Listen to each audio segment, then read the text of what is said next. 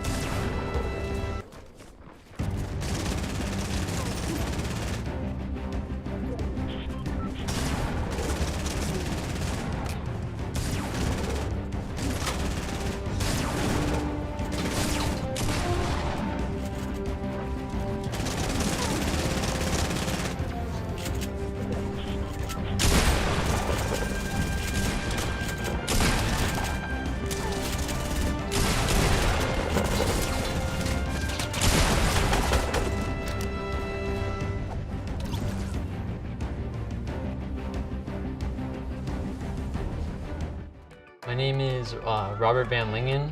My in-game name is Butter, and I live in Torrance, California. Butter, I want to introduce you to this guy. He was the one that came in and just competed for some V-Bucks just to test out the servers. He played so well that he ended up getting an invite to the secret skirmish. I got into the practice test from my cousin who got invited, and I came along with him. I played pretty well in them, and I won like a lot of the games. So it's up to Butter to make the clutch play, and watch this, folks.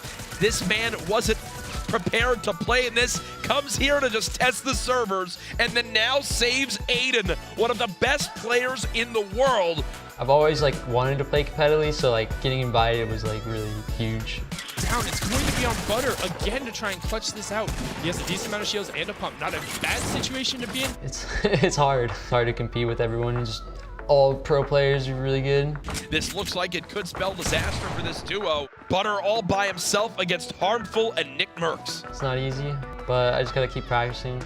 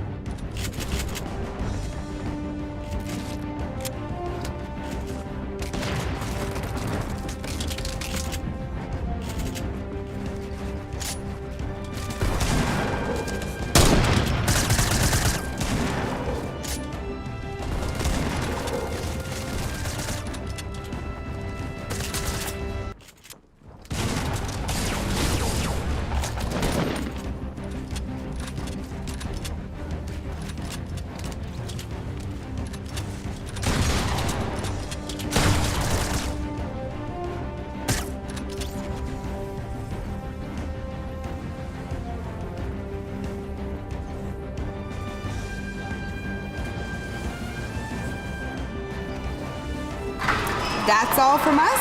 Back to you guys at the desk.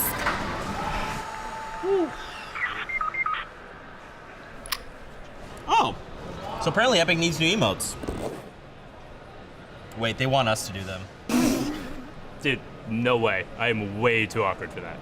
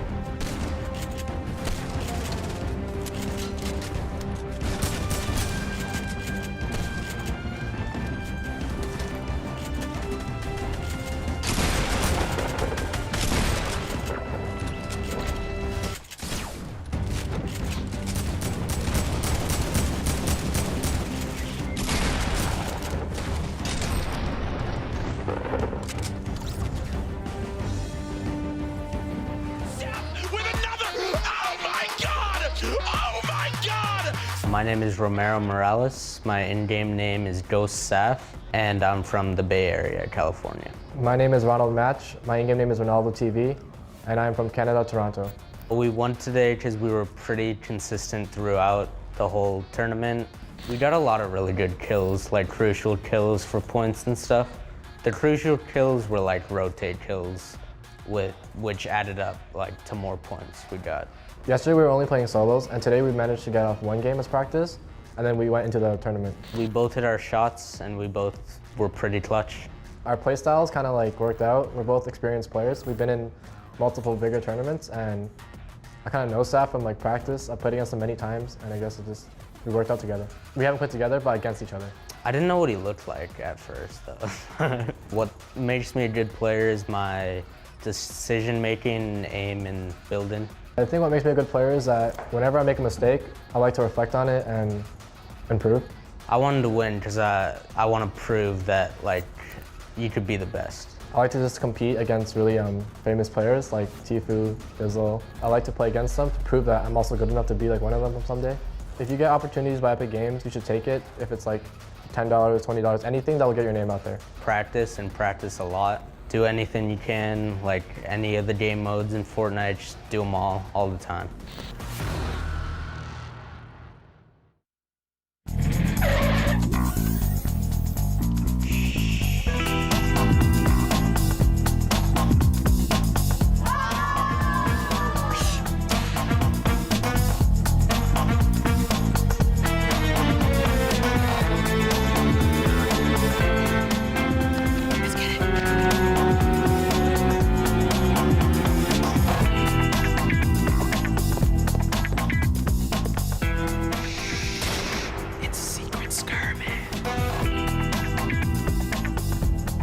Ladies and gentlemen, we are live with day 2 of the Secret Skirmish here from this, well, very secret facility. I don't even know how to get here, but you hear it in the venue. These players are ready. Yesterday, such an insane duos competition, but today, only one thing matters. Solos from start to finish. No one to blame, no excuses. $400,000 on the line. Before we can get started with day 2, we've got to look back at how incredible day 1's competition went. Hello everybody and welcome to the Secret Skirmish. And we're going to be starting off with some duos. And surprise, there's $500,000 on the line.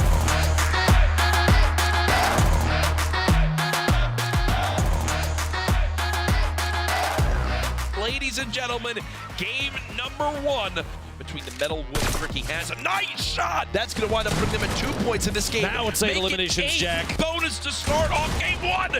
9 comes in. 2 teams remaining. Sam's still on the high ground. Sam now weak, and there he goes. DMO and Tfue. And all I could hear was just got another one, got another one, got another one. Just got lucky, I guess. You want to make a prediction right now? Quickly. Bizzle. All right, she called it. Let's see if she's right. There you go. Triggy is going to drop down a little bit. He takes out Saf, however. And boom. There it is. He could potentially top back up on shield 1. That's one. Great pump shot, but he's got to get out of the storm. That's a 95 that's down. If he can confirm this, he just has to wait it out. They'll fall to the storm. Great shots, great positioning. No Absolutely way. amazing play from C's. That is 7 limbs and the win. Of the Stormwing, this is No I don't have words. Remaining stuck out in the storm, gets picked up by Thwypo. Now it's just a straight one-on-one. Just shoots with Thwypo, able to be picked up. Thwypo goes down. Anthony cleans it up on the backside.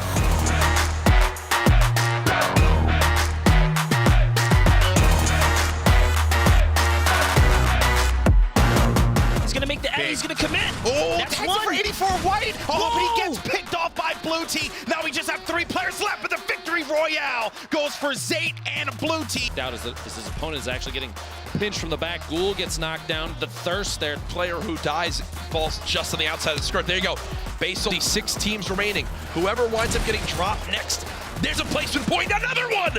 Oh my, Saf now with 5 limbs, and he's earned his team another point as well for placement. Saf continues to do it. He's dropping him down. Saf with another. Oh my God.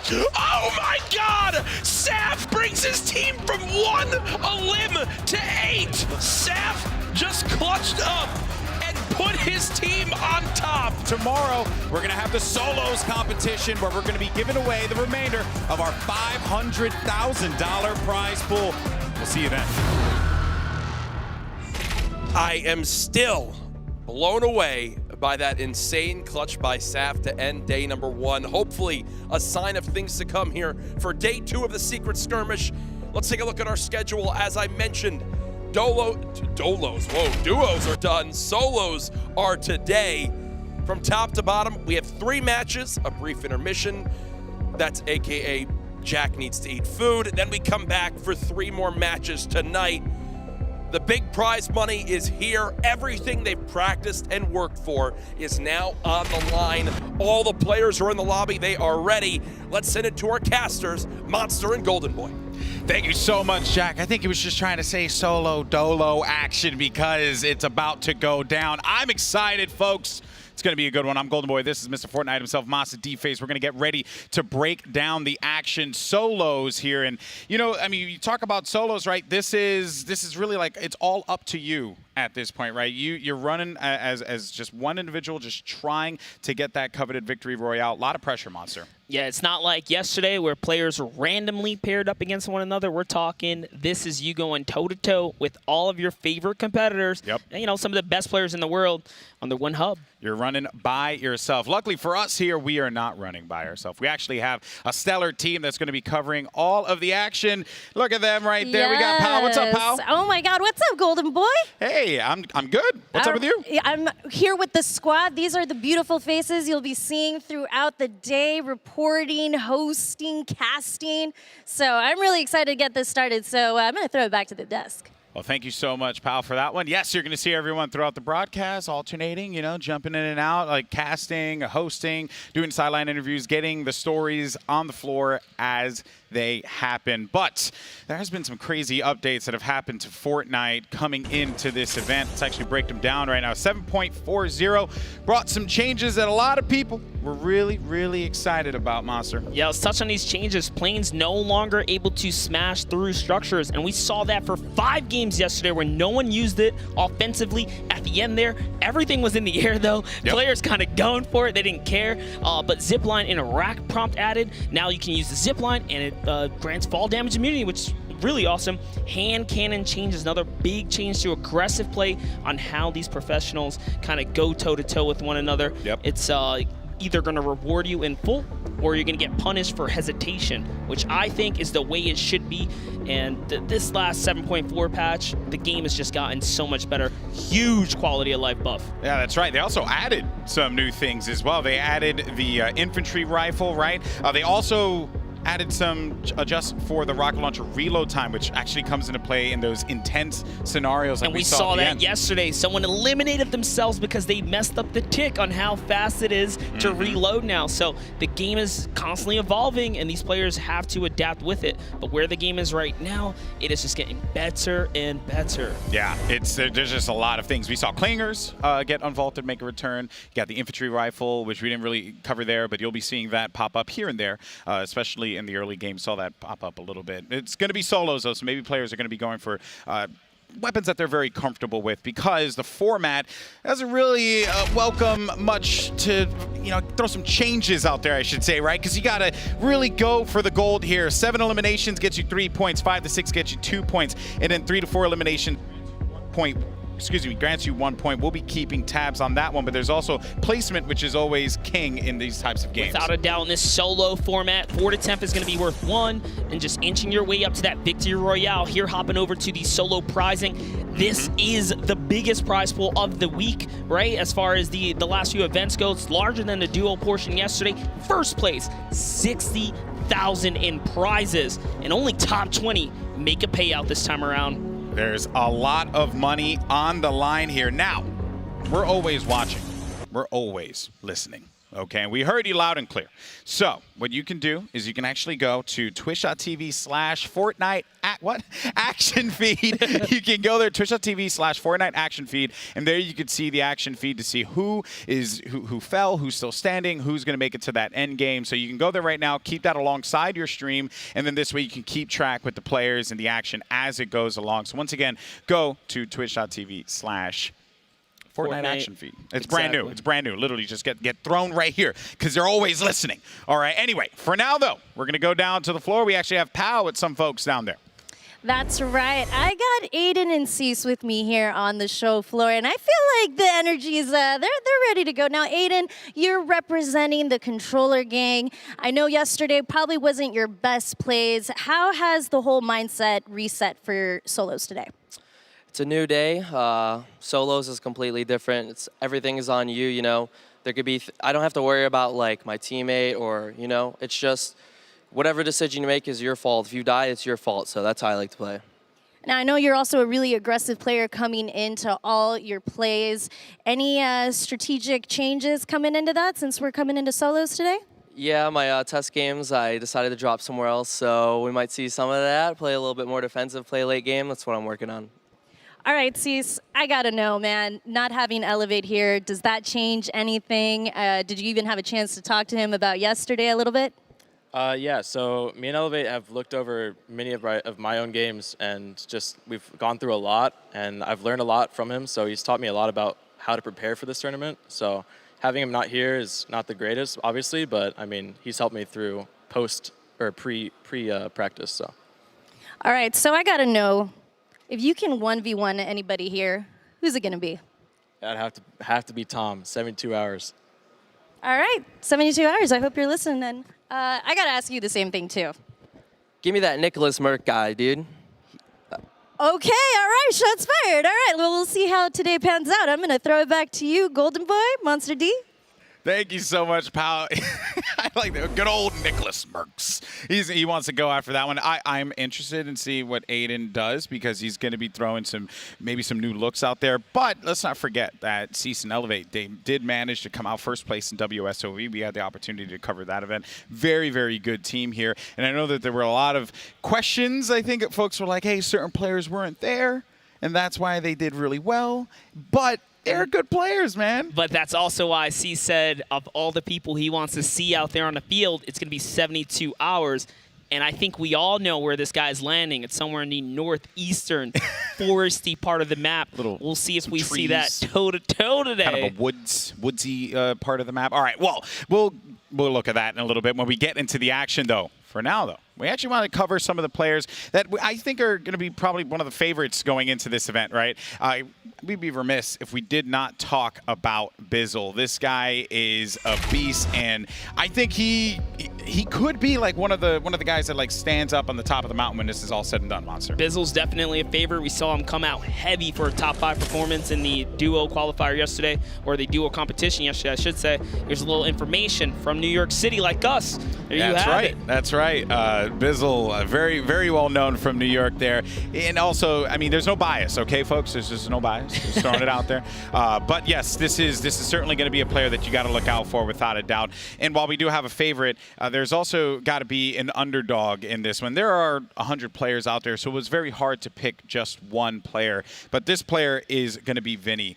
We talked about Vinny because he's known amongst the competitive Fortnite community, but maybe not well known amongst the broader Fortnite community, like names like Tfue or Cloaksy. Yeah. No, without a doubt, hashtag underrated for Vinny1X. Here's a look at Vinny from California. Favorite spot to drop, Salty Springs. And this is he's better known as the counterpart of Zexro. Again, both of these guys came out heavy yesterday. Zexro actually had a fairly good duo day for what it was worth, but Vinny had an even better lead up in the previous solo competition. So to see Vinny out here today, he's our underdog of choice for sure. Yeah, I think he's going to do pretty well. Let's be on the lookout for him. But we also have the roster, and when we get an opportunity, we can take a look at that one because we have a lot of names to get through here. Looking at this one, players that stands out to me right away, Cloaksy, 72 hours. Like, these are guys that I think the Fortnite community, they know, they love, they know that they're going to perform pretty well. Yeah, for sure. 72 and Cease. I want to see that head-to-head today. It's going to happen at some point or another. that is a story that I want to see happen today. Sam, another solo participant who comes in every time, and especially under solo circumstances, handles that pressure. And we'd be lying to you all if we didn't talk about Saf.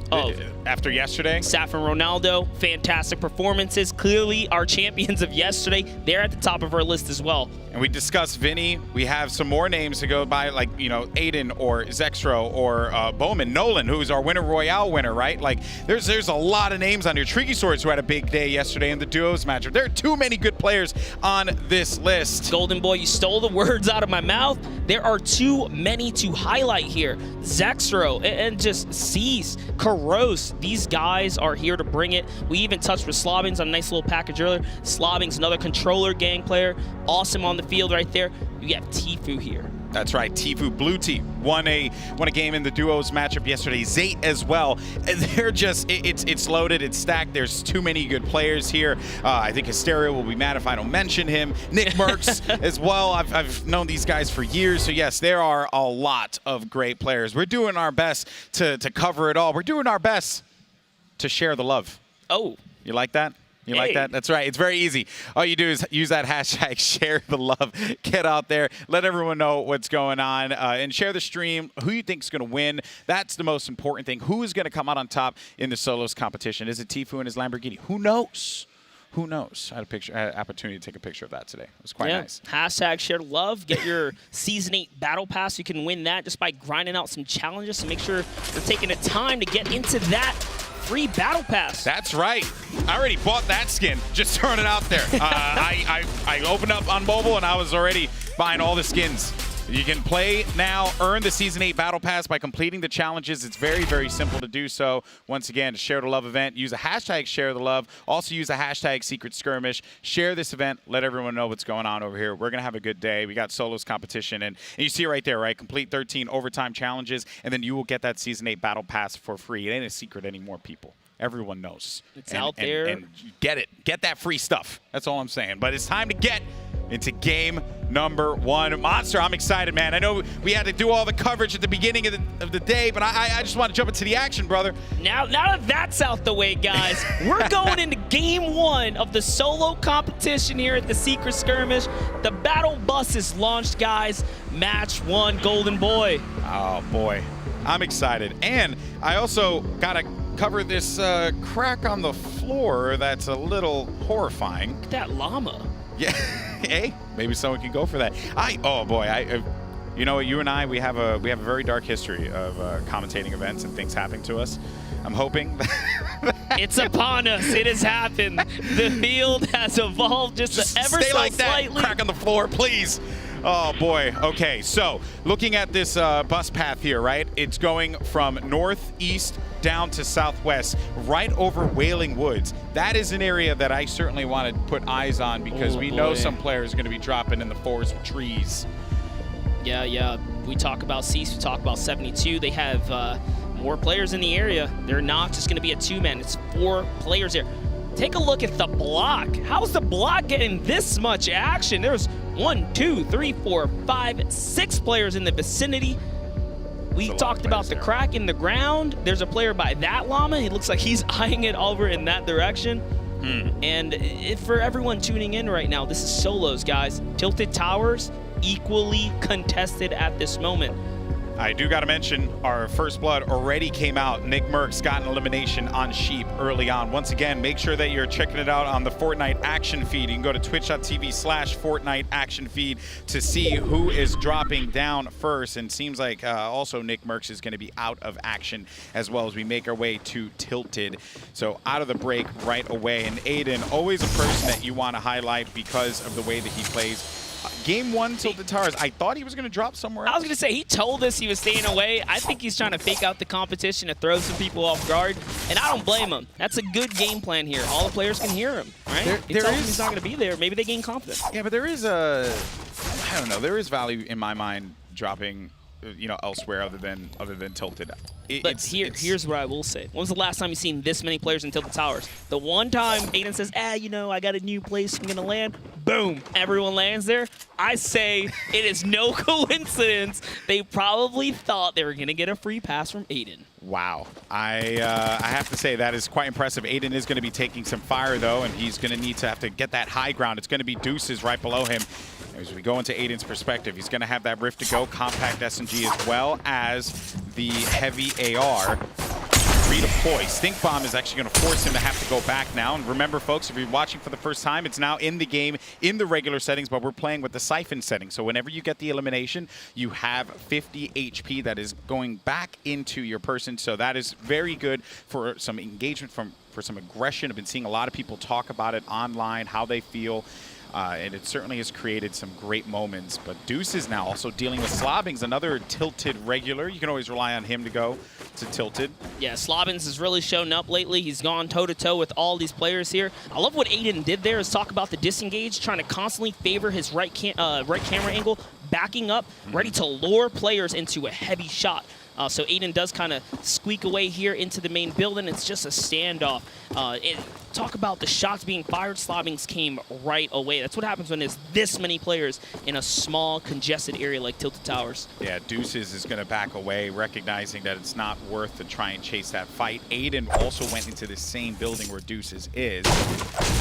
And I'm enjoying this competition because I know that there are a lot of great players out there that have been grinding out the pop-up cups. They've been going after just all of the opportunities that present themselves, like Winter Royale, that was completely open for everyone. And it's nice to see players that are not like your usual names. Yeah, you have your usual suspects here, right? Like your T-Food for 72 Hours, Bizzle, so on and so forth. But it's nice to see players that are really just, this is like their breakout moment. And if they're able to capitalize on it, be the one that picks up that victory royale, like that really just, that's a huge confidence booster, I think, for the entirety of the pro Fortnite community that is always out there grinding scrims, grinding those pop-ups. Yeah, I mean, even yesterday when players found out who their duo counterpart was, you saw the excitement in some of these guys' faces, right? And just energy, demeanor. When they felt or found out they were being paired with some of the people they look up to in this community, it's got to feel good to come out and try and prove yourself with that player as well. Yeah, but now there's no more looking up to them. Now it's about putting up or shut up, right? And here's a little replay here of Blind, who went up against Jae Young. Nicely done there. Follows up, gets the elimination onto Jae Young, and sends him packing. You saw that Stormwing there as well. And then ends up having to, I think he may have thought like, hey, I just need to loot up. I need to get what I need to get here. You always want to play cautious in these solo competitions because you never know. Third party can come out of nowhere if the fight drags on for too long. Yeah, I want to talk about Blind here. One of the players that, just recently has been having a struggle in these competitions, but to see him kind of holding his own here is really great. But we got a standoff of Persecute and Povzy. Povzy. He's waiting. Persecute is going to be turtled inside of there.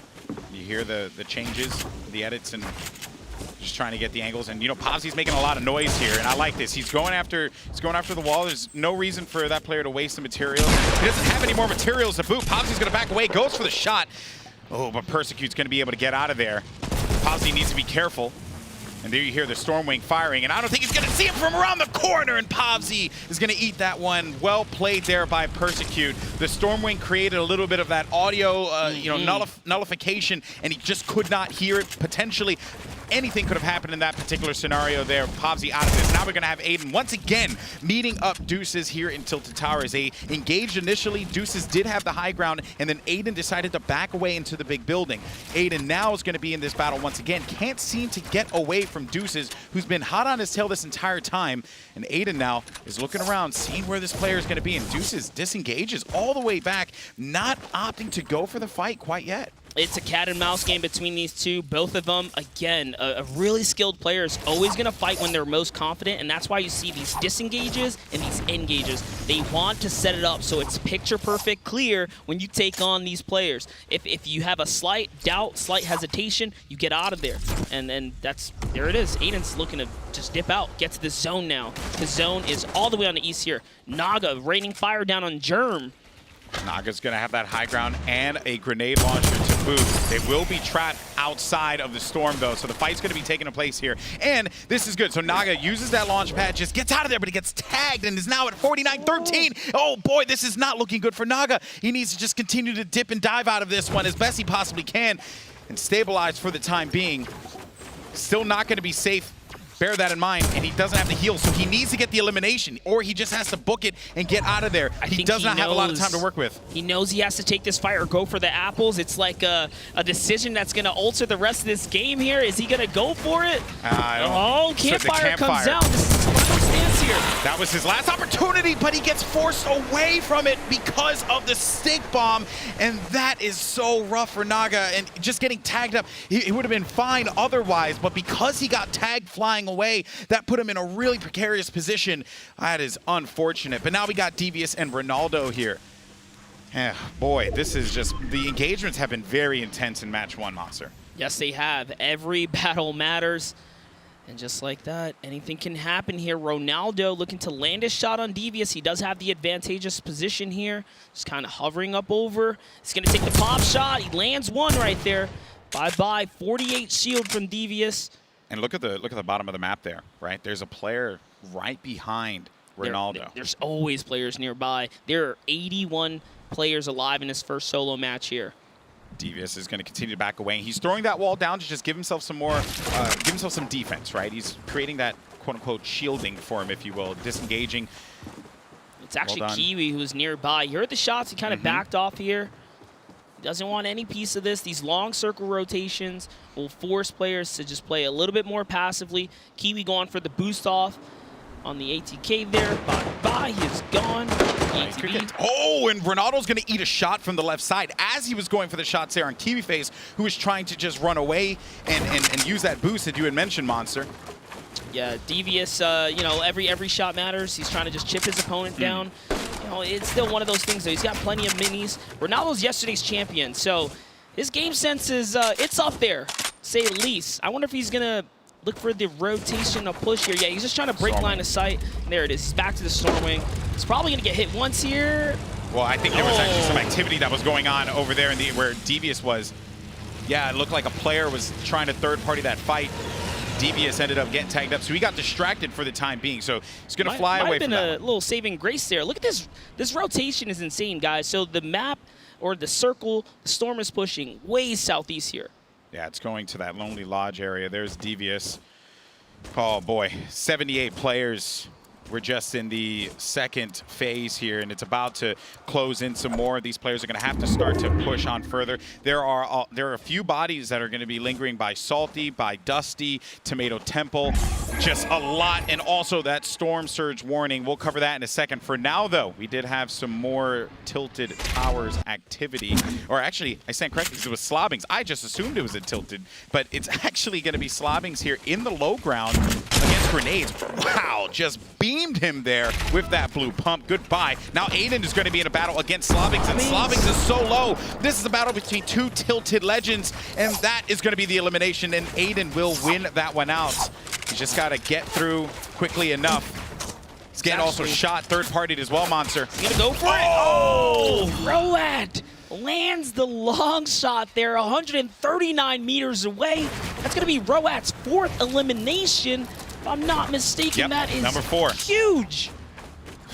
Boy, this has been intense. I love it. I love it. You could feel the tension in the room. Whereas like yesterday, I think a lot of players were really like, you know, there was a lot of the randomization kind of created a little bit of that fun atmosphere. There was still some money on the line, but this is $400,000, $60,000 for that first place prize.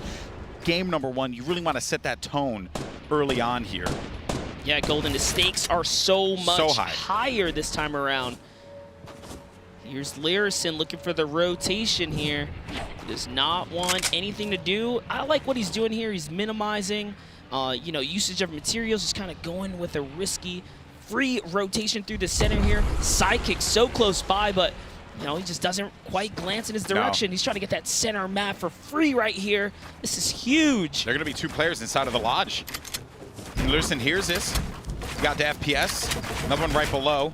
And he's just going to try and set up a little tower of defense here. Just keep himself going. CDK Flame will be low on HP. You see him just drifting away there. He has high shields, or full shields, I should say. So because of that, should be all right. Hopefully he gets a med kit or campfire. There's certainly a few around here that he could use to his benefit. Oh, he's on top of Morg, actually. Morgan Ghoul here. And Lonely Lodge, 72 hours, not far behind. We have so many good players now looking to compile right on top of one another. I'm really liking this. And I just like, too, that Learson slowed things down, right? No need to get insane. You just want to wait to see where that next circle is going to go. You have a minute left, so you gotta create that tension there. And the Siren. Yeah, we talked about Blind earlier, kind of just making a comeback here. Blind doing good so far. Siren, 200 damage dealt. That's right. Did manage to pick up a point as well. 3 eliminations. Must have been some early game ones. Pretty nice for Desiren. Germ on the free rotation. He's going to go for the shots there. And he's not going to land anything. He's just going to chill out to the next zone. Yeah, put the fear in him there, right? Looks like there's a big old fight happening in retail right now. You can kind of see it off in the distance. Hopping over to retail, Roat, Snood, Frosty, Trigger. Roat's at 5 eliminations now. He's having a big game. I would like to keep more eyes on him if he continues to go like this. Because if that's the case, Roat could be going into endgame looking pretty. He's knocking on big bonus territory here, guys.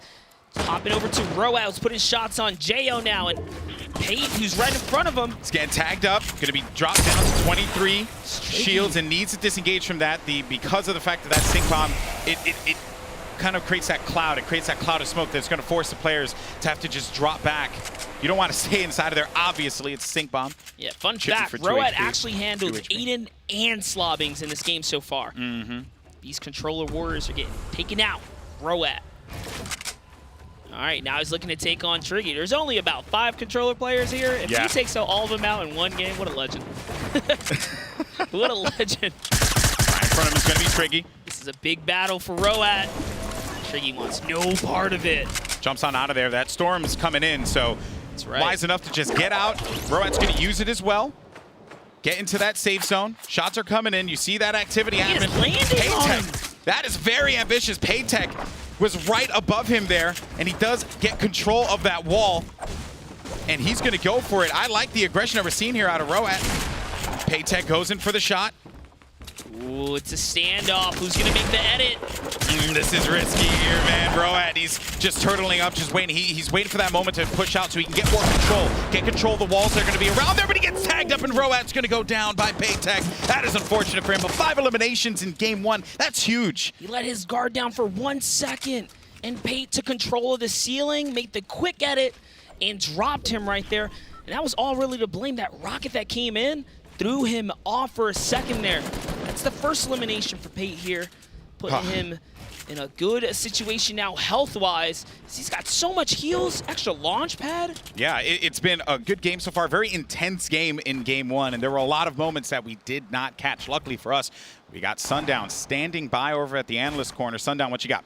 Thank you so much, Golden Boy. We're going to hop right on in. J-Truth, you saw him yesterday with Dwight pushing McDongle, but McDongle's going to make him pay despite being down HP. Close quarter combat, great 95 shots, stays with it, making sure it's tracking on top of it. Next, we're going to jump on over to Persecute with a cheeky little bloom play here. Look how he goes up from the low ground, comes right around it, makes sure he uses the Stormwing for cover, and pushes right in. 95 damage. Pobsy had no chance there. We're going to jump on over now to Aiden. Now, I want to stress here his patience. He could have taken the shot a number of times, but he wants to make sure he hit it. Waits, knows that player is looking for a shot, and there it is. The second the player paused, Aiden was there to capitalize. Veteran move from him. Now, speaking of veteran move, check Sean's awareness. Base Soldier sitting on the 50 shield, but Sean is going to use the Stinks. And Base Soldier, that one smells. You might want to get away from it. Stinks bypass shield. Great Elim heads up play. Golden Boy, you were talking about it. He was on 5 Elims. Let's see how he got those 2 pets. Roat from the Winter Royales, someone we haven't seen before. Look at that shot, so precise on Slobbings, and he's not done yet. The tracking again. We saw Aiden earlier. He's going to get a piece of his own action. Roat picking it up there for the 4th Elam. He was able to get 5, 2 points early for him. That's solid for game 1, Golden Boy. Yeah, indeed it is, man. Thank you so much, Sundown, for that. Also, just an update on where we are standings-wise. You got Roat, who has 2 points, those 5 eliminations. He's out of the game, but the only players that have points right now is Desiren and Aspect. They have 3 eliminations each. We have a lot of players, though, that are on the cusp of being able to pick up a few elims, and I'm going to make sure I keep track of this as it builds on. There have been some great moments this game thus far, and Roat has to be happy with that performance in game number 1. But look at the congestion here of this Storm monster. So many players, 49, all fitting into this tight spot. We haven't seen this many players alive in a while. That's what happens when you get the solo competition. It's only, you and your decision making. You are going to be super passive. I can't tell you or can't stress how many, Q&As we had with these players and said, what's your game plan? Play for endgame. So many of these guys want to make it to the endgame for that victory royale. And when you think about this first moving circle and how the players, you're hoping that you're at the edge and that 50% of that circle is on your side.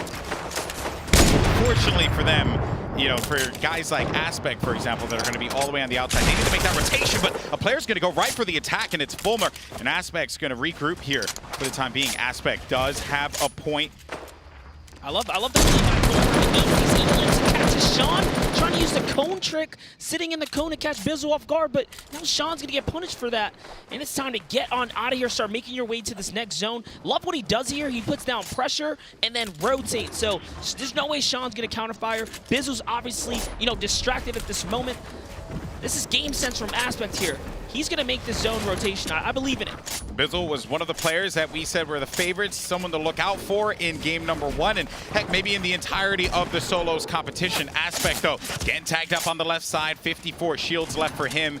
Needs to just wait it out a second here, catch any of the potential stragglers, has a little bit of time to work with. Paytech, we saw a little while ago, picked up an elimination of his own. And Aspect, oh man, look at that. He's just going to use that launch pad, and that's going to allow him to just go right back into the safe zone. But he's got to pick a good spot here. He needs to be careful. Yeah, Aspect was almost victim of the early rotation, where you kind of waste your materials, but his patience kind of plays off there, holding ground, catches that launch pad to get to the next zone, and the congestion is real now. There are over 30 players alive left in this first move in zone, and it's only going to start dropping now as the shots start raining in on players that are looking to make position here. Armand gets hit. Yeah, and Armand, he's just going to have to back away from that one. Eats a shot there from that purple pump. Oh, boy. When you... Dude, Aspect's on a hunt here. Yeah, I mean, when you see how Aspect's playing, he's on the prowl. Man, it's on a mission. That's another big heavy sniper shot there. The heavy sniper can break any wall in this game, and if you catch a player off guard with it, you're going to punish him. He almost took control of that wall there. Look, he's on the rotate again. He is on it here. Trying to go after number 4. It's Ghoul. Using that campfire, trying to regain health. And that campfire is also going to inform Aspect that he should be low. He's going to try and put the pressure on him, but ends up getting that counter pressure. So now Aspect just has to get away from there. He does have a med kit, but he doesn't have any minis. He has nothing to give him the shields, and he's at 19 HP. Just needs to slow it down here, heal up, and wait this one out. But look at the carnage as it continues to ensue here. 29 players left as we go into our next circle. That's going to be northern of where they are currently. Over to Vinny. This was our underdog. He's got 2 eliminations. Shot for Triggy right there. He lands his first elim. Vinny's on the pressure here, Golden. Oh, and Vinny, he's ate those shots. He's at 21 HP, but he does have minis. He has no mats. He has no mats to work with. He needs to get something. He needs an elimination here and then go and collect the resources from the player that drops. But all these players are nowhere around him. Vinny is in a real tough spot here. He absolutely has to connect. Finds one in front of him. That's a huge one on the Frosty. That gives him a point, but Zextro's there on the cleanup.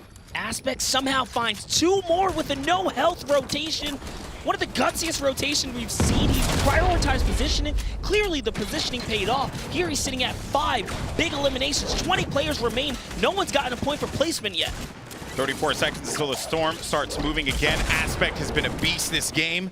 He is contesting the high ground. Also, just want to give you an update as far as players concerned and where they are with eliminations. Armand has 5 eliminations. Tyler's picked up 3. Saf has 2, but Tyler is going to be out of the action.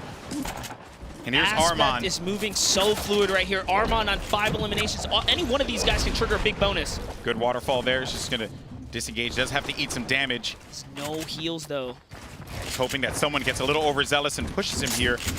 And then he can get that buyback on the HP. We're now down to 11 players. One more elimination for Aspect, and he's going to be able to trigger a big bonus. He does have the lead on his zone here. 72 hours with the ultimate high ground up above. And he can recycle as well. Oh, Legendian, he was eating shots there as well. Legendian backs away, so Armand, Aspect on the screen to your right, but you see the overhead action as it continues to unfold. Legendian's going to be out. Sofa's going to be out too. Armand picks up the elimination. That's going to be number 6 for Armand. There it is, our 2 players that need that big bonus on the next elim here. Aspect is so intense because they're just scouting around, they're looking, they're waiting. And the fact that Armand still managed to stay in this one despite having no shields, that is massive. That is massive from 72 hours. Also, I need to highlight this, still continuing to roam that high ground. Aspect low on HP. Saf's going to be out. Aspect's going to be out of here. Now we're just down to the top 4. You got 72 hours. You got Armand. Can Armand be the player to come out on top? Player in front of him. He's going to be able to nail Ghoul with the shots there with that heavy AR. And it's going to be a 1v1 now. And he landed his shot. He's looking to take him off this high ground here. Oh! And he doesn't. It's 72 Hours who falls down and connects with the big shot. Only 2 eliminations for 72, but it's a huge victory because that was worth 3 big points. 72 Hours was one of our X factors coming into this. He is a consistent player. For him to get it on first game. Huge, huge game there for 72 Hours. Armand was on the low ground. Here are the final moments. 72 Hours. He waterfalled down, he just waited, he played the ultimate high ground, knowing that Armand did not have much to work with there, dropped down and connected with the shotty, and that is gonna do it, and that was a green pump as well. Drops on down like a graceful gazelle. Look at him. An end game for 72. He's gotta feel so elated.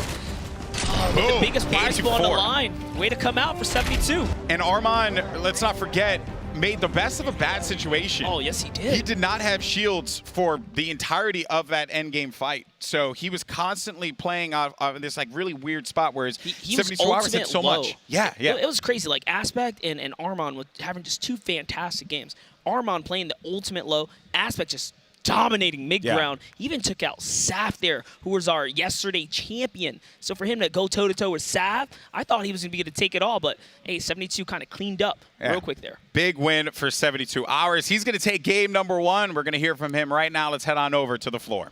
Thanks, guys. Yes, 72 Hours. Man, you were playing so confident into that. I know there's been a lot in your head. You've been thinking about a lot of stuff. I've been reading your socials. Let's walk a little bit into that last play for us. I had hike, and I knew I had way more mats than everyone else, so I just played it slow and then took a pump after I knew he had his AR out. So, yeah, it worked out. It worked out. You got some points on the board. So I want to ask you, Cease called you out earlier saying he was going to take you out on a 1v1. I know. He's over here. Anything you'd like to say about that? Who's Cease? I'm just kidding. I love Davis. Cease is the man. I'm just messing with him. All right. Well, any shout-outs to your community out there for taking that first victory? You know, shout out to my my freaking teammates, you know, Vivid, Poach, Chap. Shout out to Steve, and shout out to everyone at home who is hoping I continue to legit clap everybody, bro. All right, well, there you have it, boys. 72 Hours, folks. Game 1 winner. This guy's a clown. Had a chance to talk to him a lot last night. Reflected on the early days of our competitive gaming careers. This guy's been at it for a very long time, and it's good to see him have that success. He had that ultimate high ground. He knew that he had that advantage. He played it up very well. That led to the W there. Very well done. Yeah, it really worked out for him, and good to see him kind of coming on through with it. Yeah, we'll see how he does, though, in match number 2. Still lots of Fortnite left to play. For now, though, let's go back over to Sundown, who's over at the analyst corner. He's got some more highlights from that game. What you got, bud? Thank you so much, Golden Boy. Certainly a lot of Fortnite to be played, but also a lot of legit clapping in that game, certainly. So take a look first. We're going to start with a nice double from Devious, pulling off this gatekeeping mechanic. Actually, we're going to start with a Fulmer clip on Bizzle, one of the favorites, dropping down on him from above. Just look at it right here. Make sure, again, with the gatekeeping, not letting Sean out. and then collapsing in, trying to find Bizzle, not quite there. Devious going to be up on the high ground, looking down. Poach trying to get in that late rotation we talked about. And ooh, the hand cannon right there. Perfect accuracy, but he's not done yet. Quick little build battle with Ghost. Kayun gets the trap above, uses the hand cannon. Now, it will only insta-break Fresh Built Wood. Noticing that, Devious lands the second shot. Unfortunately, unable to find the third elim. Kaizui, though, will find that third elim. Making sure he's landing the shots here. Great accuracy, 78 damage to the headshot, picking up Psalm on the rotation. No problem there. Aspect, the 16-year-old legend, dropping down in on Mateos, putting the pressure immediately for that fifth elim. Nice 2 points. Saf as well, getting a great shot, picking up a point for his third elim. Now, a player I really want to talk about is Armand. When he gets into it, he is absolutely unstoppable. Watch him here as he's coming around. Someone you wouldn't have heard of before necessarily, but operating incredibly effectively on this mid-ground tarp. Dropping the trap down in there and then following it up right away, using the siphon to keep on rolling. That fifth elim on Flossin and Kevy puts him in a fantastic spot going into the next game. Can't wait to see if he can continue it on. Back over to you, Lupo and Cypher. Cam, thank you so much. One of the best analytical players I think I've ever seen. Sundown has been around for quite a while, and I think it shows big time. But as you were saying, that was only game one, and I can't believe some of the aggressive gameplay that we saw in there. Can we talk about Aspect for just 2 seconds? Absolutely. I was watching back in the green room, and to see him with such low health, but still so calm and making plays and pushing and waiting. He actually didn't even end up using his medkit. He healed himself up by eliminating 2 players and getting that shield and health back. That was insane. Expert decision making, and you can tell that he has a lot of experience in these late game hectic situations. Aspect wasn't the only player that made some substantial plays at the end. We saw Ghoul pick up a number of eliminations simultaneously, but sitting up top, into that last rotation, 72 Hours secured the victory royale. The timing was absolutely perfect, and we have a set of statistics for 72 Hours specifically. Now, you have to realize a player like that is going to wait. The timing is everything. I think earlier we had an opportunity, I think, to catch up with Tom, and he specifically made a comment about playing for late game. It was his focus. You can see there 405 damage dealt total and only 20 taken over the course of the entire match. 1 single shotgun elim, 2 elims total, but honestly it's that last one that matters, right? That victory royale, that's 3 free points. Put him high on the leaderboard right out of the gate, and that's got to be a solid game one. On top of that, Cypher, the victory royale, it carries more weight than just the 3 points. Oh, absolutely. When it comes to tiebreakers, victory royales is going to be the first thing that's going to set you apart from your competitors. So that's a really good pickup for 72 Hours. And he played it smart. He played it slow. He didn't take any risks. And even up until the end, he waited for the perfect moment to jump off from the high ground and land that shotgun shot. Victor Royale putting him ahead of his opponents. The scoreboard here, we'll take a look in just a second. If it comes down to a tiebreaker, 72 Hours already has the leg up. As you can see there, 3 points. He's got a lead on Ghoul, but that's not who's in first. Armand with 7 total elims, puts him at 5 points.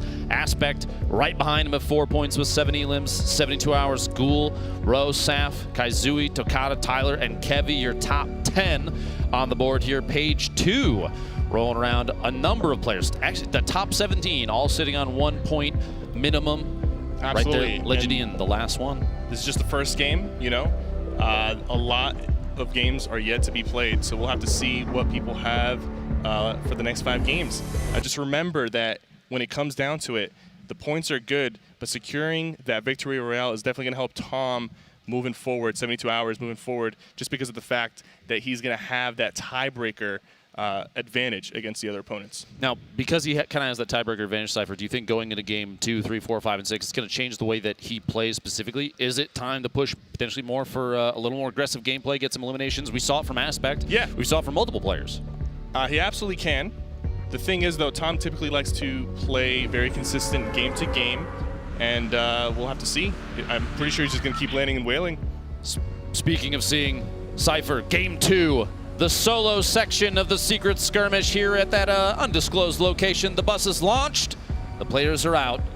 We got to see where everybody's going to drop today. Kind of a northeast to southwest corner spread here. Early game, game 2, Cypher at solos. What do you think the call is? Where would you drop? I mean, I personally would drop Viking, but, you know, I might find my former teammate Nick Merckx or my rival Zexro there, so that's going to be a tough little drop. But that's my favorite go-to spot. So if I was in this game, I'd go Viking. See there in the bottom right corner of your screen, folks, 72 hours. Tom, as we've learned to call him over and over again. If anybody's confused, that is in fact his first name. Surprise. Looks like he is changing things up. Top of Dusty Depot. Quite a few materials here, a couple chest drops. Loot is okay, but he does have the lead in down into the divot itself. There's 2 other players in the divot. One of them is actually right beneath him. I don't think that player that landed there really has too much loot right now. McDonald taking 2 hits, already down to 15 health. It's funny, we're literally discussing potentially early game aggression, and here we see 72 hours, maybe listening in or something. He's going to go for this early game push. McDonald hiding inside the crate. I don't think he has a weapon. I mean, it's too soon. Like he didn't have any time. He maybe messed up his landing. At this point, it looks like McDonald might just be trying to slow 72 hours down, hoping someone might third party come in from the outside. There it is, first elimination. He did not even have a weapon to his name right there. That is a little unfortunate. You got to work on the landing there, or you will be punished in this game. Based on the skin, that literally was shooting fish in a barrel. I hate to make the joke, but I had to. Meanwhile, over here, Happy Hamlet, Overpeak, and Naga Ops in a tight 1v1. Pearl is just to the south. Looks like there are 5 players total. We've seen in the duos, a number of duos landed down here and split the 4 corners like you see in the minimap, but it looks like this time around we have 5 total. Overpeak and Naga are going to get into it here in just a second. Looks like Naga might be holding a pump shotgun through that wall. You see the silhouette there looking for a range shot from Naga Ops before you know it. He's gonna have to land his pump shot really well right here. He is getting a little bit of health off, so both opponents kind of lower health. Whoever lands the perfect shot is gonna get it. Overpeak does not have a shotgun in this fight, and that is a big disadvantage. As you can see right there, even though he landed the shots with the SMG, it's just not enough burst damage to end the fight quick enough. Naga Ops did have that pump, and it played out in his favor. That very accurate flick shot there. Naga Ops securing that quarter of Happy Hamlet as his own. We have a real quick replay we'd like to cut to of Aiden, one of the stars of the show. Yesterday we referenced him a number of times, his duo teammate Butter, but on the solo side of things, let's take a look to see how he's doing here. Unsurprisingly landed at Tilted Towers, the drop in, and he's getting very aggressive. That pump, wow, pays off big, a 130 crit shot as he secures an elimination in the bottom of, I believe that is the pawn shop down there, south side of Tilted. Now, we saw Pearl landing in Happy Hamlet quite a bit yesterday in the duo competition, and he's not changing it up this time. Clarity G, also somebody who was landing in Happy Hamlet. It seems like some of these players carry over their duo strats into the solo games, and that's good to see the consistency there. The only problem, would you have any fear if you were in a competitive Fortnite player like that, like you said, duo strats carrying over to solos? Does that become an issue? Or do you think these players have played together so much, do they already all know each other's strats? Well, to be honest with you, every game is just different enough to where even knowing where somebody lands isn't going to give you too much of an advantage against them. You still have to face off against them. And sometimes you're going into somebody else's territory for the very first time. They're very comfortable with the looting. They know where people are. They know where people are in the ammo crates. Oh, my God. Almost getting caught off guard there. Clarity goes down to Pearl, just barely missing the Elan. It was close. That was close. It just came down to a few shots, one edit play, but both players were playing very aggressive, but Pearl just had the better shot in that situation. Here we have Jae Young and Landjock literally stuck in the same one-by-one ownership of the ramp. Jae Young opting to rotate to the outside, but gets caught off guard. Landjock secures that elimination, that great tack shotgun. Look at the build damage, 1,569 versus the 95 shotgun damage alone to a player. That's all it takes sometimes, that one shot. Landjock was probably putting a lot of pressure on Jae Young prior to us tuning in here, which is why they ended up being in the same one-by-one together. Does not surprise me. Meanwhile, back in Tilted Towers, Aiden deuces the basketball court, a 1v1 situation. Iso may not push in. You saw him in the background of the screen there, but we're worried more about these two. Those dual pistols coming in big for Aiden as Deuces decides to just rift away. See, last game, Deuces was the one hunting down Aiden the entire time, and now Aiden is on the chase for Deuces. I wonder if Aiden's going to use this opportunity to reposition, maybe go somewhere else, and continue farming up. He did say he wants to play for the late game. Aiden is a really, really excellent slayer. but he's yet to have a lot of success in the late game situation. So I'm hoping we can see some of that from him today. See the bottom right corner of your screen. One of the boys from FaZe, Nate Hill and Legidian. Little one by one, or 1v1 still down here. Happy handle. Looks like Legidian trying to rotate away. They may have been in a scuffle just before this. The build count very low for Nate, but he is going to take advantage. That is a new feature in 7.4 Cypher. Very important to note. Those campfires you see sitting around on the ground, if they're not burnt out, you don't see the smoke, you can pop down right onto them, hold down the interact button, and boom, you get a free campfire, which in cases like this, Nate is going to benefit huge. Big value from that campfire. They've been extremely convenient ever since they've been added to the game. If you know where they are, you can always go check on them. Like you said, one-time use, but it's going to give you about 50 health back. And sometimes that's really what you need to get back into the action. 50 HP could be the difference between a 1 pump and 2. You see on the left side of your screen there, Legidian and Nate Hill. You have Armand, one of the stars of the previous match, flying around. He's in that storm wing. You see at the very bottom of the map, just barely his name cut off there, Floxy, hanging out at Frosty Flights. I think the FaZe guys in their scrimmage games, in fact, a lot of these players, Frosty Flights is seen as one of the best drops. I referenced it yesterday, and I'd like to do the same today. Storm wings, loot, like tons of chests. You have countless metal material there, which is massive for late game, for building up and boxing up and turtling. You know, that slow strategic play. But Frosty Flights is the only focus. Saf, the winner, one of the winners from our duos yesterday. Definitely had probably the best moment of the tournament yesterday. Absolutely insane. Over here in Shifty Shafts with the likes of Blind and Snood. These are some really dangerous players here. Can be very aggressive. So I want to see how this this plays out if Blind decides to make an aggressive move. But it looks like he wants them to rotate. And he's trying to just sneak around using the environment without building, without giving away his location. He only has 30 builds to his name, so it's probably why he's playing it a little bit slower. He also does not have extra shield on him, so we'll have to see what his plan is. It's more like a passive approach here. He's probably going to drop down and start farming up, maybe looting, maybe trying to find some extra loot that was left behind. Snood does hear him, so he's got to be careful. Meanwhile, Saf, Takata may end up running into each other. This pair of buildings at Shifty Shafts. A pretty common loot drop. So if he takes some shots to the trees, Saf maybe just pushing for it. Doesn't want to give away the fact that he's following Takata. He's sneaking up. Takata hears him though and turns around and takes some shots. He's got to be careful. You see, sometimes playing safe is the move, but in this situation, it did not go in his favor. Although Takata is going to constantly be moving in, Saf is going to use his builds to rotate through. Saf is a very, very smart player. You notice that usually he'll opt out of taking the fight until it's absolutely necessary, which is why we saw him in yesterday's tournament. Even though he only had 2 elims in the late game, he ended up finishing with 7. He likes to get those elims at the very end. It surprises me, to be quite honest with you, that he did not take shots. Yeah, I mean, basically at all. He aimed once just to see if he had an opportunity, but Takata blocked him off the wall. Like I said, avoiding a fight is one thing. I think at least trying to deal a little bit of damage, apply pressure is something else entirely. And Saf didn't even do that. It was literally like a puppy dog following along, just trying to stay on his toes. Yeah, I mean, I think 8 or 9 out of 10 of the players in this lobby would have shot, but Saf didn't. Maybe he knows something they don't. Potentially, we'll have to see here. Deuce is still in Tilted Towers. He's going to have to rotate out. You have a number of players in the minimap that are still in there as well. You see Aegis in front, bottom of that building, 3-story over there. Another player on the far south side going out that little canyon from the pawn shop. And he is at the south side of the map, the minimap. They're actually going to run into each other here in a second. We'll have to see if one of those little arrows disappears. You can hear the shots between the two of them.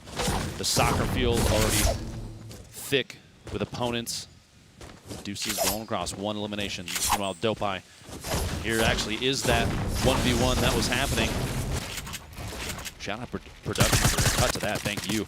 Nistic and Dopeye stuck in a very barely held up structure. I think there might be one ramp. The brick in the bottom left corner of the screen is the only thing holding these two up at this point. We'll have to see if somebody knocks it down or reset on the build. Dopeye doing that little pyramid peek. And at this point, what do you do, Sif? Well, at this point, he's got to make a move eventually, either go down and knock down Nistic, or just start rotating and hope that Nistic does not laser him.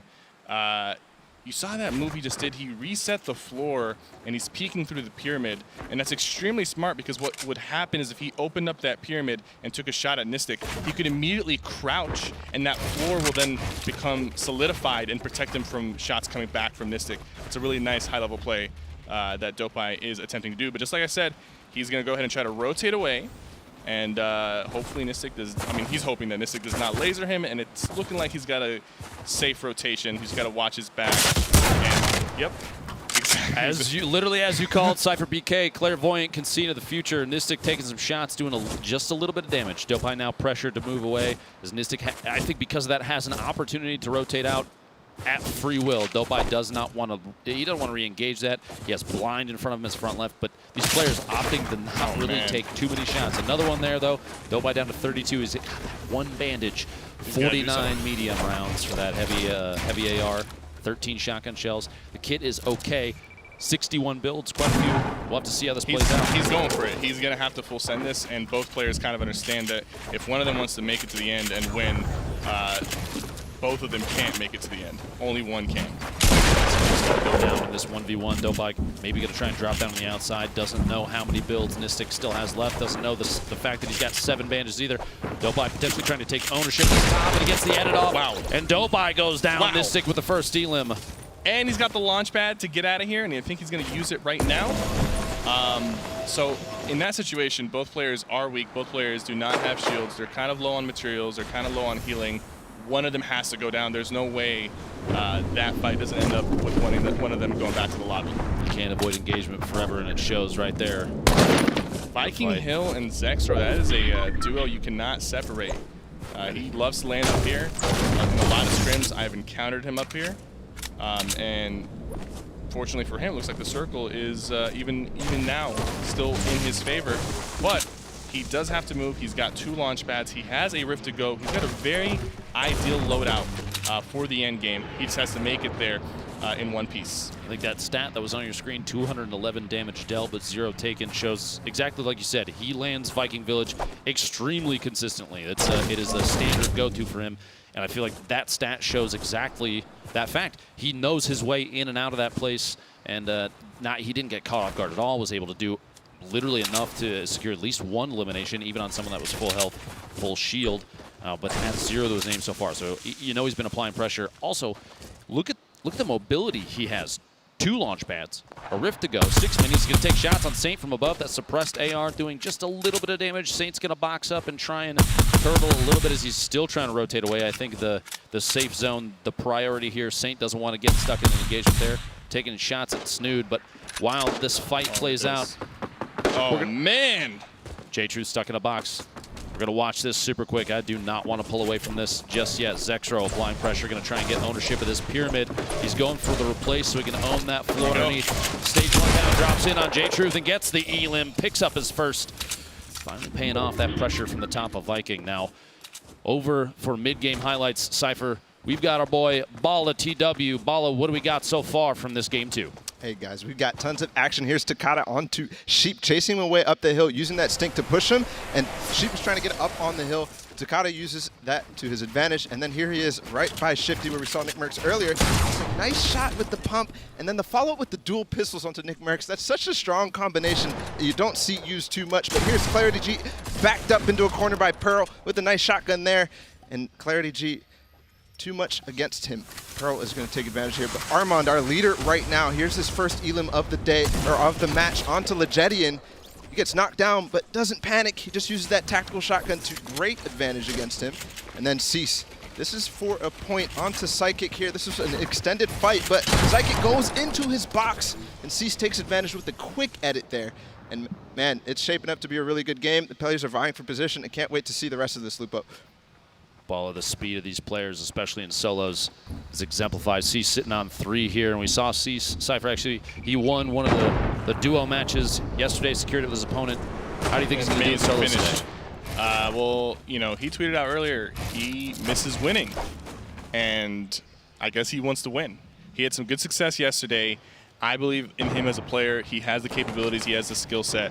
And if you noticed, he did have a pretty decent loadout. Now, he was missing shields, but Cease is the type of player who can fill those shields up with a few quick moves. 60 players left right now. Zexro, 111 builds. I think the kit kind of couldn't get any better than it is right now. He's sitting in an excellent spot And he knows it too. He knows it too. He's Absolutely. playing in a way where he's looking for those shots on the players who might not have the mobility that he has. As we saw earlier, he played very aggressive. He's just looking for those AR taps, and once he gets a few hits on somebody, that's when he's going to start pushing and trying to get into their box and finish them off. There you see. What? Wait. Cypher, what am I looking at? 72 Hours is sitting in a box with a Stormwing and a quad? Yeah, he's got a lot of mobility options here. He doesn't have any item mobility, but you see, like, the plane is not going to be able to break through this. I don't think, even with the boost, will it be able? I don't think so. I don't think so. He's going to have to open this up. He's going to have to, build himself a little bit of a runway. Tom built his own garage. Cypher, what is he doing down here? This is not a surprise from Tom. I've seen him do some crazy things. I've seen him use the bush in one of the skirmishes before. He likes to think outside of the box, and that's exactly what he's doing right now. Remember that bush play, too, that you referenced was before the changes for 7.4, where it does absorb that first shot. Yep. Looks like 72 runs win the very last second. There we go. Take advantage of the Stormwing, 55 left, and this Stormwing is getting absolutely lasered. He's under the damage threshold, too, Cypher.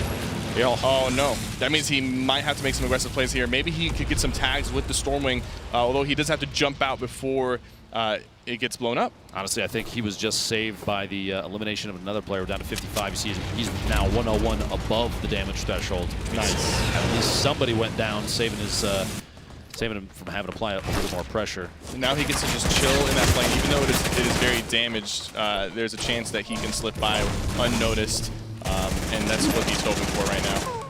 There's a little bit of pressure in front of Cease right here. 3 elims. He's going to try and hold on here. 52 shield, 93 HP. He's got that minigun. We do have a replay we're going to throw to here in just a second, assuming nothing crazy happens. Pasek with 0 elims so far. A pretty aggressive kill. The headshot snipe on Germ. Great Germ shot. goes down. Whew. That's got to feel good. Those they never get old. Those picks, those are so important. They are so powerful because a shift in elimination count with such ease. I say ease like it's an easy shot. Yeah, right. But just a quick one shot like that can mean just even a confidence change in some of these players, and that's got to be good. And Cease is currently leading this lobby with the most elims at 3 elims. So that means most of his players have been playing a little passive. We're not seeing as many elims compared to the previous games, but it's about to pick up here very, very shortly as we see Cease melting some of these builds with the minigun. He's got 400 light ammo to his name, so he could definitely use that quite a bit before he runs out of fuel. Now, if you're just joining us, welcome. This is the Secret Skirmish. This is the solo day. We have 49 players left. Match 2.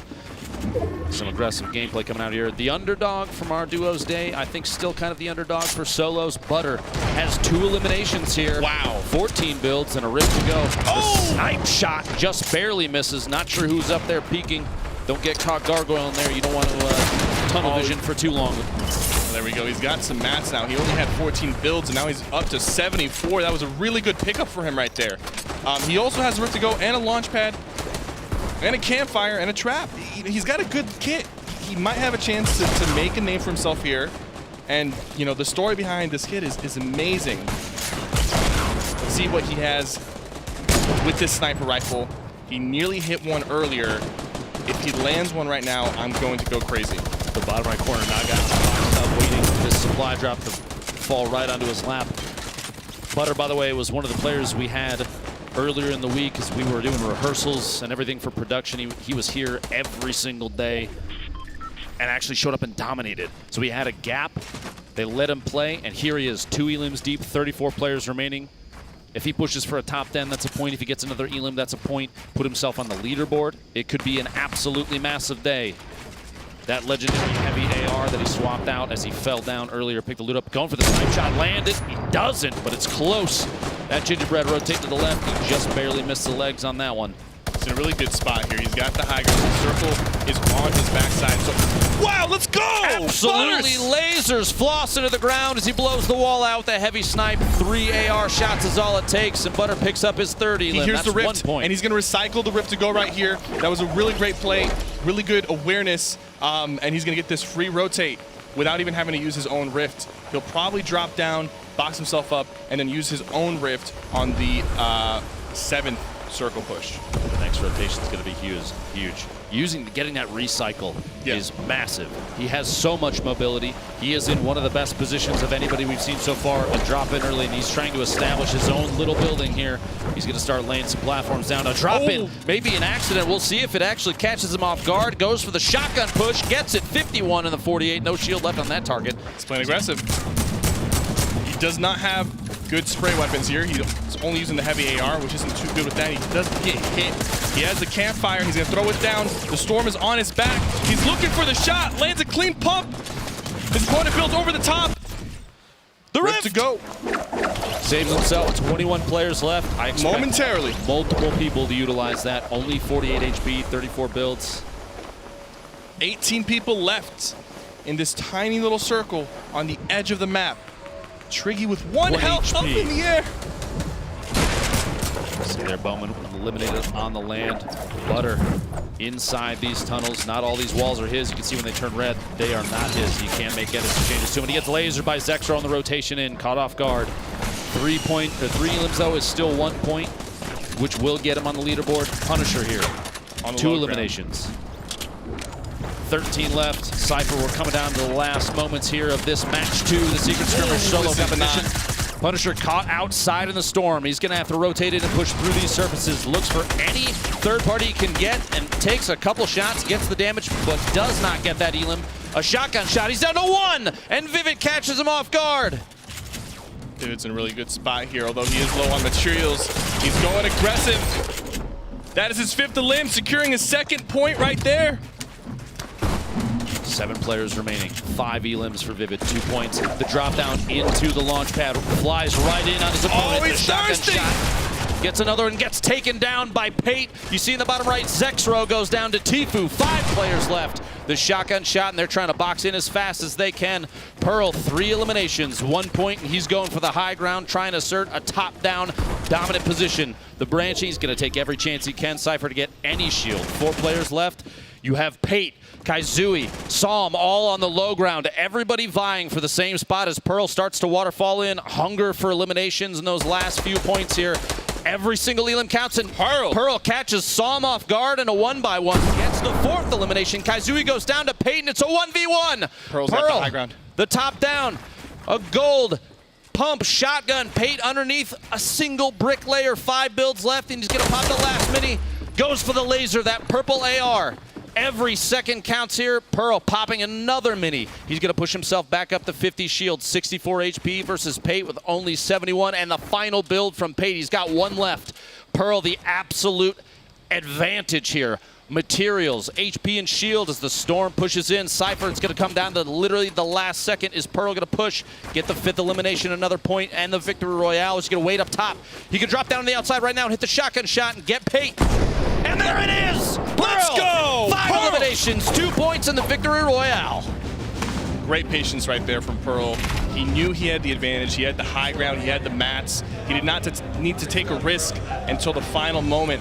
And eventually a mistake was made, and he capitalized. Absolutely incredible. The opportunity from Pate there pays off big. This final moments, Pearl up top.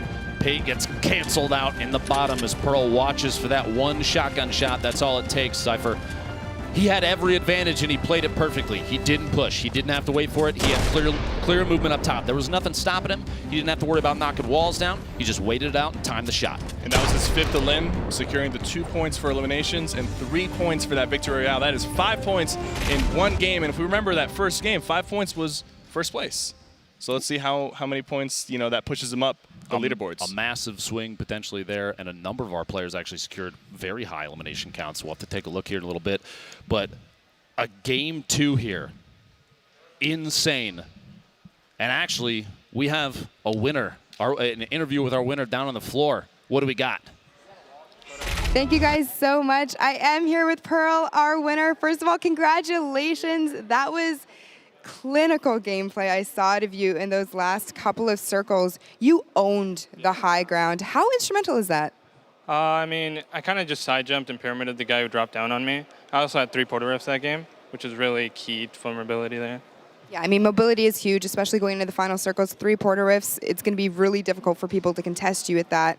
Now, do you have any kind of things that you can talk to me about, like mid to late game, how you set yourself up? Were you just going for kills at that point and just trying to get as much mobility and set yourself up for endgame? I got 1 kill at Hamlet, and then I just quadded over to back of Haunted, and I just kind of got lucky with zone there. So you're the mobile master. Yeah, just quadded over there.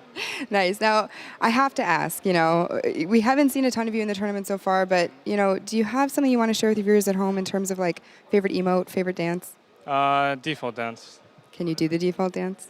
I'd rather not. I'd rather not. Well, you know what? We'll work on it right now. I'm going to send it back to you guys. Thanks so much. Thank you very much, Pookie. Interview there with our winner. What a set of plays right there at the end.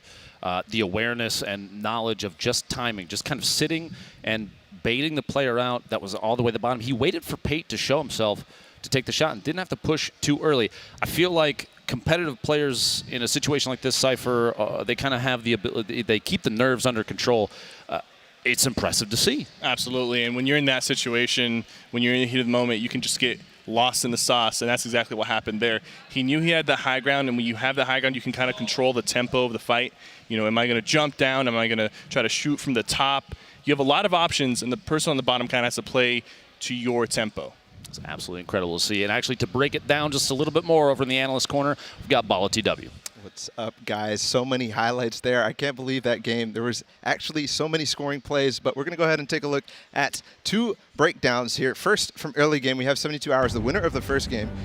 Off drop. This is very interesting. Look how he is looking all around him, and this is super important as he does spot McDonald right here. If you could pause it, you see McDonald going all the way through, and then he keeps an eye on him the entire time. Then takes a position of strength. I always talk about the positions of strength. We're going to see him track McDonald again into this really uncomfortable area with all these different containers. There, he spots McDonald, tracks him, and McDonald was in such bad position to be fighting against 72 hours. It's really, really difficult to take shots back at him and be able to farm materials here. The metal on those containers is not going to be strong. He's going to go ahead and drop down, chase down this Elim. McDonald already low because of the shots from above. That position of strength is so strong indeed. 72 hours is going to go ahead and push on top of this box. So you can see McDonald, he can't farm anything. He has no materials because he's stuck inside of those containers. 72 hours just breaks through his builds and there's nothing left for him to do. He just phases through that floor and then takes him with the white pistol there. Nice play by 72. And then we have Nistic versus Dopeye. This is why players are so uncomfortable taking shots at each other. Okay, we're gonna go tit for tat. Nistic versus Dopeye. They start engaging here, but Dopeye says, I actually wanna start slowing down. The zone is coming in. I'm gonna try to back out of here. But Nistic boxes up, uses the pyramid, decides how he wants to engage. He actually uses this pyramid to spot through the transparency here. He spots Dopeye. You can just spot it right there. Spots Dopeye leaving, and it's gonna be free shots from there. Just watch. Boom, boom, boom. Dopeye now decides, what do I have to do? Do I continue to back out? We're going to see the rest of this fight. Dopeye actually says, I want to take it back to you. So that's what I'm talking about, tit for tat. Nistic now has to box out. He's on the defensive. These guys are so low, and the storm is coming in. So what happens here? Dopeye wants to take over the floor, but the edit is so strong here. Nistic with a nice, clean shot with the pump, and that's going to be it. We have so many scoring opportunities in the rest of this game. And I can't wait to see the standings, guys. I cannot wait to see how this next game shapes up, Courage. Thank you so much, Paul. Fantastic stuff as always. We've had a nice little seat swap again. My name is Courage, joined by Kitty Plays. Casa together finally. I know, first time together. Yes, it's going to be fun. Yeah, absolutely. It's been a great time all week up to this point. We are a third of the way through the matches today, and we've got a little standings update for everybody at home to see exactly where things all stack up. I know in the green room right there, we've been yelling. Oh, we were solos, squealing. Right? Yeah, what an incredible last game. And just, there you go, seeing it pay off for Pearl up 32 places. Yeah, that's just a little bit. As we talk about, it doesn't matter where you really are. In these standings, one major performance can shift you all the way to the top, and right there, Pearl jumps 32 spots. Another look there, you see Pate jumped 30. We've got Vivid, 72 hours, both on this top page as well. Saf, one of our duo winners from yesterday. Here's Zexro, top 10 now, member of TSM. This is just, again, a third of the way through the day. So if you don't see your favorite player in here, don't panic. There's still a lot of Fortnite action to come. Hysteria, getting that 1 point puts him in the top 20 spots as well. Yeah, I love all these guys, and seeing Cease on this board finally, we got to watch a few of his plays earlier. Yep. Totally talented guy, and seeing these 3 eliminations, getting those points, these guys are happy. They've got a good spot, and of course, we got to see a lot of butter there. Yeah. Making it into that end game. A couple of really interesting decisions and great shots, taking advantage of players who are focusing on others, and great job, Butter. Oh, absolutely awesome stuff from Butter. Again, basically the dream for his scenario. He comes here thinking he's going to help test the servers for some V-Bucks, and now he's competing for $400,000. Here's a look again at some of the stats from him. 778 total damage dealt, 1 sniper elim, 3 eliminations in total. Either way, the smile, big in the picture right there, and big in real life right now, just because of that monster performance. He's right on the cusp of placing within the money. Yeah, and remember, these guys, if they make it to the top 20, they're getting a piece of that prize pool. Yes. Okay, and it's a hefty piece. I think it's $10,000 if you get top 20. It's so up there. Yeah, you want to get those elimination points. Oh, you know, 1 point goes a long way, guys. 100%, 100%. 1 point can make all the difference. Right now, one of the players who just moved in to our top 10. He's actually one of the newest pickups of TSM. It's Zexra. My name is Anthony Calandro. I'm from New York, Long Island. My gamer tag is Zexra. I play for the organization TSM. I first went into the first couple of Fortnite tournaments. Like, I didn't know what to do at all, but then as I played them, I realized it was all really mental. So playing more tournaments gives me an advantage because I have a better mentality. I'll be more confident. Will Zexra be able to pick up Creo, or will KU pop the medkit and rush them before he can pick him up? He's gonna do that. He's rushing him right now with the nades. He's gonna go ahead and shoot down the roof. Now Creo is down. I can't believe it. What an insane pump shot. So when I knew I was really good at the game was the first day I started playing, I got #1 on the leaderboard. I set a goal for myself to do good in at least 1 tournament before I turned 18 so I could keep playing the game after high school, and then I ended up doing good, so I just continuously play the game now. I think a lot of my aim transferred from Counter-Strike into Fortnite. In Fortnite I have a lot of game sense, that's why I think I'm one of the best. I changed my strategy completely. I'm going to be playing a lot different in this tournament, and hopefully it goes well. The advice I would give to someone playing competitively, trying to become a pro, would just be to scrim every day, get as much knowledge as you can, and practice your aim. Zexro, what a talented player. Now playing in the solos without his partner, Vinny. We didn't really see a lot from him yesterday. I'm really looking forward to see what he can bring in these next 4 games. Oh, most certainly. Zexra, very talented player. Love watching him. I was mesmerized by him on my screen right there. Someone that, you know, what I enjoy is when players get aggressive, as we saw from Ball in that last analyst segment when he broke down the fight between Nistic and Dopeye in the zone. I live for stuff like that. I love when it comes down to the wire, when you've just got to get aggressive. You've no other option. Obviously, a lot of competitive Fortnite is building, getting control of your 1x1s, but those moments where it can go either way, one edit can make all the difference. Zexra, one of the best players in the world at knowing how to stay calm, cool, and collected in that moment. Yeah, we definitely see a lot of people choosing to go that more aggressive route today. I think they're recognizing the value of taking those early game pushes. A lot of these guys are used to waiting for the zones to kind of make those engagements happen, but they're taking advantage of that. They're jumping in those 1x1s. They're pushing those guys who are just, you know, relaxing, maybe taking time to clear their head and clear their thoughts. And it's just, it's an exciting thing to see. It's fun for us spectators. Maybe a few of the guys that are getting their 1x1s jumped in aren't the happiest about it, but hey, we enjoy it. We enjoy it. And I think that's all that matters for me. Either way, players beginning to load on up into the lobby. We've got another chance to check in with one of our players currently competing. It's Armand on the floor with Golden Boy. Yeah, that's right, Jack. So I'm here now with my boy Armand. So, Armand, have a chance to cast your games in the past. Really good player. You've had some great moments. And do want to talk about Game 1, because Game 1 was very intense. You were down on that low ground. You didn't really have much to work with. What were you thinking there, man? Honestly, I was just W King. I didn't have any mats, and I saw a kid in the zone, so I had to pump him. And then after that, I saw 72 above me. I didn't see him drop, but I had 50 HP. But like rotating the whole time, I just got all my picks off of that. Like the Rift to go saved me, and then I just found a couple launch pads, and that's basically what happened. So this is a big competition with so many players, right? 100 players. You've scrimmed against some of them. You know some of them really very well. What are the expectations? What are your expectations coming into this, right? Because, you know, anyone can win, anything can happen, but do you feel like, hey, I have a really good chance to win the Secret Skirmish? I think with like the route I take, I put myself in a very good like position, place higher, but everyone here is so good, so anything can happen. Yeah. So now let's look forward here, because Game 3 is going to be coming up in a little bit. You're doing not too bad. You're still top 10 in the standings, and it's a big opportunity for you here. What are you trying to get out of the Secret Skirmish? Are you trying to build your brand more? Are you trying to get your name out there more? What is the plan for Armand? Just to get noticed a little bit more and then just keep getting better, honestly. All right. Well, hey, man, well, I appreciate that. I mean, at the end of the day, that's what it's all about. Appreciate it, brother. Best of luck to you. He's going to crush it in game number 3. Let's see how this all unfolds. Jack, Kitty, back to you. Armand, the monster so far today, nearly had it back in game number 1. One of the most experienced players, 72 hours, just got the upper hand, but he had no materials. He had no HP. It wasn't in his favor. We've got some stats to show you as we are moments away from loading into game number 3. Kitty, anything that stands out really for you on this screen? I mean, right away, that 8 eliminations over 2 games. You saw him in the end game of both of those, and he wants to get his name out there. He's definitely doing that after placing second in that first game and his outstanding performance the next. Oh, and yeah. He's here. He's running, and in these solos, not having your teammates supporting you, and he's just doing a great job. I'm looking forward to see how well he performs in the rest of the games. Well-spoken guy. You love to see it right there. We are about to drop on in for game number 3. Remember, use hashtag share the love. Tweet out the stream. This is the final day of the Secret Skirmish. $400,000 on the line today. And solos, which for me are just that much more intense. There's no one that can clutch up for you. You can't make any excuses. It's you and only you that you can rely on to try to clutch up the victory. Oh, and when you hit those snipes, they're down forever. They're not just knocked out, which I think is super satisfying for these guys.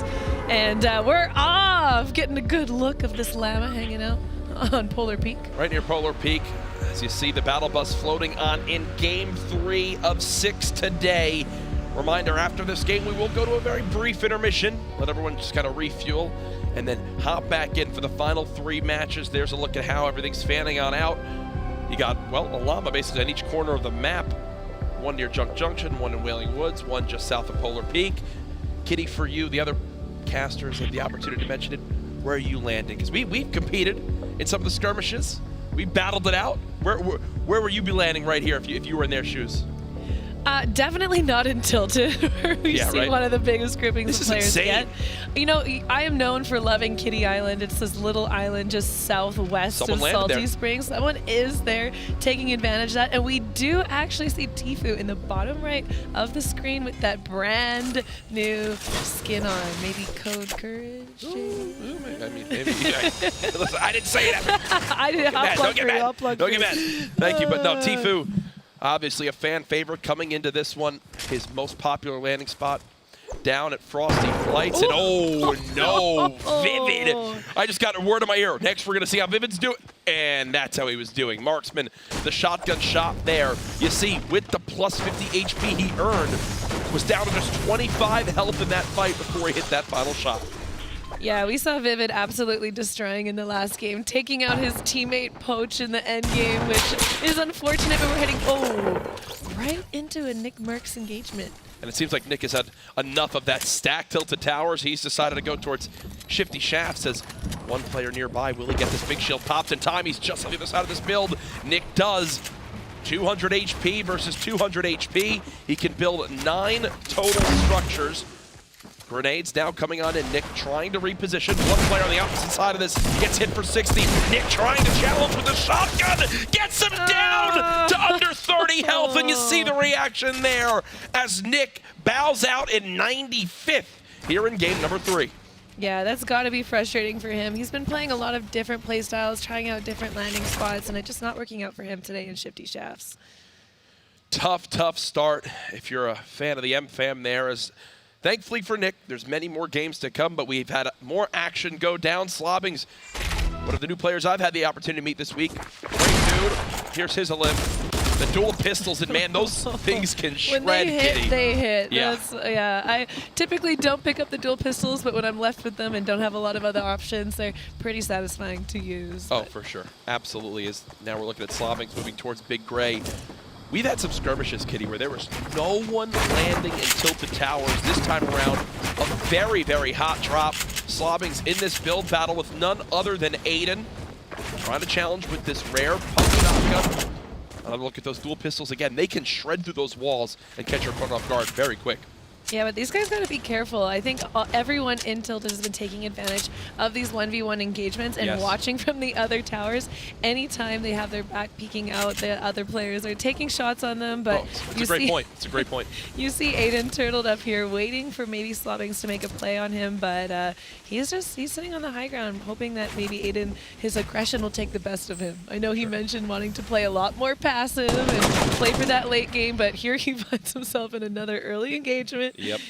And that's exactly what we're talking about right there. IFA, here's some of this engagement going down, just takes his head on out of big break for a moment. There's a challenge from Slobbings, gets the first shot onto Aiden.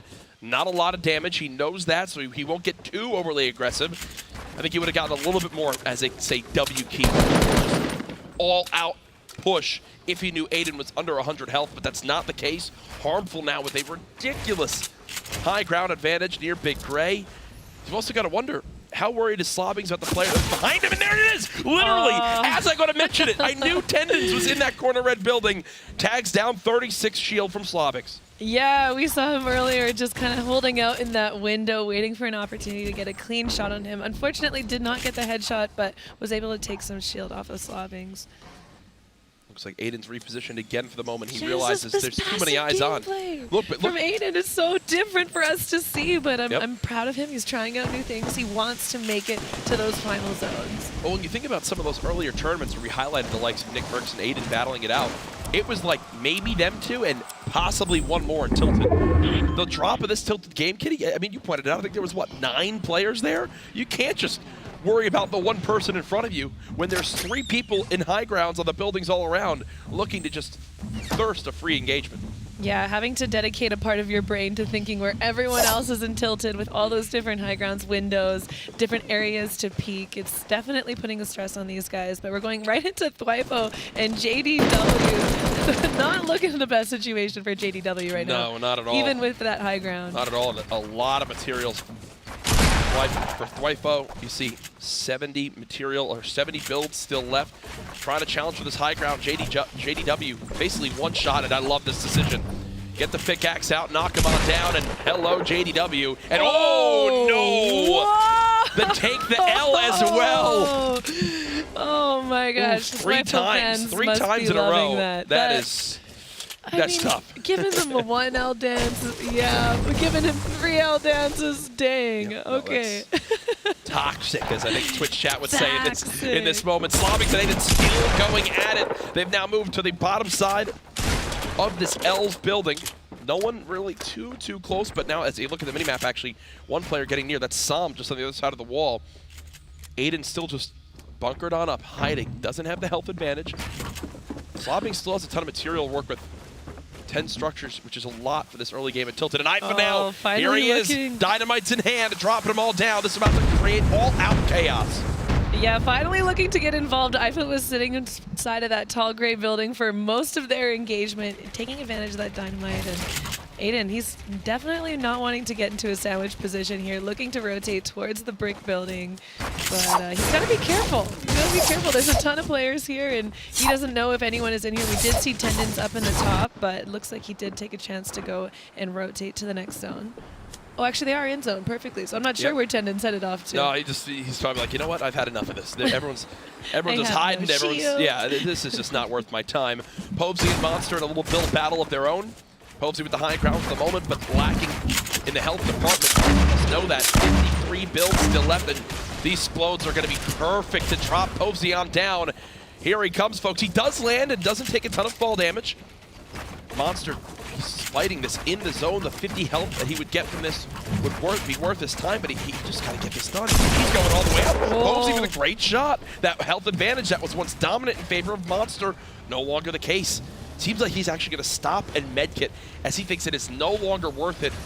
Both players are going to stop and medkit. This is going to be an even fight back at right around 100 HP. Yeah, and they both have that campfire at their disposal too. Popsy with 15 bandages though, so he does have the advantage for this storm fight and has the high ground, but it looks like Monster's going to try and take all of this build down, make the scale even again. They are deep in the zone right now. I do not think Monster could have ever expected this fight to go on for so long. Every advantage Monster once had is gone. The height advantage, gone. The health advantage, gone. And now Pobsy is just commanding exactly when he wants to drop down and engage on this. Looks like Monster, though, has made a quick move to try to get on up. A fast ramp switch, but it's not enough. Povesy reads it. Challenges now players both under 20 health. The Storm's their biggest enemy for the moment. Monster, that's one he definitely wants to take back, Kitty, as I'm pretty sure he fully expected to take that fight with ease, but it wound up not being the case. And Povesy got all those shots on him with that green tack, too. Impressive. Very impressive. Aiden finds himself in an engagement with Tendons, who was the one at the brick house in that corner of Tilted, but it looks like he still hasn't taken any shots. Aiden was definitely harmed there. Oh, for sure. Still going on in these fights, and we're actually looking at the map. We can see the full map of players, and it is insane how deep in the zone Povesy is towards that top side because of how long that fight went on for. Nobody is even near him, so there's a silver lining. You see, look at that one arrow all the way out by Lazy Links. Took that long. Yeah, fortunately he was able to get that other campfire and his own campfire, plus the 15 bandages. He should be okay if he's able to make his way in now, which it looks like he is starting to do, but not a great situation, especially considering the next zone is in that bottom left corner of the map. So double far rotation coming up for him, and we wish you the best, Povesy. Good luck, my friend, as we'll swap on over to the southern side of the map. Divide near the top of that mountain, and Funk Bomb just ripped it right there. And yeah, he's going to instantly rip it. I'm going to tell you right now, I think Funk Bomb's going to look up and try to shoot him down. Here they go, the shots. Can he get tagged? Juggling with this glider, trying to make as much movement happen as possible. Now Funk Bomb's on the aggressive. He's got 4 HP left, and the Storm surge warning is kicked on in. And 1 mini. He's going to be sitting on 29 health. It's ideal. I think that's ideal to be a But he's alive, and I think that's all he cares about right now. Looks like Blue Tea is rotating up right next to him, but not taking the engagement, probably looking to get, optimal position. Doesn't want to pull a Povesy like earlier and fight in the zone. But this he runs right into is best case engagement. scenario. This is best case scenario right now, as he's going to be able to push on up and at least see multiple. This isn't just a third party. I think there's 4 players involved in this fight, and it's because of where the zone is, Kitty. Again, next time we zoom on out to the full map, just to take a look at it again, it is the southwesternmost zone you could basically possibly have, and it's forcing everyone from Tilted, from Retail, Salty, Shifty, to all move through the same lane, and now everyone's getting congested right on this east side of the zone. Yeah, 100%. These guys are all in this corner, and you see just north of them on the minimap, there's another engagement. Everyone getting pushed into the exact same position, and Punisher, he does have the health advantage here, and it does look that Bide does get picked up. Oh no, the Bide didn't get picked up. I'm not sure whose loot that was. They're having a fun little time here. Oh yeah, it's a little bit of a panic building coming on in for Punisher. He's got a player above him, player shooting at him from the east. Blue Tea has dropped to the low ground for right now. Vi just above, as he's going to be trailing that same build as well. And again, when these zones move so far in one direction, it kind of forces these little awkward areas where they're already close to each other in these builds, and you think there's still a ton of zone and area left on the map to get congested at, but still. Everyone's stacking up now. Poach now with grenades landing just next to him. Will he get tagged by any of these? And he has Ronin rotating in behind him. Not the best position to be in for Poach right now, but looks like he's just turtling up. He is in the zone, so he will be safe for now. Jeez, he had 14 grenades to use at that legendary grenade launcher, and Ronin just said, this is just not worth my time. He really tunnel visioned with a lot of those there to get nothing. You can see Punisher trying to just get some sort of elimination on the board, expecting these players pushing out of the zone to be weak. But got to give props, both Poach and Ronin escaped the threat of the legendary grenade launcher without taking a single point of damage. Yeah, and these guys are in a good position. They're pretty close to the next zone. They won't be having to make as big a push as they did in the last one. So Poach already looking to get a better position, has the ice skates on for a little bit, and he does get in the zone. So he's got to be feeling pretty comfortable, and now he can just sit, relax, and take shots and hope he can get those extra eliminations to get him a point on the board. About 1,000 materials in total. You see Ronin now using his campfire to heal on up. Pate versus Schmeck, again in one of these fights right on the eastern side of that zone. We haven't shown any focus to the west side of the zone. Really anyone there? Oh! They traded Lim! Did he get traded? No, he didn't. 10 HP left. Oh my goodness. goodness, when I saw him drop in, I was like, oh no, it's going to kill him. But then with the health on the elimination. But he's got 10 seconds for the zone. Oh no. This campfire's double campfire. And he's going to pop bandages. He's going to try to get as much health as possible from this. Oh, and you see the frustration on Paytek's face. Yep. He definitely thought that he had that, especially Schmeck going. Well, here's the thing. Look at him. Look at him. HP. He's trying to calculate it. He was at 4 limbs. So if he got that 5th, it winds up giving him another point. That's why he's so like, oh my goodness, it doesn't wind up working out. Oh, had he hit him once with his AR or SMG, he would have definitely gotten the elimination. And you mentioned to start this game, the point of 1 point in this can make all the difference.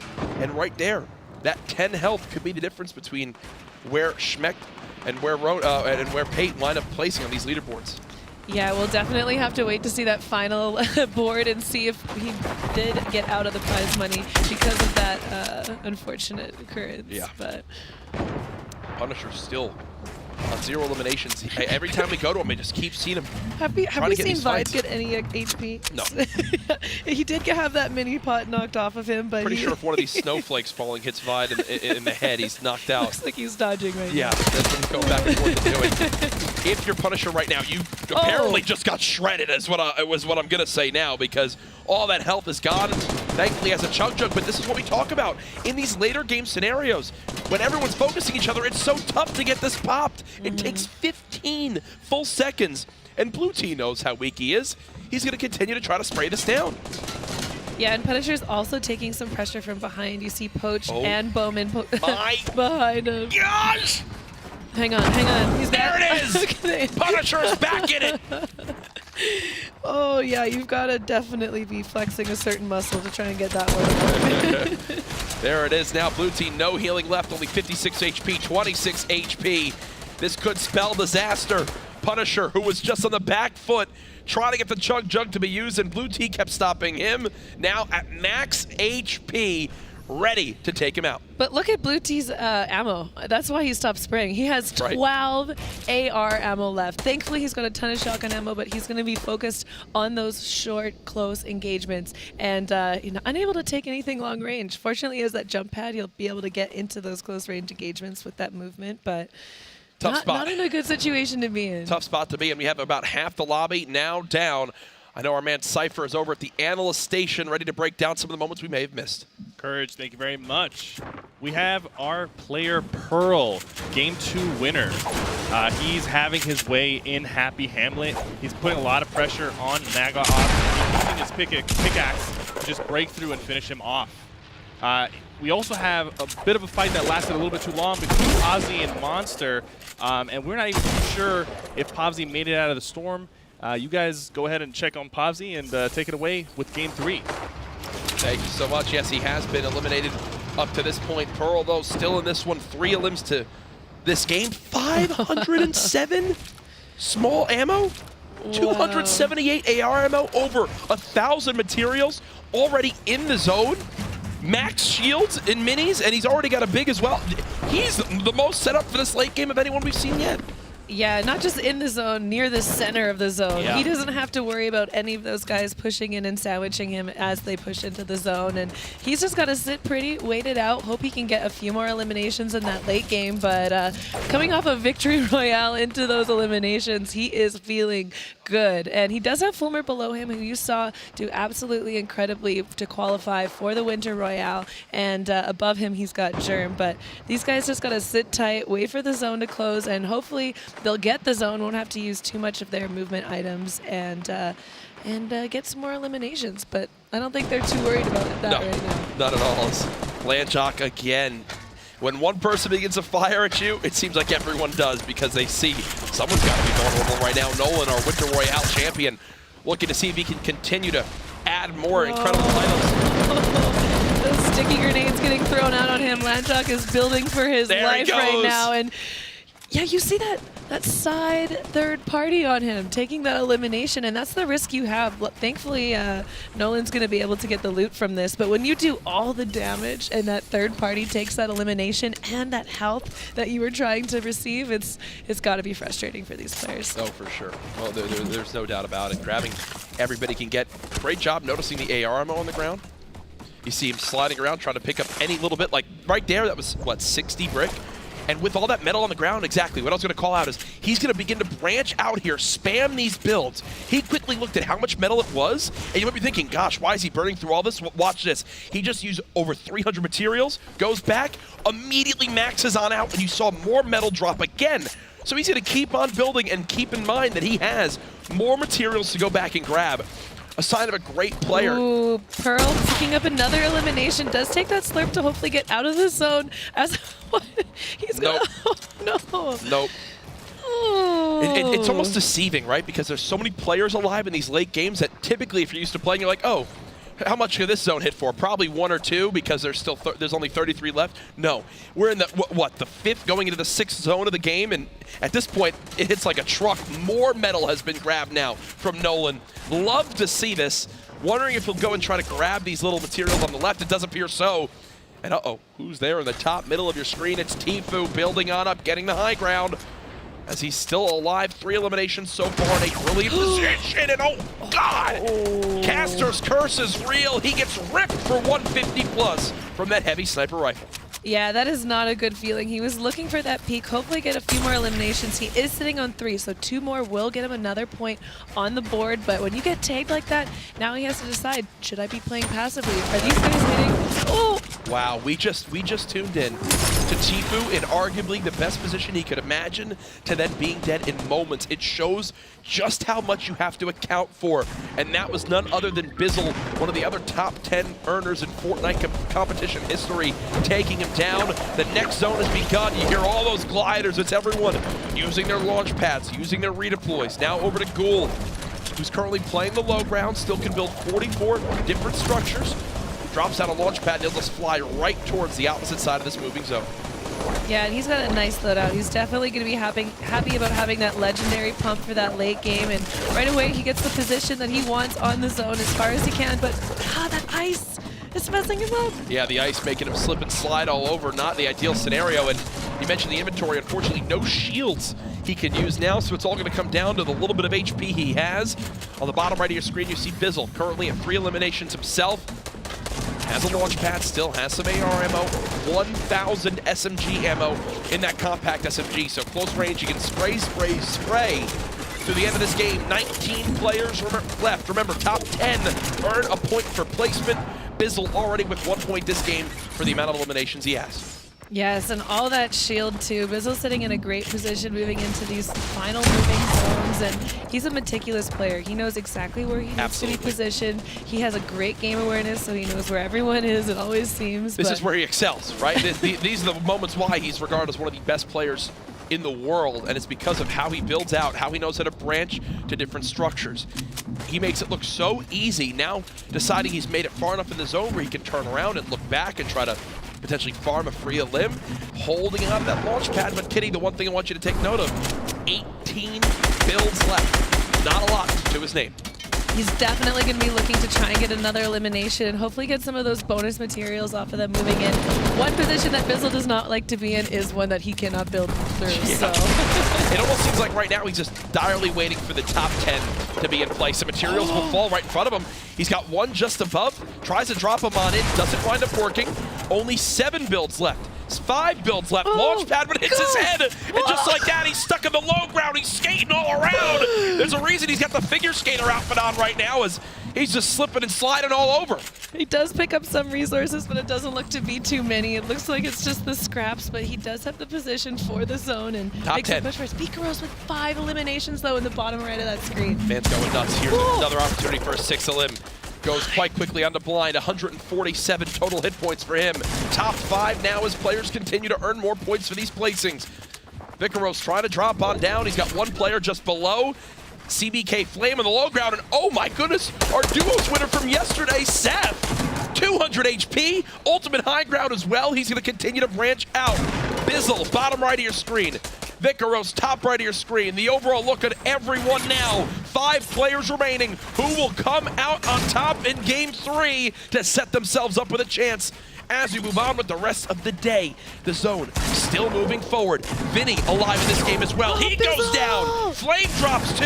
Bizzle now the target. Saf ready to get involved. It's a 1v1. Saf wants the fight, but Vikaros looking for his 8th elimination. trying to drop on in. He places a trap.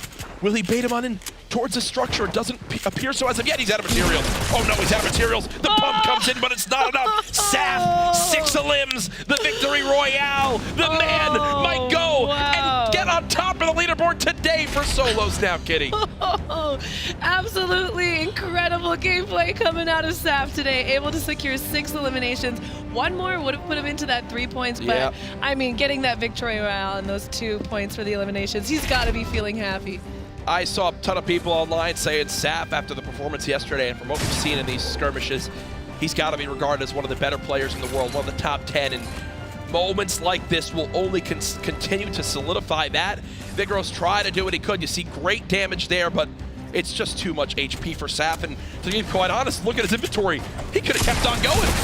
He could have kept fighting and kept playing for more zones. Yeah, he was ready for 12 more zones, it looks like. Right. Yeah, Saf, he's got an unbelievable way of navigating the zone. He does not fear that storm tick damage. Now, I know a lot of players, when they start feeling that damage coming in on their back, they freak out and they get worried, but he's running in and out of the zone, 100%. Taking advantage of those angles and those opportunities that take players off guard. Just an excellent gameplay. 2 days in a row now, Saf. Well played. Brilliant from Saf right there as he continues to prove why he's one of the best players in Fortnite, but so much happened in Game 3. Too much for us to just comprehend. That's why we got some help from the brilliant man, Cypher.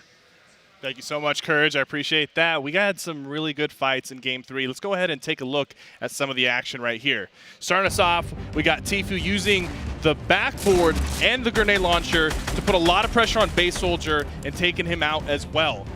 Later in the game, Tfue showed us his expertise with his aim and his AR, getting a few eliminations using the Scar from the high ground on players who are pushing into the storm. Right here, he takes advantage of a few of these players, hitting some really clean shots, securing these limbs, and as you see right here, because of his early game positioning on the high ground, he was able to take out those players as they were moving in. Vicaros with 3 limbs, securing a couple more as he drops down from the high ground. His positioning right here is extremely well thought out. He's looking for people who are moving into the circle, and he just gets to jump on 2 quick players right there, securing his 2nd points from this game. Let's go ahead and kick it back to the casters, guys. 3 games down, 3 more to go. Thank you, Cypher. The man knows a lot about Fortnite, and he shows it right there, his passion shining on through. Kitty, I just received an update about the standings, and I'm going to let them speak for themselves after what we've seen today. Ladies and gentlemen, Saf 6 places on top again. Absolutely outstanding job. 13 eliminations, 8 points. He's got to be feeling really good going into the next half of these matches. Saf, brilliant performances so far. That rounds out the 20 that you see right there, but you don't want to hear from us anymore. We've got Saf on the floor after his incredible performance yesterday and now today. I don't even know how he does it anymore. Insane stuff. Take it away. Thank you so much, Courage. I have no idea how this guy still continues to be the king of the mountain. Unbelievable performance there, Saf. All right, let's talk about that end game there. You, Vicaros, it was a 1v1 for the ages. You were certainly feeling the pressure. There was a trap thrown down. I know that there may have been some concern there at that moment. Walk us through the final moments of that game. So I knew it was a 1v1 versus Vic, and I know he's good, so I was taking it kind of slow at first. And then I got the floor in the pyramid and edited it down into it, and I thought I killed myself to the trap, but it was in the other 1x1. And then it just ended up being aim battle at the end. So you were able to win yesterday, and you're poised in a position as we go into the intermission to win today. Of course, I don't want to jinx anything. Hold on a second. Wait, knock on wood. All right, so want to ask you, man, what did you take away from yesterday? You got to experience the secret skirmish, lots of pressure, but you won. What did you take away from that, and how did you apply it to today? Well, I just try to be the most consistent and hitting your shots, basically. That's all there is. Yeah, I mean, I totally agree with you, right? You just want to play that consistency card, and you do that very well. Well, also, we want to give some shout-outs as well. Big opportunity for you here. You've really just continued to make a name for yourself, even more so than you've already done. Anyone out there do you want to thank in this moment? And, the floor is yours, my friend. Probably my mom and my dad and Zayt, probably. That's it. All right, Mom, Dad, Zayt. Where's Zayt at? There he is. He's over there. Look at that. What a nice guy. All right, well, man, I appreciate your time so much. Saf, once again, this guy just a monster. But for now, though, we're going to go to the intermission. We have plenty more on the way. Can't wait for the games. Thank you so much, Golden Boy. Yes, we're not quite ready for the intermission yet. Don't tell me where we're going. We have a job to do. We get to give our thoughts on the first half of today. I mean, brilliant from top to bottom. Anything that stands out for you? I just love the mix of players that have been winning today. You know, you see well-known names like 72 Hours winning game 1 into up-and-comers like Pearl, and then now having one of the Ghost Boys come through with another victory royale. Absolutely incredible, incredible gameplay. It just shows that from top to bottom in this competition, really anyone, if they can have a special performance, get some of the loot that they really need, position themselves well, they absolutely have what it takes to clutch on up and win these games. For me, now the pressure's on, right? We've had 9 matches between the duos yesterday and the 3 first solos today. 3 more left to make a name for yourself, to make some noise in the secret skirmish. This is their big chance. No one else they can blame and no one else they can ride on here but themselves. Either way, though, it's been a brilliant morning so far. I believe we are moments away from this intermission. And again, remember, when we go to this break, we'll be right back. Don't go anywhere, grab a snack. Use the restroom, keep posting emotes in chat, being a troll. Either way, though, it's been a blast so far. For now, though, I think we're ready to throw it down to the floor. Zeke's going to throw us to the break. Thank you so much, Courage, Fortnite fam. That is 3 solo matches in the books. We are going to a short break, but if you're viewing over on Twitch, stick around. Check out the Fortnite Trivia Twitch extension and see how many questions you can get right. Now, we are going to go to a short break, but don't worry, we have 3 games left to go, and after which, we will crown ourselves the secret skirmish champion. Till then, shh.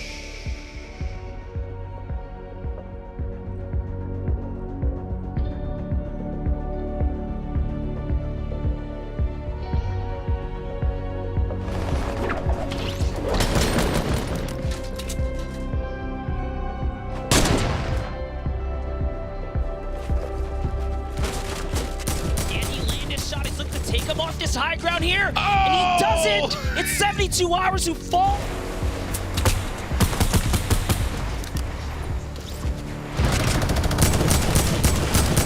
Shot, lands a clean pump.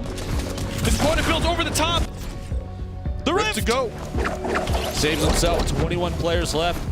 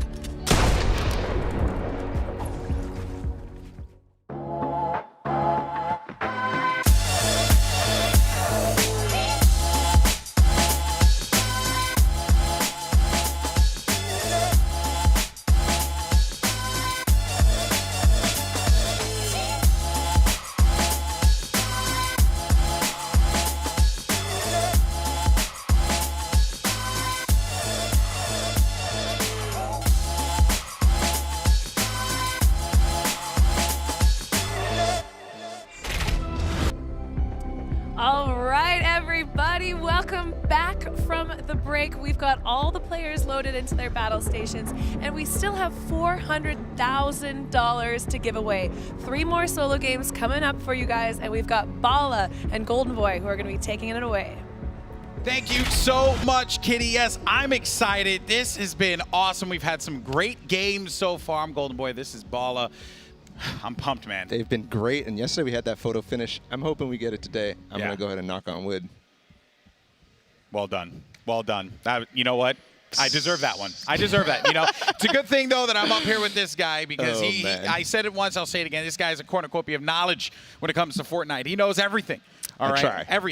All aspects of the game. All right. So he's going to educate some of you people here today. But I do want to let everyone know we got some cool stuff going on.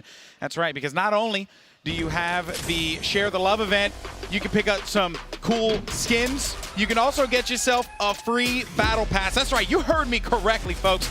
You complete some challenges in the game, you could get Season 8 Battle Pass for free. The Overtime Challenge ends February 27th, but that's actually not all that we have, Bala.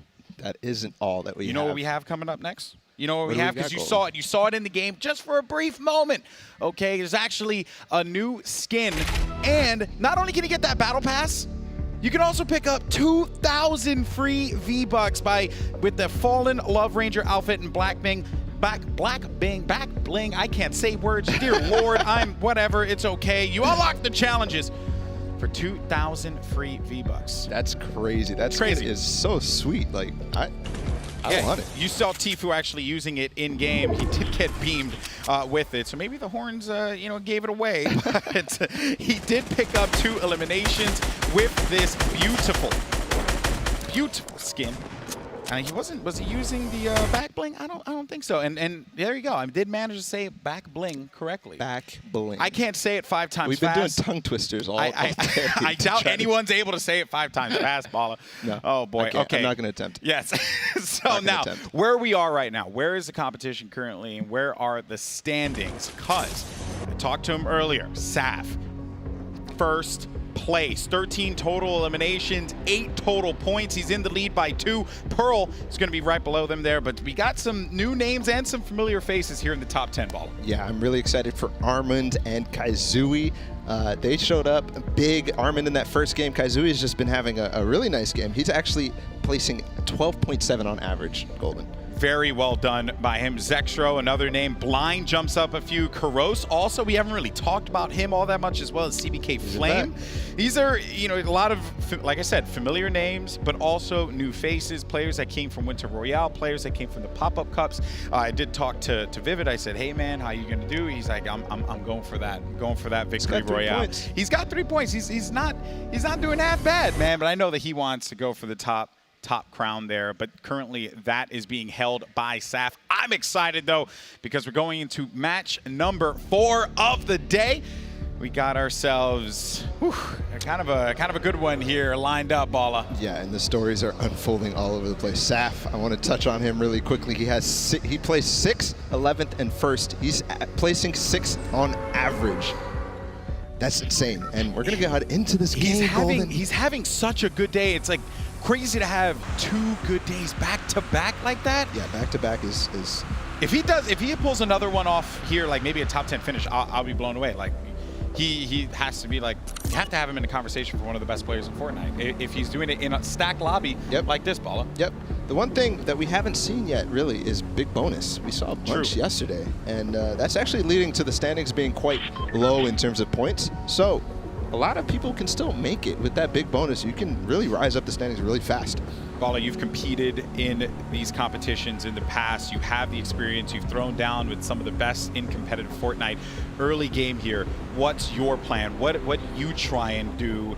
And how do you approach this? Because I talked to Outlet, and he was telling me, man, I'm just having terrible runs in the early game. Yep. What's your game? Stick with what you know. All these players have been practicing their landing spots day in and day out, and they have all sorts of strategies around them, tactics, buildings that they want to control, the best places for loot, the best paths, all that stuff. You want to stick with what you know, and we'll see We'll see. Saf actually is not sticking with what he knows, or at least what I know of him.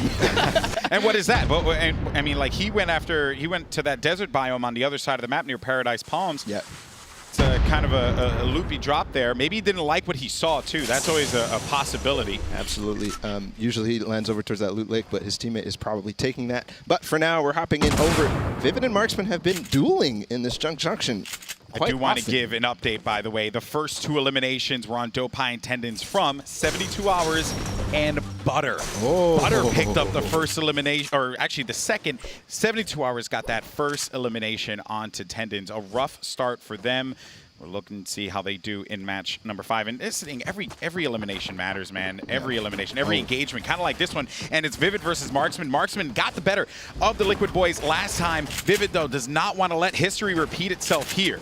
Yeah, absolutely. He's going to take the high ground first, and then he tried to sneak a clear in there. That was by him, but does have that height now. He's going to hold it and use it to try to spot where Marksman is going. I like this here. He's just trying to scope around, trying to see if he can get some control of the situation. He continued to maintain that high ground, and Marksman playing with his back against the wall here. Only 3 builds. It's going to be for Vivid, but Vivid is going to drop down. Nice play by Vivid. The crouch there was so perfectly timed. Got right under the shotgun shot, and he has to dance after that. Hit that him was with beautiful. that default dance. Love. Okay, and also another thing to talk about there, Bala, that was a gold pump that Marksman had to a green pump, and he was able to outplay him like that. Very well done. Now, a battle as old as time itself in this competition is Slobbings and Aiden. Some say they're still battling in match 3 with how long that one went, and now here they are. It's like a parallel universe. Yeah, these guys just seem to constantly go toe-to-toe, and everyone knows who are the players that are dropping over. Oh!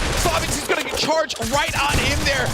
And this is going to be Aiden in the right hand, trying to hold this one down. And Slobbings going to put the pressure, and he takes out Aiden. He goes down in 91st place. Oh, that is rough, but Slobbings gets the better of Aiden today.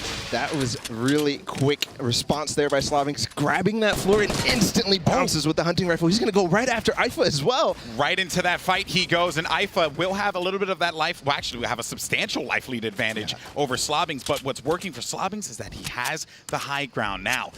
He's going to try and slow this one down, scope it out, and see what he can work with. Ifa staring right at him here, and Slobbings, a very smart player in Tilted, is getting into, he's gotten into so many of these kinds of engagements where you get into that first battle, and then immediately after that, you got to jump into another. That's the way Tilted is. It's always been like that.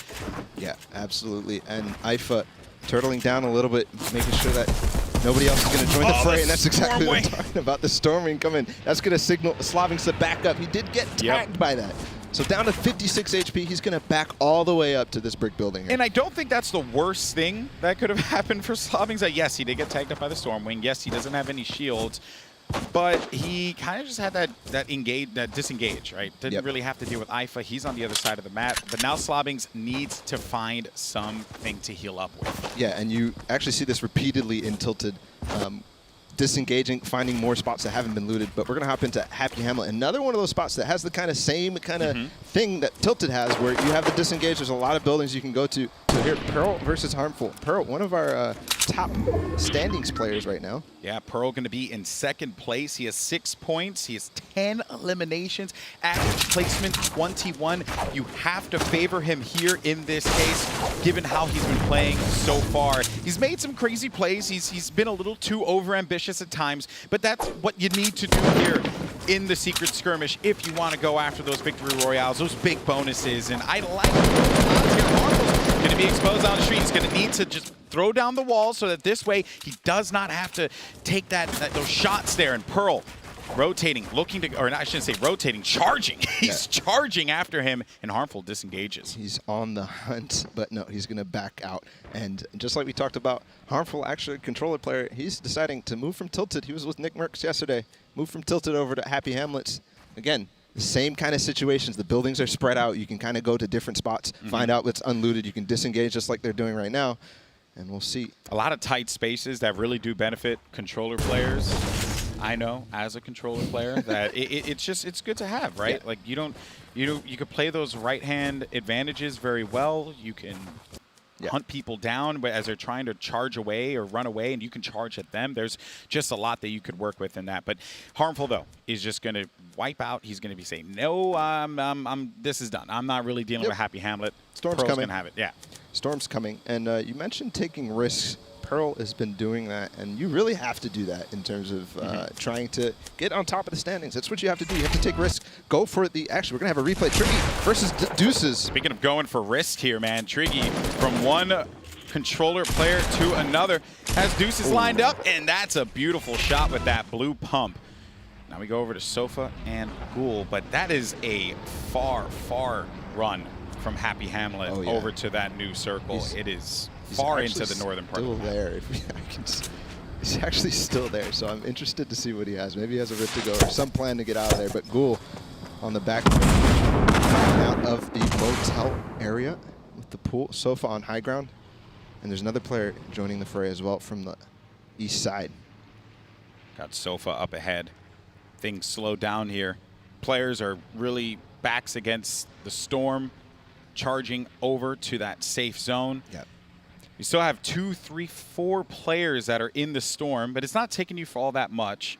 No. And maybe you can get a, as you said, a rift, a launch pad, maybe even a storm wing if there are any left on the ground, and then you can get on out of there. But if I'm looking here on the map, it seems like a lot of players are really just they're running it. They're huffing it over to that safe area. Yep. It's in terms of positioning now, Golden. We actually see Saf in that storm ring. It's going to be a really, really strong positioning tool. But in terms of positioning, everybody's vying for the center of the zone. He doesn't get tagged. It's not going to worry him too much. He's just going to continue spinning. But they try to fight for that center of the zone. Why? Because you get the next zone most likely. You can go to the edges, but if you're lucky, if you go to the center, it's going to be, most of the time, you're going to grab that zone. Saf with the second highest average damage, just behind Tfue. Tfue up there. Yeah, he really is. Highlights the other day. Yeah, Tfue's been putting in work. You know, he's in 13th place. He has 2 points presently, 6 eliminations. Yeah. And Saf's going to turtle up on top of this rift here. That's actually so good for him, actually, in terms of the positioning battle that I'm talking about, right? It's not center zone, but he's going to be able to use it to get towards center zone in the next one. So and that's going to stay there the entire time. Yep. If he wants to dip on out, let's say he gets into a tough spot, he could use it early to get into the safe zone, to get into that new spot. He's already in here, but he could just rotate, or I shouldn't say rotate, he should actually reposition himself. Yeah, but we have Butter versus JDW. He's in the divot, and the zone isn't coming yet, so this fight is continue on. He's trying to fight for height on JDW, but JDW is not letting him. The pyramids go down, though. Oh, I like this here, and now Butter.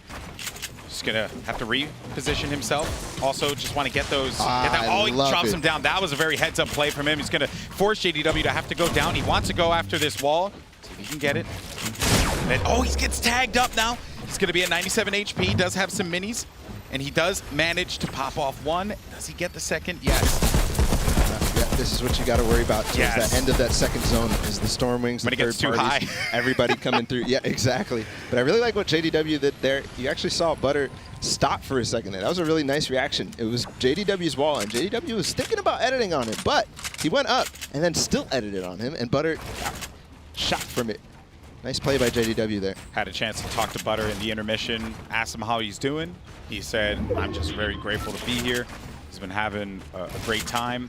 Currently, Butter, I believe he has just 1 point from, I want to say game 2 was the one where he had a huge performance there right in the late game. Yeah, with that rift to go. Exactly, and that's going to stalemate for sure. You're going to wait for the zone for one of them to make a move. That tends to happen sometimes, but here's Tfue on the storm wing. Living his best life. Yeah. It's not quite, you know, the car he showed up with, but, and Mateos puts down some fire with the Stormwing, and that has to prompt JDW to create a box there right on top. And you can see both JDW and Butter drop down at the same time and made a new box. They I don't want to deal with this. And JDW continues to defend himself against the Stormwing. Mateos not letting him get a moment to breathe there.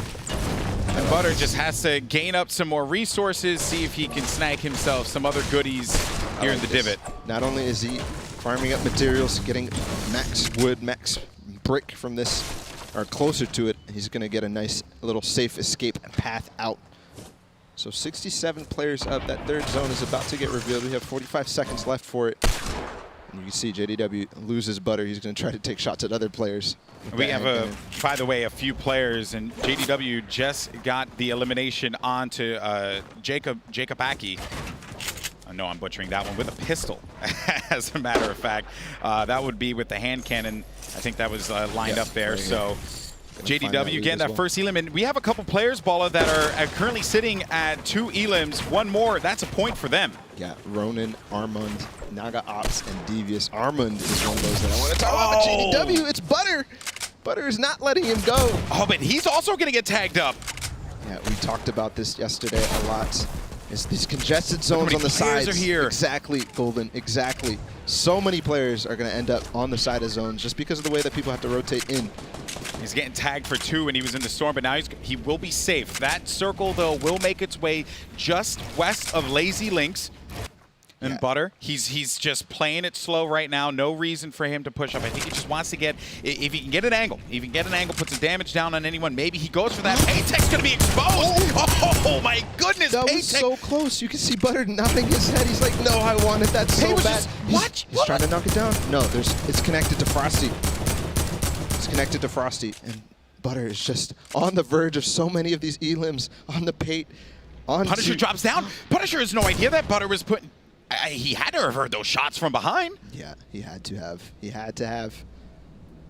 We'll see. Man, you can feel the tension. Yeah. I love it. There's tension in my voice. Here's the thing, right? We're in game 4. We're in game 4. This is really do or die for a lot of players. This is a huge game here can catapult you into the top 20, maybe even the top 10. Yep. And this is a critical circle in this match because everyone now has to start thinking about, they have 20 seconds to start thinking about how they're going to get to that safe zone. Yep. And here's Patek onto Frosty. He's going to use that stink, but he actually stinks himself, and he's so close. He's only 6 HP. No, he only has 1 HP. You could basically just sneeze on him, and he'll be eliminated from this game. He doesn't have anything to heal with. He doesn't have any campfire. He has nothing to work with. Can he survive this fight? Oh, and he gets wiped out by Punisher. And if he won that one, he could have gotten that 50 HP, but even then, that would have been difficult for him. Punisher just flew right on in there, went for the fight. But now the Storm is going to be pushing in and forcing everyone to have to think about how they're going to push on through here. You have Hysteria to the right of Punisher. Dark is going to be right behind him. Yeah, and you can notice there's so many players on that side of the zone, but they all use their launch pads, all use their mobility because of that congestion. So you definitely want to try to get towards that center zone early, and that was the issue for all these players. But Dark and Hysteria on the side of the zone, they're not even close yet. We got to talk about the fact that Dark only has 13 builds. He continues to build around here. The tree, the dreaded tree that blocked him, is going to have just 22 HP, and he won't be able to get away from this one. I think if he can get that elimination, then maybe he has a chance, a fighting opportunity, but that Storm continues to push him further into this, and he's so exposed. One more build. He has to start recycling some of these builds that players are throwing down. If he just looks over here, he sneezes on him, and there it is. And that was Bizzle. That was Bizzle that got the elimination. Punisher did not secure that. There's another advantage, and I always talk about this. Getting center zone first means you have so many opportunities to take these shots at players exactly in the situation that Dark is in and Hysteria is in. You can see he gets chunked down as well, all the way down to 20 shield. The Siren putting pressure on Hysteria. 72 hours, our game 1 winner. Yeah, has a nice little tower, and he might catch Hysteria off the rotate here. Yeah, actually, it seems like he might actually catch him off of this rotation. 72 hours has Hysteria, and Hysteria now is going to have to turtle the stink bomb. That's going to force him out. 72 hours, beautifully done. That's going to be number 3 and a point for 72 hours. Yeah, number 3 and a point, and that's what he needs. He needs to stay consistent in these games. That first one granted him a lot of points. He needs to try to get more and more, and if he wants to overtake Saf in the standings. Man, this is intense. Well, while we have a moment here, let me mention something to you all at home, because I don't know if you noticed, but the players are all rocking the soccer jerseys. They're coming back, people. They're coming back. It's going to be pretty dope. I'm looking forward to that one. Speaking of someone who's pretty dope, though, I know we have a fine gentleman standing by. One Dr. Lupo. Lupo, what you got? Golden Boy, thank you very much. Sweaty soccer skin is not the only thing you're going to take a look at here today. I'd just like to take note, this first clip from IFA, the speed, the number of actions as these players push in. IFA gets the shotgun shot and ownership of the same wall. within a fraction of a second, able to edit that corner out and take a shot. From here we have Ro, Naga, and Tickers all the way in the back. This little 1v1 in the bottom of this structure with Naga. Gets the shot on Ro, owns the wall, and pushes in very easily. But amidst explosives, look at the speed that Naga is able to build surfaces to jump on while literally everything around him is going up in flames. And he's still able to put a surface down, top off, get a little reload in there, and Tickers is up top. But that's not all here. Naga is not giving up just yet. Might not have the top-down advantage, but he doesn't necessarily need it, as he doesn't realize Tickers doesn't know. Naga has ownership of both surfaces. The double edit drops him in, and that quick shotgun shot, 210 damage. And let's not sell it short. Accuracy is extremely important, and JDW has it in spades. Bah! One shot, Jacob's out. Golden Boy, gentlemen, back to you. That was the elimination, right? He caught him with the hand cannon. Now, while all that was going on, JDW did pick up a point with the elimination on Punisher. Tfue did get a elimination on Tyler. Pearl is back at it again as he eliminated Sean, and more elims continuing to funnel on in. 72 Hours just picked up one on Poach. That's a heartbreaker. But now we're here with JDW. Absolutely, Golden Boy. And also in terms of standings, 72 Hours is at that 4th. He just needs one more elim for another point. But that other one, that 3rd elim, brought him up from 10th to 4th. It's a 4-way tie. Actually, sorry, 6th. It's a 4-way tie for 6th right now. We're going to be keeping eyes on this the entire time. And 72 Hours, this guy, he always has a plan. He's happy right now with his positioning. He's going to take the slurp and take the minis as the zone starts to move away. Just timing it, waiting for the perfect opportunity to take that slurp. So nice play there. You can see he was nodding. He's happy with his position, but I didn't see any mobility, and that's what we need to stress. He does have 4 elims. Unfortunately, he wasn't able to grab any mobility, and that's the problem with coming in from the non-edge side of the zone, is because all these players are going to be using their mobility. So you may be wondering, well, he's going to use that slurp, but why does he need to use that? And it's because it keeps your health ticking. You see it there, and it's actually ticking. And no, but it's not the difference maker, and Ifa's going to get the better at him, and that's going to be 44th for 72 Hours, our Game 1 winner. But he did get some points, so he should be going up in the leaderboard overall. Ifa has a slurp. He doesn't have any mobility, so he needs to build around here. Get this high ground is what he's shooting for now, and he is going to get one over, but more shots continuing to rain on down as Ifa needs to play this defense. He's going to get tagged up for 11. That slurp is going to bring him back into this one, but I just don't know if it will be enough. Ifa is going to drop down, and this is so tense for Ifa, and Ifa will be picked by Nolan. He knew that it was bound to happen because everyone was targeting him. And look, we have so many players who are low on HP now, Bala. Players are just trying to scramble for cover, see if they can set themselves up. And Nolan, he's been very aggressive here. I like this. Yeah, Nolan schmecked all these players inside of the zone on this slight high ground, this slight in ground. This is one of those places right by Lazy Links, in between Lazy Links and Loot Lake, where there's so much trouble for anybody trying to get up that hill. And that we could see all these low HP players, Schmeck, Nolan, all taking shots at them, all trying to get the elim points.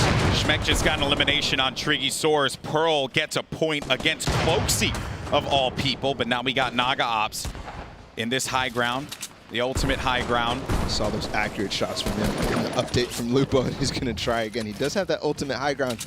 And this is what we like to see in terms of position in the zone. It gives you the opportunity to take all these shots and no danger, no risk at all, Golden Boy.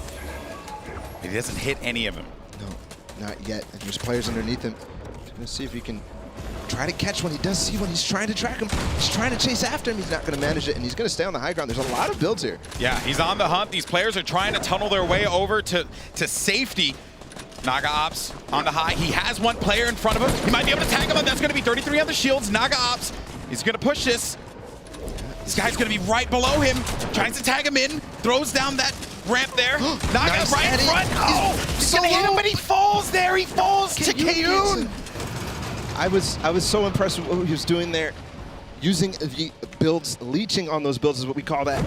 And unfortunately, it's not going to work out for him. Kayun is going to get the better of him. But here's Kaizui, 4 elims. He just needs one more for a point. And we're up to 72 players, so only 7 more need to go down that first placement point. A lot of players are picking up points here. Saint gets a point. Devious is at 5 eliminations.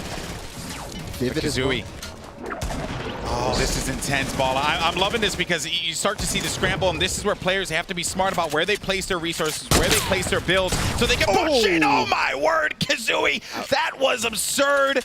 Picks up with that legendary pump. Beamed him. Yeah. Beamed Schmeck. And this is one of the best players with the heavy sniper in the end game. We're still on that 7th zone. He's going to reload it and try to use it again. We hear all the rotation above us with the gliders. And now this is coming towards the end. 8 players left. This is it, Balla. 8 players remaining in the game. Vivid's going to be alive. I asked him, when are you going to get that dub? He says, I'm going to go it for you, Golden Boy. And this looks like it could be it for him. Kazooie, no more builds. Down. He did get Tfue. No more builds for him. He's going to try to come underneath and grab more, but he's getting targeted. What? He gets the elimination on J-Truth and gives him the hands. But he's going to be down to 25 HP now. Kazooie needs to be careful. He only has 18 builds, 17 builds. He continues to just go down. And Base Soldier's going to be in this one. We got Vivid, Tom Des, Blue Tea, and Base Soldier. That's so important. Vivid grabbing that high ground. He's immediately going to start shooting down at Base Soldier, and he has the height. It's going down. He has so much working for him here, Balla. He has the high ground. He has so much health. All these players are struggling with health. Base Soldier's not even going to have any shields, and he picks him off. Vivid gets another elimination. That's number 6, but Blue Tea's going to have the high ground. Vivid playing around this now. Balla, this is it. If Vivid can nail this one. This elim is so important. If he gets it, it's the victory round and the point. Well done there to just block him from that shot. Vivid continuing to get blocked, but he's going to catch him in the air, and Vivid's going to get the victory royale. And that's going to be number 7 for the elims. Very well done by Liquid's Vivid. You talked about it, and there it is. Vivid told you what was going to happen, and he gets that victory royale. What a game from Vivid. Max elim points and the victory royale, Golden Boy. He did lie to me, though. He said he was going to get it in the last game of the day. But he got it here. Vivid is a monster. Balla, walk me through this, man. This was insane. It was crazy. Blue Tea using that Tfue classic where you shoot, jump, and place the floor, but he's going to abandon that at the last second. Vivid with the trade on the shots, and he's going to come out the better of it with that AR swap to end it. That was a thing of beauty. And this is Vivid in those moments. And there's nothing better than nailing that victory royale, man. Was nuts.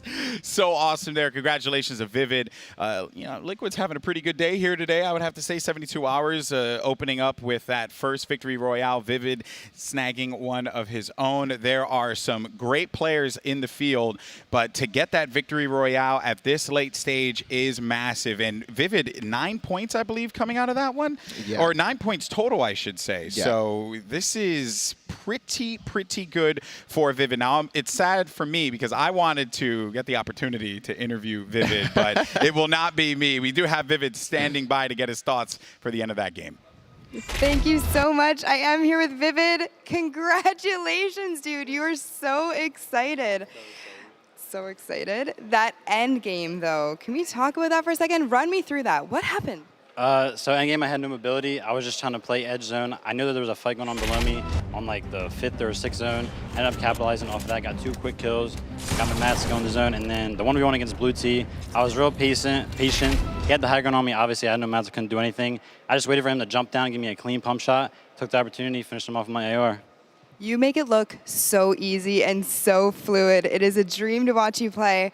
I have to ask, though, we're playing solos today. Yesterday was duos. What do you prefer more and why?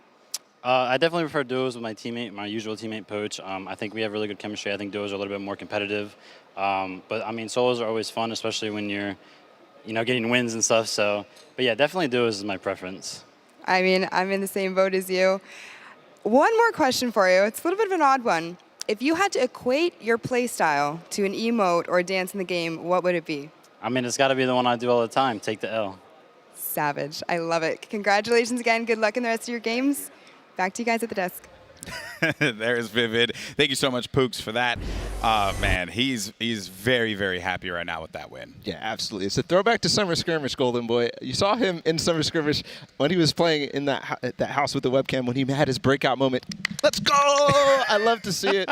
I love to see it. Yeah, you love the excitement there. It's been an exciting day overall, and I think I also want to talk about what I was mentioning in the game. Yes. Which were those awesome soccer skins. They're back.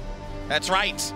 The gold-bound set has returned. You can get it now, right now, in the item shop. Go and pick that up. That pickaxe is a thing of beauty. I love that. Very popular amongst competitive players. Zexro, known for it. 72, known for it with his number 72. He likes to put that on the back. And I love that skin. It's so Pretty worth awesome. it. As Dr. Lupo would say, the sweaty soccer skin. Well, the good news is we're actually going to go to the doctor's corner with Dr. Lupo. That's your corner now. You own it, buddy. This is my. I own You live there. That's your No one your else spot. is allowed here. No one else is allowed there. Just you. Stay in your corner. Thank you very much. Golden Boy Ball, I appreciate it. Like you said, those soccer skins are back, and I would expect a lot of rage posting on Twitter from the OGs, but that's okay. I look forward to eating popcorn and reading those in my free time. Now, before we go too much further, I want to take a look at a set of plays from the course of that match. I would like to point out, Golden Boy did mention, Vivid said he was looking for a win in Game 6, but didn't have to wait that long. That's not the only player that made some plays. You see here, Pate going down as Punisher secures his first elimination of the game during a rotation. Those mid-game rotations, having the opportunity to push an opponent that maybe doesn't have eyes on you. In this case, you saw there, Punisher, we just saw get an elim, and then he gets eliminated himself. A jump shot on the outside, the rotation back, and a quick flick from Saint picks up his first elim. It's incredible the speed that these players play at and how fast they have to react.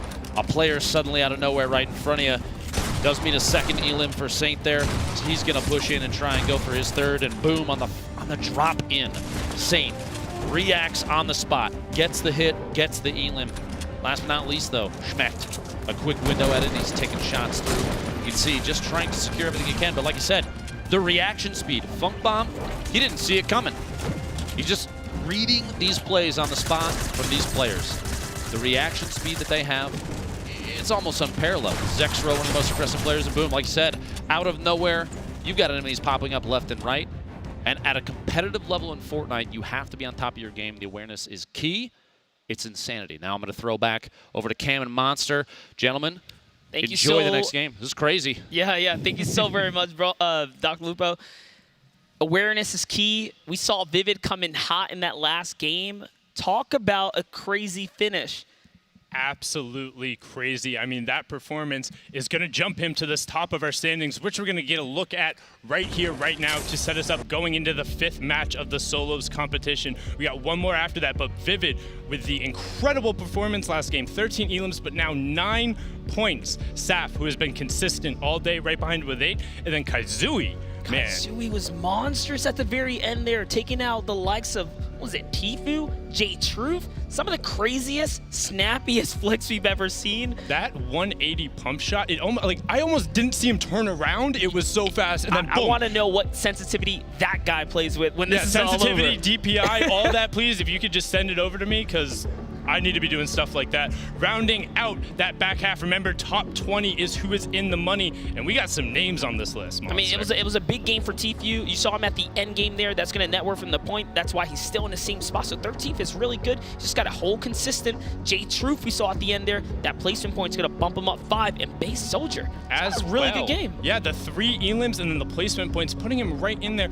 Looking at the line, just on the outside looking in, Vinny, Ronaldo, CBK Flame, Blue T, Kuros, Tokata, Nagaops, Ronin, all right on the barrier. And it's anybody's game to get in the money at least. You see 2 points is the barrier, 2 points and a couple of tiebreakers. Yeah, the barrier is right there. Everyone's knocking on the door. And just, I'm ready to get into Game 5 to see who can keep up and hold up their point leads. Because it's a race to the end right now as far as the top. I mean, yesterday we were blessed with a close one. 4 teams who are at 10 points going into the last game. Now you got 4 players who are all right within 1 point of each other at the top. Love you, buddy. Craziness. So I think we get 2 days of back-to-back action where it's a race to the end. Do you think it has anything to do with the recent patch where the game just feels like it's in a much better state? It feels like the players think they have more agency in their hands and they're able to make the plays they want to be making rather than being forced to react what other people are doing. And it allows them to play on their rotations a lot more and just get in the game. But as we see, we're getting into the game. Bus is going from that southwest corner up towards almost due north. monster. Yeah, this is going to be a good one for the players. I don't know, it's a little favorable, I guess, to the West Hand side here. So everyone, you know, playing that Eastern zone is going to have a long rotation, and Polar Peak seems to be pretty hot here. Hopping in with our recent winner there, it's Vivid, who's been playing Junk Junction, and if I'm not mistaken, it's Marksman who's been contesting him over and over. Yeah, so people have been saying they're gonna be going back for it. Yeah, that look, Liquid it's Hunter right there. now. He has been putting them down recently. Last game picking up 2 of them. Will he do it again? We're going to see the contest right away. This initial drops are key. Who can get the good either close range weapon and close the distance, like Marksman right there. But it's the Great Tack is actually very strong in the early game if he puts it down. Marksman wants to find a secondary weapon to be able to help him. The infantry rifle not going to be great. Already 2 clingers coming in towards him. That was close. So close there. Vivid does have a tactical. He clearly has another 2 clingers at least. And the hunting rifle shots are coming down. Or sorry, the infantry rifle, the newest addition to the Fortnite world here. What do you think? Who do you have your money on here? Let's make it early bet. You know what? I think Vivid is going to get his revenge. After that last match, he has to be on Cloud9, has to be feeling himself. He played incredibly well. It was smart. It was a good disengage. And already here, he doesn't want to jump up there and grab that weapon because he knows he's going to expose himself. And it's really hard to build on that. Hand cannon's in his loadout. Marksman has the infantry rifle, so he's at the dominant long range. I mean, arguably even better at close range as well, but Vivid's got to close the gap between he and the opponents here on Marksman. Yeah, he didn't even pick up the infantry rifle there. No, leaving it leave to it on the go ground. on the ground, but I can't blame him because the early game with the hand cannon, you connect the headshot, he's gone. Full stop, that's it, you don't come back. He has no shields right now, Marksman. Unfortunate to find it. That's why he's just holding up on that high ground. Vivid's looking for a shot. He wants to sneak one. He wants that big pot right there, and he is going to snag it. I don't think Marksman has a clear idea of where he is now. He does. Oh, there's minis off to the side as well. Oh boy, the tables are turning here as the health pool is going to go to Vivid's favor if he can catch an opportunity. But Marksman is throwing dynamite down towards him, not going to let him set for that. He has to recognize he has those shields on the ground. I'm not sure if he saw it, but now this is a huge disadvantage for Marksman. Down 100 effective HP, so despite having the high ground, but the dynamite going to pop him and expose Vivid. He now knows exactly what it is. Hits him with 1 boogie bomb. Does he follow up with a second? Oh boy, with Boogie! He got it! He got the second one! He's going to look to line up that one shot. 144. Vivid immediately defends himself. Now it's an even fight. Both are in one-hit territory. Vivid connects with that hand cannon, pops the mini. White Tack pops on out. The edit's coming across, and Vivid cleans it up. Feeling himself monster. What a counter edit right there by Vivid, who's on defense. He lost all shield to a healthy pump shot. Now Vivid's getting pressured by whoever was over at the other area there. But talk about a champion's defense there. Vivid, our first place leader. Really well played by him. Double boogie bombs are deadly when they're able to connect. You are just sitting there dancing. You're not able to act. He lined up the clean shot. Vivid adapting fine. Now hopping on over to Aiden and Slobbing. The controller lords trying to get on each other. Aiden now getting stinked out a little bit, ticking for that damage from Deuces. Deuces knows that he's over there. Not quite on full shields. Another stink going off. Slobbing's just working around it, maintaining the high ground in Gray Building. Building up now on top of Deuces. I like this position here from Slobbings. He does want to dominate with only 9 builds. It's time to put that offensive pressure on. Deuce is holding the angle here to get the trade out. Yeah, now editing himself downward. Slobbings with that blue suppressed SMG has a surprising amount of building pressure. Now Deuce is disengaging back over to the secondary building. Aiden just ratting around the bottom, trying to catch a piece of this fight, sees them rotating away. He wants to try and capitalize when these two engage on each other. Slobbing is low on builds. He's going to have to expose himself or push into Deuces. No choice now. Oh, good wall there. Slobbing's own this one. He can make the offensive edit if he wanted. No, he's choosing to disengage. It's just a 3-way cat and mouse game here. Whoever gets caught out on position is going to get punished pretty hard here. Now it's Aiden who's one step closer in high ground.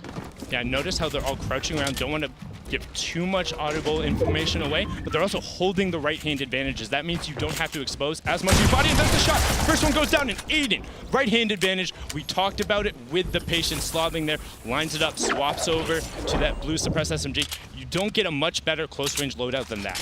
No, and we just talked about how being in the wrong position, the first person to get punished. Unfortunate to see Aiden getting owned and tilted today. And now hopping over to the shafts where Nick Merckx was earlier on. No longer seems to be landing here and or has been taken out. It's Tokata and Sheep. Takada now actually getting shot in the back from Rat, who we saw earlier. Very impressive rifling skills, wants to be able to put up some walls. Sheep sitting on the low ground, trying to be patient, knowing other people are there, and Takada's like, I got the glider redeploy. There's other people around. I'm going to try and create some distance, but Sheep's having none of it. Yeah, actually, that one elimination Takada has is on Nick Merckx. Nick Merckx has been playing shifty lately. He's been training this area. He had a good early game today, but it seems like Takada's been really pushing him back this time around. Yeah, Sheep it's is on tough. the offense right now as well. He's kind of on the hunt here. Trying to the find map. him, but it's not.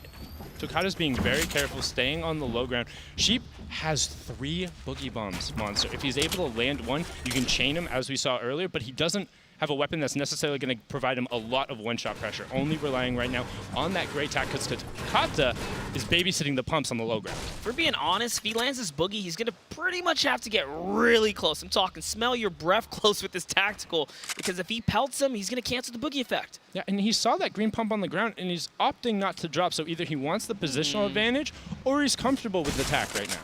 I mean, if you get chest to chest, boogie plus tactical fast rate fire could really work in your favor, but it's such a situational play. Yeah, it's definitely rough, and now he's going to drop down and pick it up, so making that gives him a pretty effective close-range loadout. Green pump into either the gray suppressed SMG or the purple heavy AR, doing the 44 body damages close at long range. You don't get as much of the penalty with the rate of fire and the bloom coming into play, and Sheep looking like he's now just going to disengage Takada as well, so they're going to go their separate ways. Jumping on over to Bizzle and Da FPS.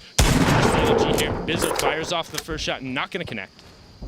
Yep, so now Bizu holding the high ground. Dafias is playing that low ground warrior stance here. There are so many players nearby listening in on the cues, though. You can just see from the map, anyone's looking to pounce in on this battle.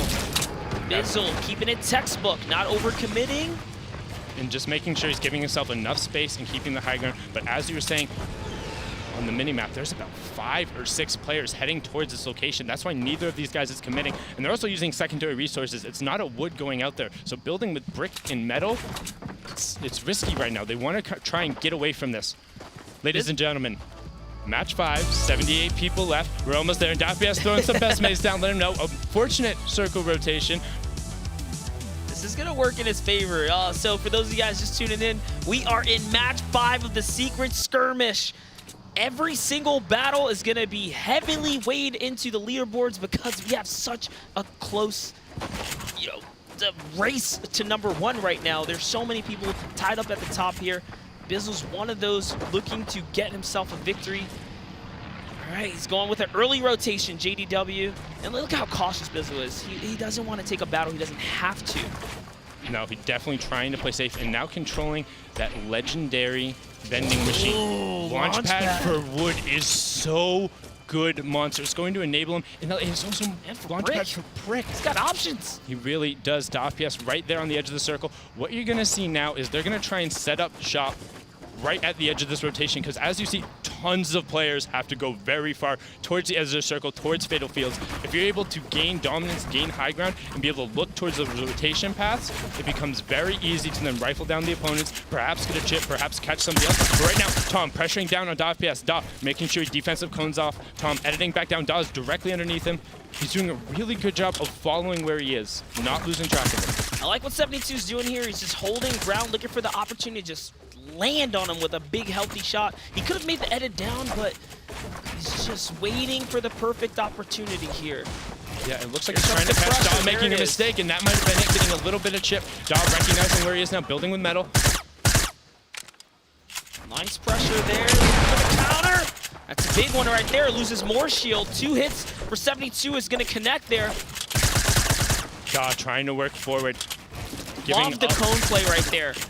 Very good, making sure he gets it in the opponent's box. So Da gets the angle, drops 72, down to 40. 72 is going to have to now back up, disengage, and reset, because look at the people coming in. Storm timing. Storm is starting to move, and people want to get to the edge of this circle. Monster, it's about to get chaotic. Not only that, once 72 lost the camera angle right there, he almost lost his player life, but he is going to retreat to the high ground. He's going to find himself a breathing moment here to recoup his health, and DFPS gets away from 72 and Bizzle. These are some close engagements here. DFPS, he's burned through a lot of resources and hasn't secured an elim yet. He's just dwindling down. Yeah, but he has made Tom use all of his resources. 72 forced into kind of a tough spot, but it's not awful. He went from around 100 builds to now 60, so he used 40% of those, used up all of his utility minus that campfire, but does have the edge of circle as the rotation is coming in. Here comes the zone with a minute left. It's only wave 2 here. 70 players remained. 72 hours already secured game 1 today, so he is high on the board. Hopping over to Landjock and Aegis, who are going toe-to-toe. Landjock looking to replace this wall here. Aegis goes with the counter hop offensively, and Landjock makes the fatal error with no builds. That is absolutely brutal. We talk about situational awareness so much, and Landjock, it failed him right there. Now jumping over to Saf and Legidian. Saf trying to find the angle. He counter edits out because he knows Legidian's trying to get the shot. Saf has been consistent all day, rarely ever outside the top 10, but Legidian's trying to change that. Yeah, I like what he's trying to do here is get this big pot off. He does have the time now. Here, Legidian doesn't want to commit in though. There's way too many walls. Oh, it looks like he thinks it's time to do it. And that's why you don't go in the box. Didn't even need the trap. He had the insurance policy. What's in the box? It's a trap. When someone like Saf, who's one of our point leaders, is playing the low ground defense like this, he's literally asking to bait you into the trap play. It was almost kind of too easy. But Legidian chokes on the pressure right there and goes down to Saf. Zayt is going to lose all of his here. Gets shredded from behind here. He is at 3 eliminations, though. And has plenty of utility to cover it. 3 big pots, a slurp, and a campfire. Right now taking only 158 damage and dealt for 61. 3 elims, the 1 point. He's got to be pretty happy with that. Yeah, with 120 builds, he is knocking on the door of what would be max material count as well. So he is sitting pretty good in Storm Wave 3 here. Yeah, but he is missing a high rate of fire weapon that's going to make it difficult to kind of pressure some of these builds in the close quarters. He's more going to be looking to catch people rotating with that rifle or catch those quick one-shots in the boxes next over with that legendary pump he has. This is a good zone here, but there are so many people in the Fatal Fields area. Yes, 62 people now, and Fatal can be a kind of chaotic place to have to rotate through because of those cornfields. You never know when someone is next to you. Highly reliant on those audible cues. Okay, here's Tendons and Germ. Germ does hear the Tendons nearby. He goes for the pump shot and swing and a miss. And Psychic trying to cheat over now. He heard Germ is there, and this everyone just trying to catch somebody else off guard. You see Aspect taking this guy, and that's Psychic catching Germ off guard. That was a double tab. Heavy AR, double headshot. Only way he could have got over that threshold. Very impressive with his accuracy there, and going to get. Look at that loot. Look at that loadout. What? Sundown. Oh my, launch pad, Rift to go, campfire.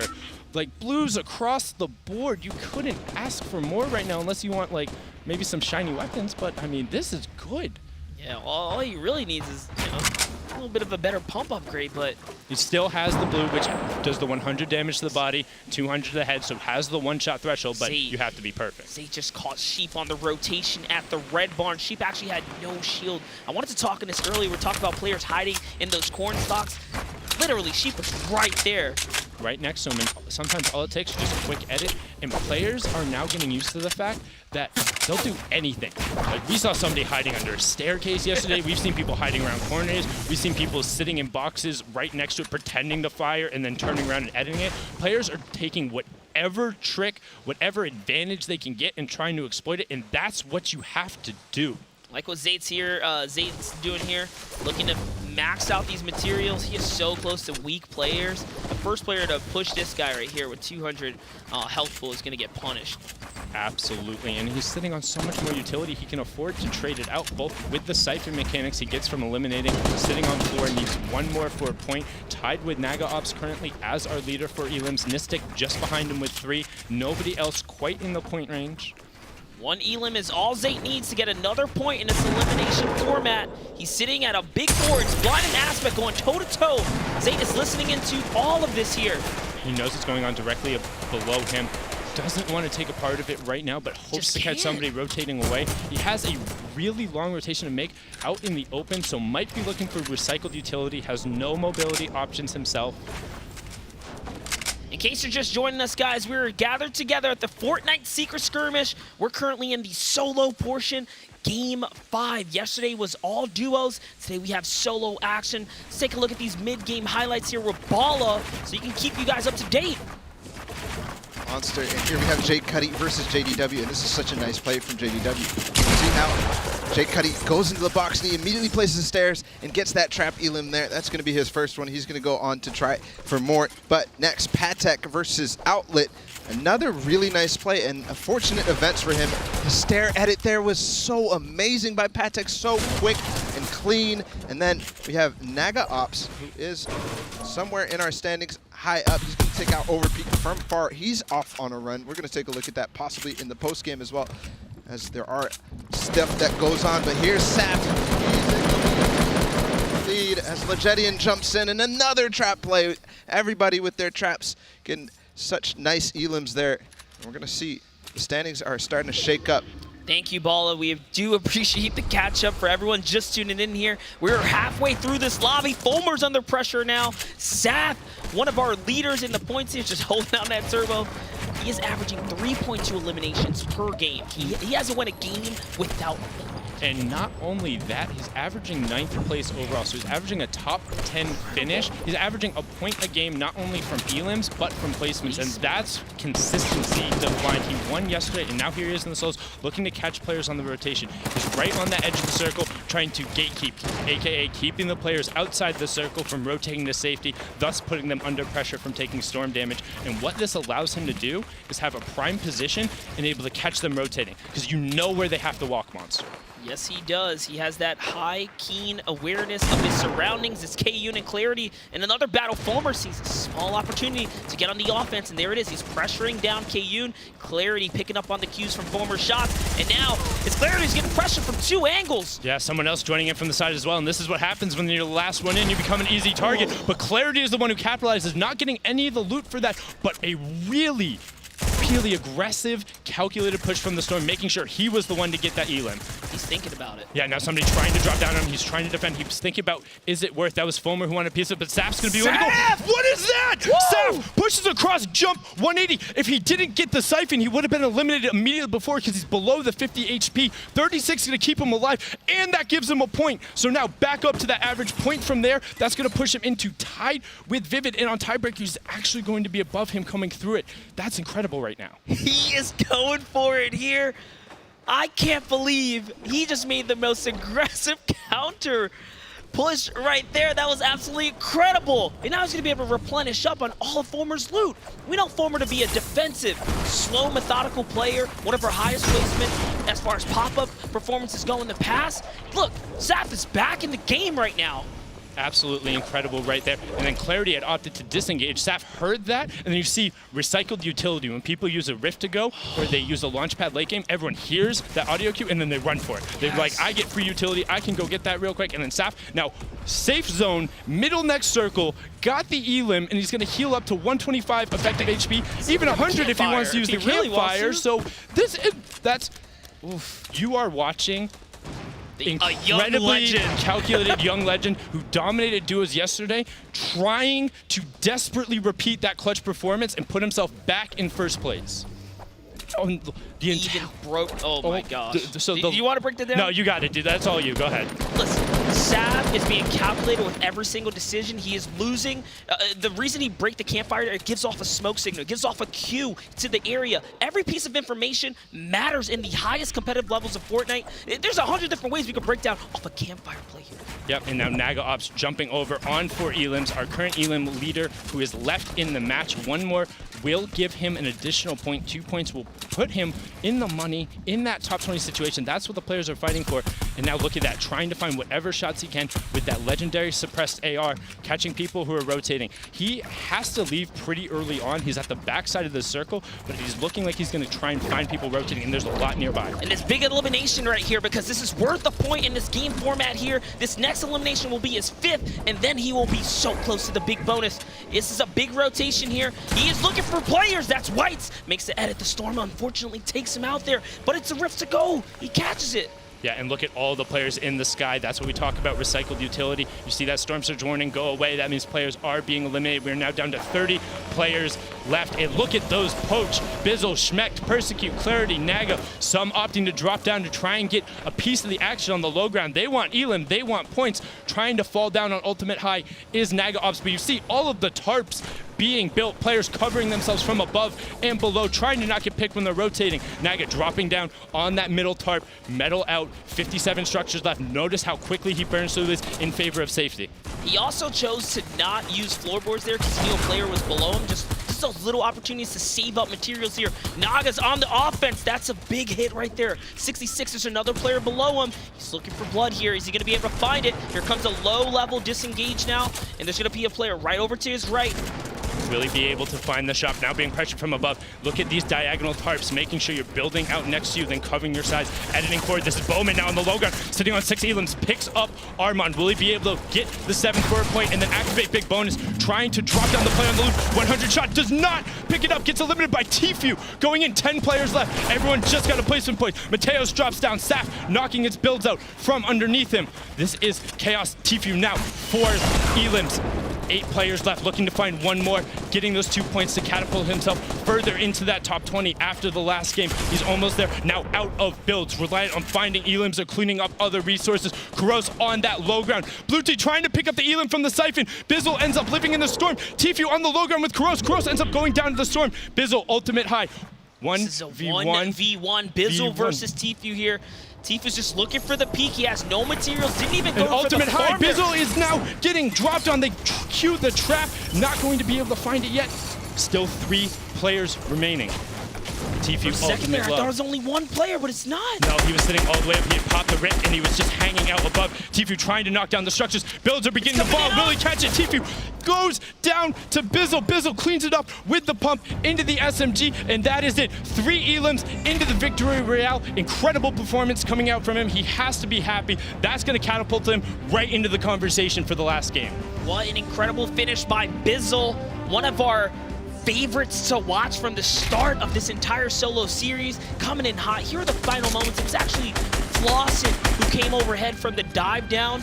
Super off guard right there. He falls to his death, unfortunately, simultaneously. Right at the same moment. It was neck and neck. He fell right on the corner. You saw him fall down. It's just. And listen, Tfue has actually granted the Elim on Flossin because he broke all the structure. So that was Tfue's 5th elimination. Not only placement and a 2nd point for the Elim. Huge. Saf as well, 6 Elims, and then got into the placement points. It's going to catapult them back up there, going back and forth with Vivid. They're Mr. Consistence right now, but we're going to throw it on over to an interview. Guys, first off, let's just say if Kitty plays, I feel like I can hear in the back yelling, Bizzle, Bizzle, Bizzle. Let's just put it out there. You're a monster, all right? You've been in this position so many times. I got to know, how is it you always maintain that high ground? It's just playing your game style, and it's a series, and hopefully one game you're going to play it right and you're going to get the win. All right, so let's dive a little bit deeper, right? So we've kind of had a video package of you in the past and stuff. Can you dive a little bit into what you're doing that's giving you these advantages over all these players? Like, what is it? Like, are you just playing for 8 hours a day? Like, what do you have that we don't have? When you're playing the game and you're playing against the best players in the world, I think that's what gets you better. When you have a group of friends that you can rely on that can get you better at the game, and that's what everyone needs, I think. Yeah. So how much do you play with those friends? Is it like once a day? Are you like, look, I'm going to fly solo, but then you're like, no, I need to play with you guys? Like, what's the story? Oh, it's every day. We're playing with each other, and if there's downtime, we're always looking to play with each other, like whenever we can. That's what makes someone better. Now, here you go, man. Last game, all right? This is game number 6. You going to keep the road steady? Like, what are you looking to change up for game number 6? I'm not going to change up anything. I'm going to hope I find some movement, find some bricks and launch pads, and hopefully just get a high placement with good kills and get some more points on the board. Well, Bizzle, Bizzle, Bizzle. Let's see if you can make it happen. Best of luck in game 6. Guys, back over to you. Zeke, thank you so very much. If I'm being honest, I'm a big fan of Ghost Bizzle here. I love what he said here. He sticks to his game plan. He's been a seasoned vet, event after event, and this is another just moment for you guys to really hear his insight. He knows what he's doing. He takes those opportunities to play with his friends, any opportunity he gets. So he's learning from his own teammates. Yeah, he absolutely is. Speaking of those teammates, him and Saf, 1 and 3 right now. 1-3, the Ghost Boys. So those friendships, those games seem like they're paying off, and it's going to be so close in that challenge for the top spot. I mean, it's right there, man. Yeah, it's a neck-and-neck battle, but with that, we're going to go on and pitch over to Ball, who can break down all the chaos in the endgame. Ball, what do you have for us? We're coming close to that storybook ending, guys. And I just want to talk about a really nice story fight in terms of Naga Ops, who was towards that endgame. And we're going to hop into that first. It's actually Chap and Ruski. And we'll tell the story of Naga Ops in a second. But Chap with the bush, number one. So he's actually known for that, but he's going to throw some boogies here and back Ruski into a corner. You see he's boogied, and then he throws it again through the cracks, gets through the door. He's backing him into a corner. First shot goes in. Okay, now the stair goes in. Ruski starts to turtle. He goes back around. He knows there's a crack here, and he's going to hop in and grab Ruski. He's so low at this point, so Chap just comes back around, and it's a wrap here for Ruski as he goes underneath him, up through the floor, and nice play there. But Naga Ops with the perfect timing. He comes right over as soon as that Ruski Elim goes down, and he hops into that box, and Chap goes down. Now, this is what I'm talking about in terms of spots for mobility. There's the planes nearby, that plane depot. There's those zip lines, and then Naga Ops, he knows, actually, he hears Snoot, and they get into an engagement. Really nice here. Naga Ops showing that build fight prowess as he hops over those cones, and then nice forward, and then Snoot actually edits that pyramid, and he drops down into it. And so Naga Ops, that's 4 elims for him there. And that's on his way to, I don't know how many points he got in that game, but it was massive game for him. So we'll see where he stands. We're going to go ahead and end the day with Courage and Lupo as this storybook finish concludes, guys. Thank you so much, Balla. Yes, one final matchup. The duo's back at it, baby. Good to be sit up here with Dr. Lupo. Ben, brilliant day from top to bottom, and we just got a little sneak peek at the standings, and we both, we're holding on to each other going, look at these names and where they're at. The top of the list actually is, it's absolute insanity. Yes. And we're going to take a look at it here in just a second. Right on your screen right now, Saf, Vivid, Bizzle, Kaizui, Pearl, Tifu, Pate, Armand, Vaccaro, 72 hours. Look at the spread here, Jack. The most insane part, some of these names, Vivid, Bizzle, Tifu, 72 hours. These are all guys in the top 10 in prize money in Fortnite history. And again, they continue to show how consistent they are. But Saf, the man who won duos yesterday, in first now for solos, but keep in mind the point difference here. Ben, break down a little bit of what some of these players would have to do to dethrone him from that first place spot. So let's say Saf has a bad game. Fingers crossed it doesn't happen for him, but 11 points, a lead of only 2. Let's look at even just the top 6, down to Tifu there at 7 points. A 4-point spread means that a high elim game or even just a high placement game and a couple eliminations could push literally any of these players into first place over Saf. It's so close, Jack. Yep.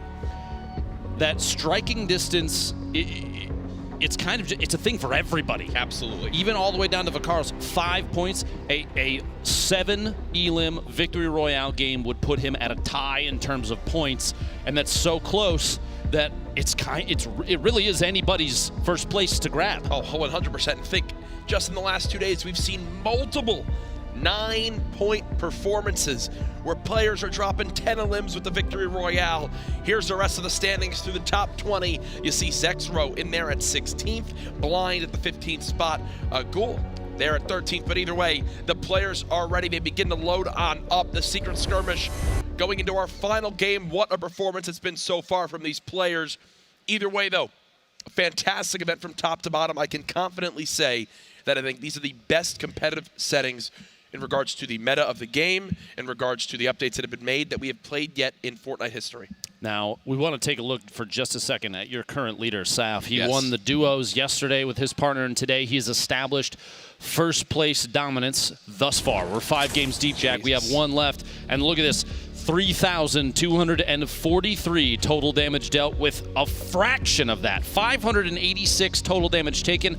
And look at how much of that has been rifle damage. At a distance or up close, doesn't matter. The weapon has been extremely versatile for him. Saf has dealt 1,200 damage and 20 total eliminations. That's some of the most ridiculous stats I've seen. It's big numbers.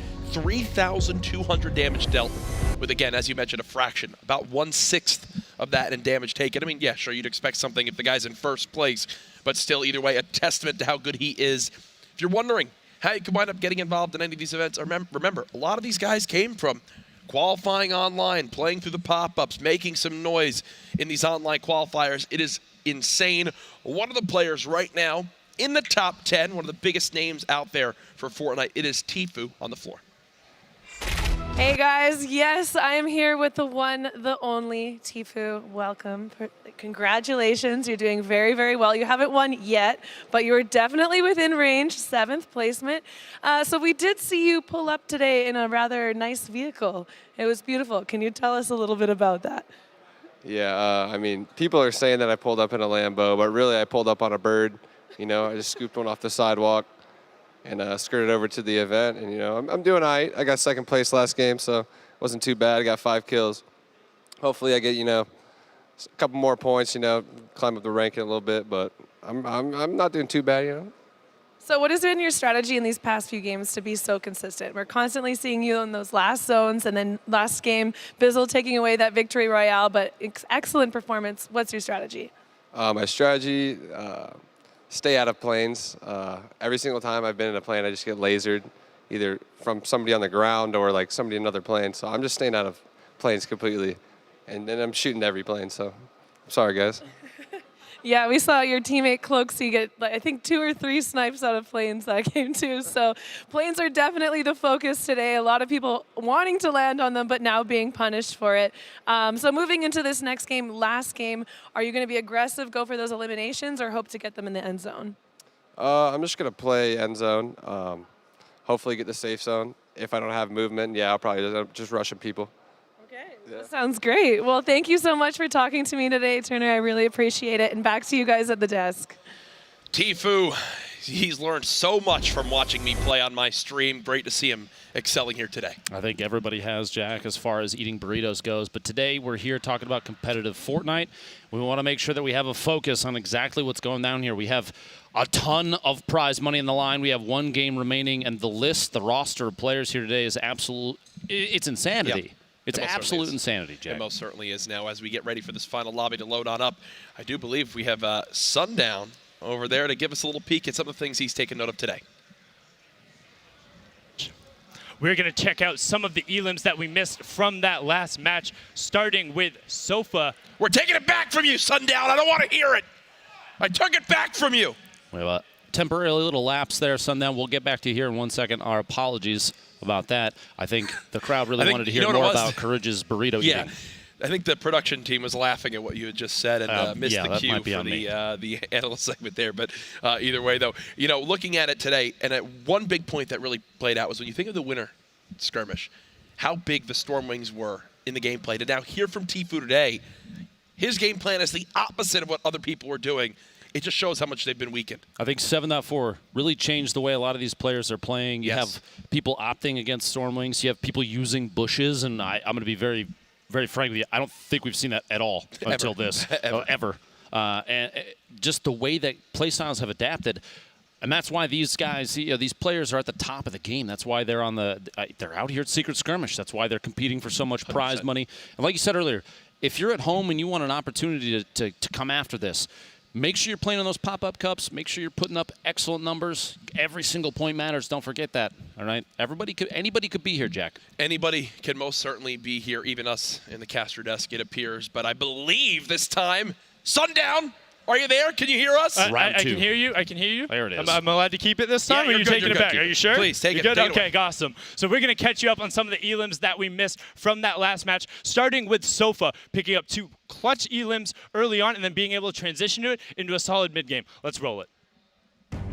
So right here, pressuring in on Jaeyoung, using that suppressed SMG, making sure he hits the shots and not giving Jaeyoung a chance to breathe. The second that metal goes down, takes a while to build, and then immediately into a second fight. And look at this close range accuracy. You couldn't even see the hit marker at the time, but the pump was right on top of C's, eliminating him there. Let's take a look at Poach, known for one of the better rifle skills, one of the better rotations, picking off Nate Hill there in the distance. Now jumping on over to something a little flashier, Mateos with a, just watch, it's pretty. Boom, as soon as it comes out, knowing the player's trying to rotate through, very well executed. And then our current leader, Saf, we're gonna see how he got put down just outside of the top 5 situation. really well played right there from Kroos with the edit play and a clutch shot. Back to you guys at the desk. Thank you, Sundown. A great look back at what we just saw. The final game about to begin. Remember, this is the majority of the prize money on the line. It was $500,000 across our 2 days of competition, $400,000 for solos alone. And Lupo, Saf won, I believe, half of the 27 grand yesterday. Now he's currently in first, which means if he stays in this spot, he would earn another $60,000. You see there the entire list on your screen, all the way down to top 20, taking home $10,000. All this prizing can be made more effective with creator code CourageJD or Dr. Lupo in the item shop, and it's incredible. This is life-changing money, Jack. Most certainly is. As again, you see it from top to bottom. Always fun watching the stakes get raised every single event, and I feel like it's just a sign of things to come. That's it, though. We're done talking. It's time for the big moment, the final match of the Secret Skirmish, live from wherever the heck we are in the world. Here we go. There's a look at your players. Everyone's saddled up, ready to go. Vivid, someone who's absolutely turned up today, currently in the top 5. Bizzle joining him as well. Can he rise to the top to dethrone that man right there, Saf? A monster so far today. The battle bus has launched and the llama's taking it back. The top of the leaderboard right now, Jack, is insanity. Saf, Vivid, Bizzle, Kaizui, Pearl, Tfue.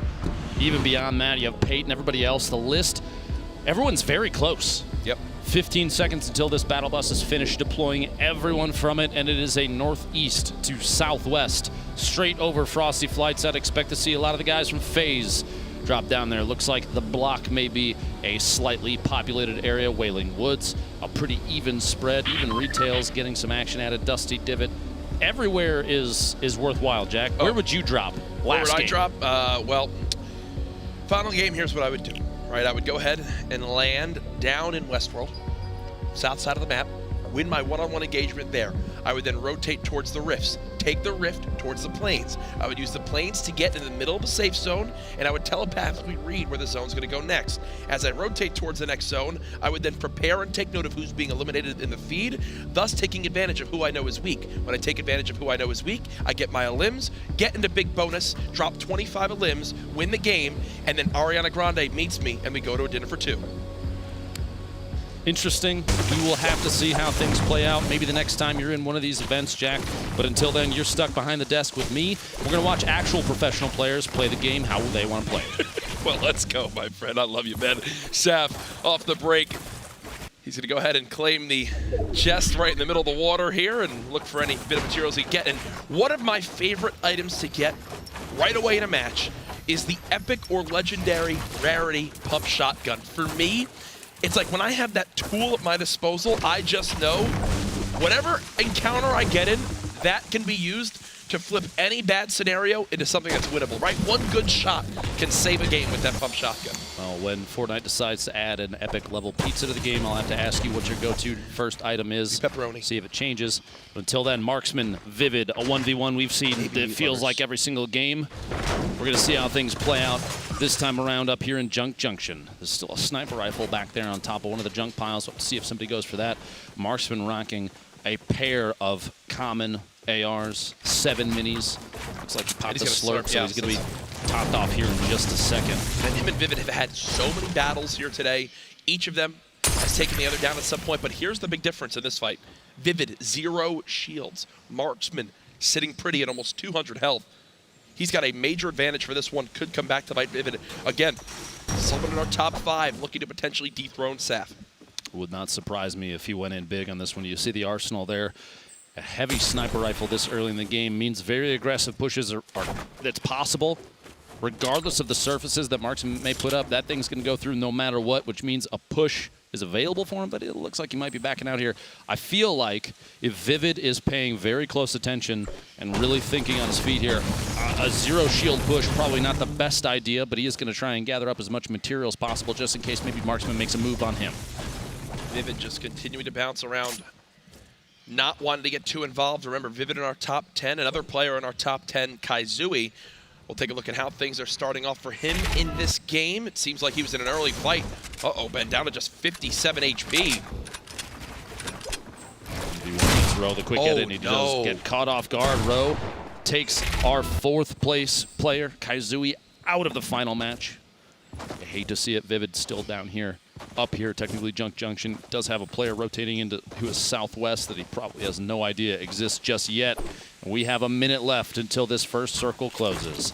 Over to Nate Hill taking on Dementos. Nate tries to fight for the high ground down to just 3 HP, and this just looks like an unwinnable situation. What can he do to try to reclaim this one? No shot. Nate goes down. Kind of a quiet tournament from Nate, if I'm being completely honest. And now look at Dementos' inventory. My goodness. The legendary assault rifle. You've got the epic rarity pump shotgun. Yeah, it's only a gray SMG, but for the most part, a ton of shields, 200 health, and already 800 materials. Dementos sitting pretty in Fatal Fields. With 7.4 coming back, Jack, the Clingers have been re-added to the game. Grenades are gone, and I'd like to take a look real quick here. Jay Cuddy with those Clingers. He's sitting on 6. Stop. And 1, 2, Stop. Ziff goes to sleep. Stop. A back-to-back Clinger. As Jay Cuddy gets a 50 HP push there. He had 50 health with the 200 of Ziff. That ain't right. 200's not enough to save you from 2 Clingers, my friend.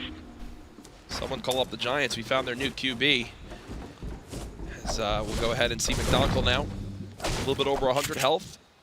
And it's almost funny. You see him just kind of tag these builds, but remember, with the added harvesting rate, hey, one wall can make the difference here. If you're just idly running around, sure. Give a little smack, get a couple extra materials. You never know what difference it can make in a fight. We did see actually McDonald earlier in a previous match get stuck in a crate by 72 hours with literally no weapon. I made that shooting fish in a barrel joke. It was absolutely awful, but it was true in the moment. It's good to see him rocking at least a small arsenal here. Jamok rotating away at only 46 total HP. 36 builds possible, and he does have quite a few weapons. I don't think double pump works anymore, Jamok, but he does have that green as a backup in case he runs out of ammo in the blue. Over to Aiden, just outside Salty Springs.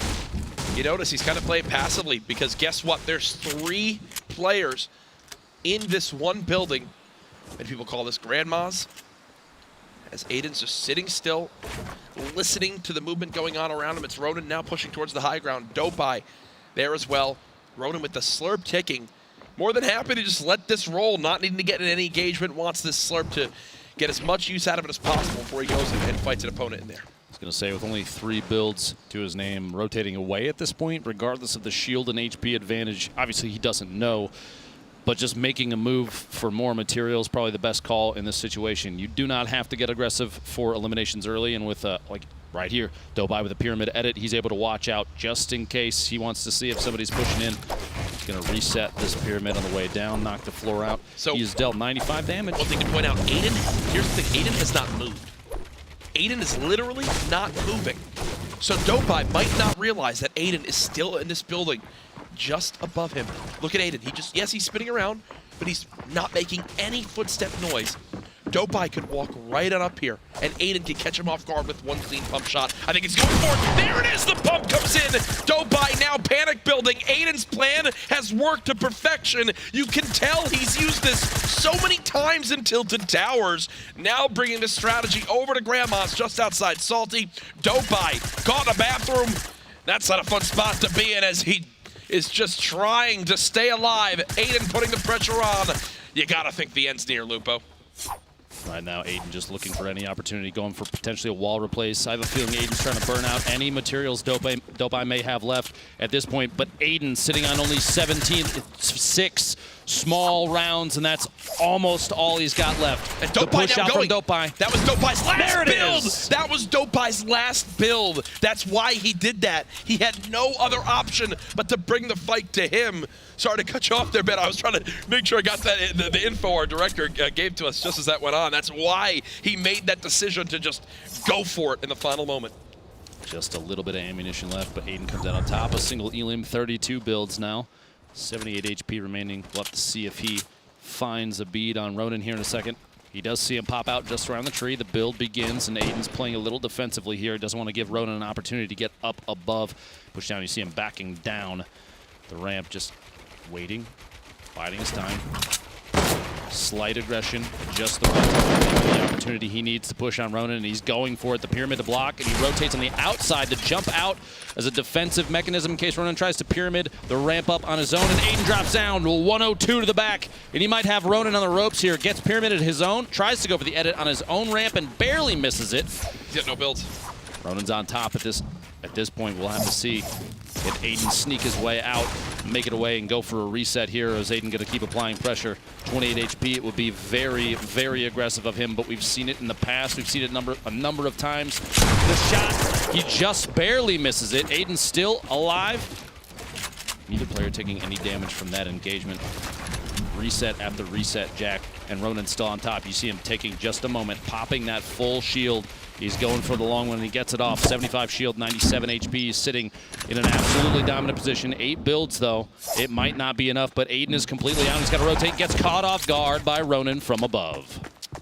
When you run out of materials, Fortnite gets a little bit tougher. Just a little bit tougher. The game changes almost completely. It's literally just, it's at that point, it's like, it just, every time you see it, it just proves how much Fortnite is a building game over a pure just, you know, being able to shoot game. Swapping over to Takada just outside shifting. Quick edits as he's looking to get very aggressive off the break. And Ben, when we talk about gameplays changing just a little bit now, you're seeing a little bit more aggression out of some of these players who are trying to climb up these ranks. Not only do some of these guys now need, you know, a very high placing or a victory royale, but they need those eliminations to move towards big bonus. Imagine being in such a point deficit and suddenly having an absolute pop-off game, dropping 8, 9, 10 elims, those bonus points coming in big. That could be an absolutely massive shift for literally any player. Any of the 100 players here could find themselves very high on the leaderboard with even just one good game, and this is the last one. If you're waiting for just the right time, I think now's the time. Now it is. Now is the time. What's interesting about this next zone, Viking Village, as many people call it, is in the direct center and is the absolute high ground. Takada farming as many materials as possible. Once had only 15 builds, now up to 28. You see on the bottom right of your screen, Tfue actually already up there, but it's very small, I know, on that mini-map, but look at how many players have already claimed that top Viking area to try to hold there for the rest of this match.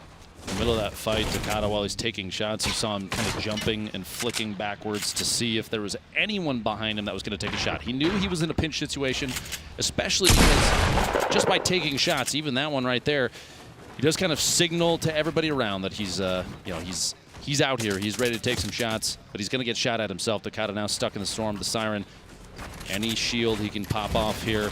The last second, he's going to try and go for it. The quick double edit. He owns as much of this material as he possibly can. He's going to jump behind Takada, try and get the shots as Takada's rotating away. That tack shotgun's going to be key here. It might only be gray, but you can get the job done, and it doesn't, Jack. It doesn't. Doesn't get it done there.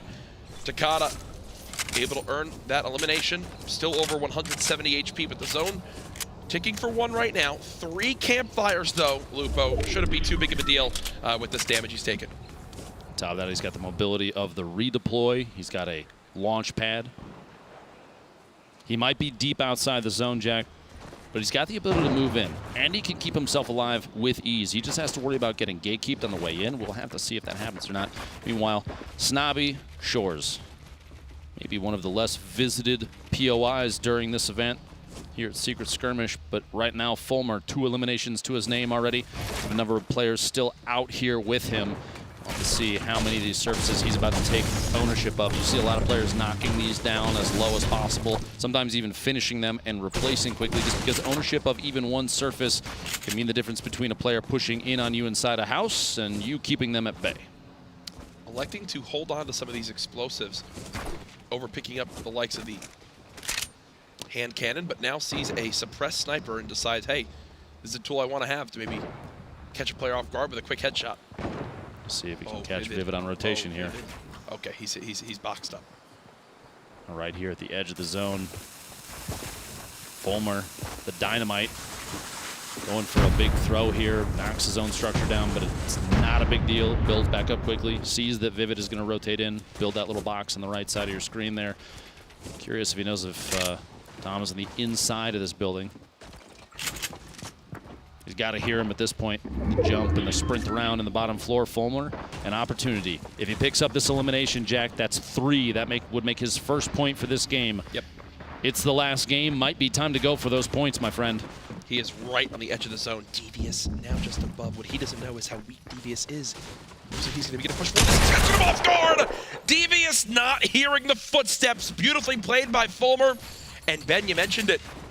That will now put Fulmer at 3 limbs. 1 more point earned. Get to swap that suppressed sniper out for a heavy. The ability to knock down any given wall at any time is absolutely massive. Take advantage of that. We saw in the duos a number of times yesterday. The heavy snipe into Rocket is a big combo for these players. Jay Young. 128 builds now, too. Your max materials. The rift all the way in the back as rotations are going to start. Fulmer's going to go for the high ground. That quick edit and reset on the pyramids during a climb. Very, very important to take note of that because it is a double layer on the floor below or above. On top of that, they switch it to a ramp to get some elevation, then reset it back. It's so clean. The ability to rotate in, move, or gain elevation so quickly like that. Key strat to take note of. Still just sitting up top. Tom in the building, Kuros and Dementos in a fight. Kuros very, very good. It's a great shot. Dementos did win it. Okay, I was going to say, geez, he was down to, what, 7 health when he got that on limb. Kuros nearly made that happen. I don't know if you watched that, but the build count literally flying from almost nothing to full. He was at 150 as it ended, which is the cap right now. And there's so many more mats left. See, what I want to see here is him begin to build towards this next zone, tunnel on out, then come back for the materials that are there.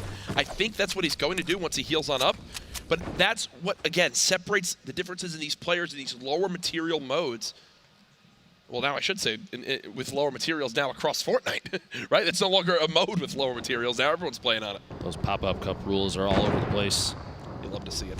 Saf, your current leader, sitting all the way up top, and we're 50 players eliminated at this point, halfway through. Saf is still here. I mean, brilliant, brilliant performance from him this weekend, no matter what happens. Definitely, if you pick an MVP, you got to think it's him. For what we've seen up to this point, both players wind up taking this rift, Vivid and Fulmer. And you know what? If I'm Fulmer, I'm more than happy with this, right? I get a free rotation, didn't use one of mine, and I get to avoid fighting one of the best players in the world in Vivid. See where they land here. At this point, landing on top of another player structure might be one of the only options. Fulmer's going right next to Sofa. He's going to build up the tree, causing a little bit of trouble. I think he regrets landing in this tree. Look, you can, like, it's just awkward. The trees are just awkward to build in and fight around. He's going to break that down right away. That's free materials at least, but yeah, it really makes things tough. You could even get caught off guard just by a strange angle. Somebody could hit a shot through between some branches. Building is very difficult. Lana, Sheep, Punisher, Sofa, and Fulmer all on your screen here. 49 players remaining as this circle is getting ready to finish closing. It's got 36 seconds left, and what that means is the next circle is when things start to move. Players are going to be forced to rotate no matter what, and I think a little bit of chaos is going to cut loose, Jack. Chaos will most certainly cut loose. We're at the halfway point. Let's check in with our pal Sundown. Thank you so much, Courage and Lupa. We're going to catch 6 elims that we might have missed here. We're starting off with Schmeck versus Overpeak. Overpeak low. Schmeck recognizing that at the 177 HP. Dives in, and actually a really good trade from Overpeak, but not enough. Paytech versus Thwifo, 2 of the young gods. Paytech make sure he lands the boogie bomb, and he's following up. He sees Thwifo dancing, boxes him in, drops her on the side, edit. Right as it runs out, he puts the pressure down, but he owned the wall. Thwifo, nothing to do, and he throws a little default dance in there too.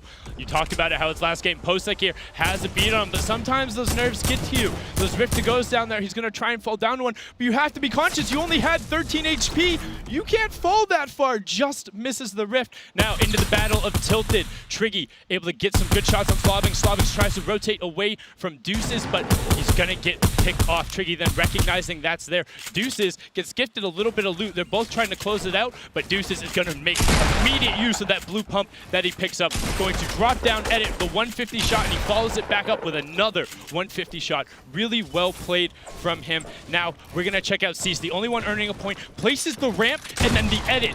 That was so clean, setting up 1 point going into late game. Has to be happy with that, but now let's get back to the chaos. Brilliant Sundown, one of my favorite additions of the Secret Skirmish has been the mid-game updates to catch on some of those moments we may have missed. That's the last one for this weekend. Props to all of our great analysts. It's been an honor working with you guys on those segments, but now back in the game, 43 players remaining. One of these half in, half out zones where it gets real hectic. Lupo has kicked in and you can hear the riffs going off in the background. Everybody's got to move to the southeast side of the map. 30 seconds until this finishes closing. We have 42 players remaining. Fulmer sitting on 4 eliminations. A 5th would mean another point for him. Trying to push as close as he can to that top 10. Trying to earn points there as well. Takes a little bit of damage. Rowe also at 4 elims. Cease and Deuce is both sitting on 3. So there's a collection of points going out for our players right now. But Fulmer just above an opponent underneath. Meanwhile, Rowe, mentioned moments ago, the only other player at 4 elims, looking down from above, seeing if he has any third-party opportunities, catch anybody rotating. But he only has 41 rounds left, Jack.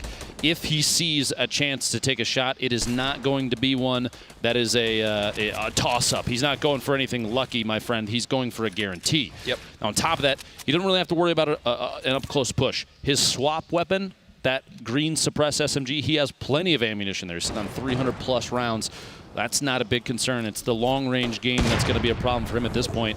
It looks like he's just going to bide his time. He's got that edit open on the pyramid, and he pushes out during this rotation. The Storm starting to apply pressure. We'll see if Cloak, up to his top left, takes a shot. He doesn't, but that rotation is going to have to happen there. And Rowe actually might be waiting to bait Cloak out, catch him on the rotation himself. He's saving a ton of materials right now. Gets in another fight. This could be for another point right now for Rowe. Gets the high ground for the moment. Drops on down, whiffs the shot, whiffs again. Oh, he's at it. No, that is heartbreak. That is heartbreak, and you see the reaction. That's one where I think we just saw a little bit of the nerves in the main stage kick in, Lupo. A couple missed edits and a whiffed shotgun shot cost him the game. Deuce is here, 3 eliminations. Fulmer now creeping up to 5 of his own. That's a second point. Trying to make his way to the top of the leaderboard that you see in your bottom right there. Fulmer, your current elim leader for this final game, but he's out of builds. 90 HP, 17 shield, and he's getting lasered from his front left up above 41. He's going to have to knock the wall out. He might not be fast enough to get past the Storm. He is 11 HP. The jump shot, 104. The opponent's still alive inside the box, and they edit down, and he gets him. Fulmer goes down to Germ. Tough moment there. 12 players left, 11 players left. You see just how weak Lingan is on the left side. Germ turns and burns onto him. Top 10 now, top 8. As players are dropping like flies, you see the zone continuing to shift. Now over to Germ, just barely misses that heavy sniper shot. These are the final moments of the Secret Skirmish as Daxor takes down Germ. No surprise here, Bizzle in a wonderful position to potentially take this game. Not many materials left. 3 elims so far. A quick little tag on the player above. No materials. He's got to drop on down. He's looking for the way to take as little fall damage as possible. He's made it to the low ground. He's skating around. Shot comes in. A limb for Bizzle. Turns on the player above. That's it! He deagled the floor! He hand cannoned the floor! Are you and kidding the player me? drops! Bizzle with the victory! I think he's saying 2 victories today. Oh my goodness. Wait, that was 2 in a row. Bizzle won the last game too. Back-to-back That's why he's saying 2. Unbelievable from Bizzle. Here it is again. It's Vinny up top. And watch this timing. Bizzle, hand cannon. Goodbye to the ramp. And that's enough to drop him to his demise. Just before the wall goes up, this last second shot. Oh my goodness. It doesn't get much closer than that. Look at the reaction. Look at the reaction. I don't even think he could believe that he hit the shot just barely in time. The ramp disappears. Vinny falls, takes just enough fall damage. The elimination occurs. I don't think you can't make that up. The timing of that shot, I don't think has been matched by anything else. He just barely beat the wall placement. Had that wall gone down, Vinny would have landed, would have still been alive. That tight of a 1v1 with Vinny having the top-down advantage? Vinny would have had a chance, to put it that way. But instead, it's Bizzle's quick reaction time with the hand cannon to drop him on down. Again, we'll update you guys on exactly who is our overall solos champion, who will be taking home the $60,000 here at the Secret Skirmish. The final leaderboards are being calculated, but Does it surprise you at all to have that much, intensity down to those final moments for our last game? No, we've seen so many moments where players have made last-second calls to secure eliminations, to outbuild their opponents. We've had multiple moments where not even you and I know exactly how things played out until we take a second to look back at the replay. Speaking of replays and just plays in general, Bizzle are back-to-back winners of the last 2 matches. I want to take a look at some plays here, my friend. Yeah, here's a little bit from Bizzle in those final moments again, spraying down. What we know about Bizzle, he does such a brilliant job of reading when he's safe enough to turn around and begin to just farm up on players who are running from the ultimate enemy in these last moments, which is the zone. This was from earlier on when he eliminated Tfue to win that 5th match of the day. And then again, as we came into this final game, some of the ways he clutched up here, absolutely brilliant. I have to say, my favorite addition in Fortnite history has to be the health on elimination. It has changed the game for the better so much, just so much more, and it's shown off every single endgame the impact it makes. I think the competitive scene for Fortnite will take, it will sign off yes on that one, Jack. Right. Everyone's pretty much in agreement that HP, the siphon mechanic, is huge. It pays off for just performance, for player performance in general. You have tons of action. People are able to push more aggressively than I think we've ever seen at any event in the past. Yeah, and one thing I do want to take away with the amount of people who have started to compete in Fortnite, we know of some of the things on the horizon, right? With how many people are out there, it is a true testament to players like Bizzle, Vivid, 72 Hours, Tfue, who have built up and established names and brands from the very beginning of Fortnite competition. But even now, with the millions of people who have gotten involved through the Winter Skirmish with the 9+ million players, they're still here. They're still near the top. And guess what, folks? I believe we have ourselves the winner of the Secret Skirmish by 1 single point. Ladies and gentlemen, congratulations to Bizzle, our Secret Skirmish champion. The victory at the end put him 1 point above Saf.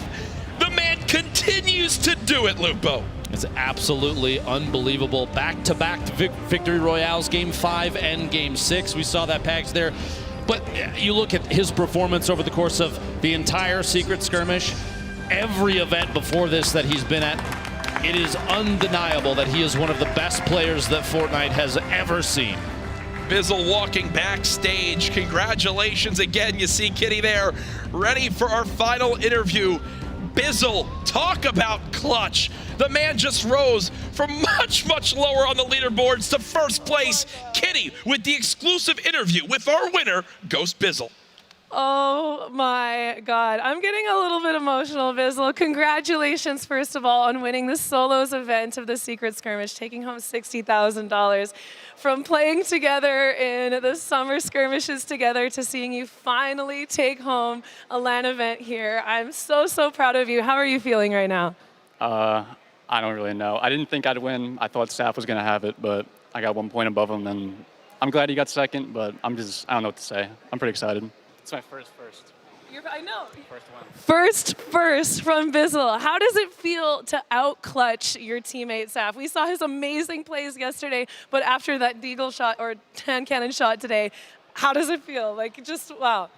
I don't know. It's hard to clutch. Saf's probably one of the clutchest players in the game. I don't know why he's not talked about in the top players of all time. He's definitely one of them, and I'm just glad I got above him. Amazing, amazing. So we do have a clip of your last play. If you can just talk us through what was going on in your head.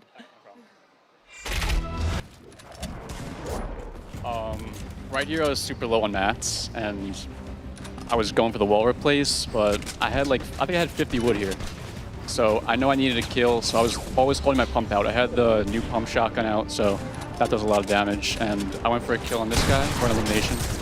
Almost got him, and I was forced to drop down on this guy.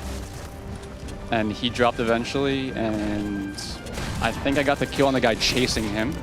I got him. This is hard to comment. This is why I don't commentate. I'm so bad at this. But yeah, I got a decent amount of brick from this guy, so I knew I can just get to circle. I was just trying to get the top 3 placement at this point, and let's just see what happens. I know I had a deagle. I still had a big pot. I was 200 health. I'm not sure if anyone even touched me the whole time. You're doing a great job, Islam. I'm trying. I went for a quick shot on this guy on high ground, went for a quick headshot and missed it, so I knew I needed to go down. I had no mats. So I dropped down, and I think I landed right next to people, and I got this ice. Landed on the ice lake, and that was a little bit scary.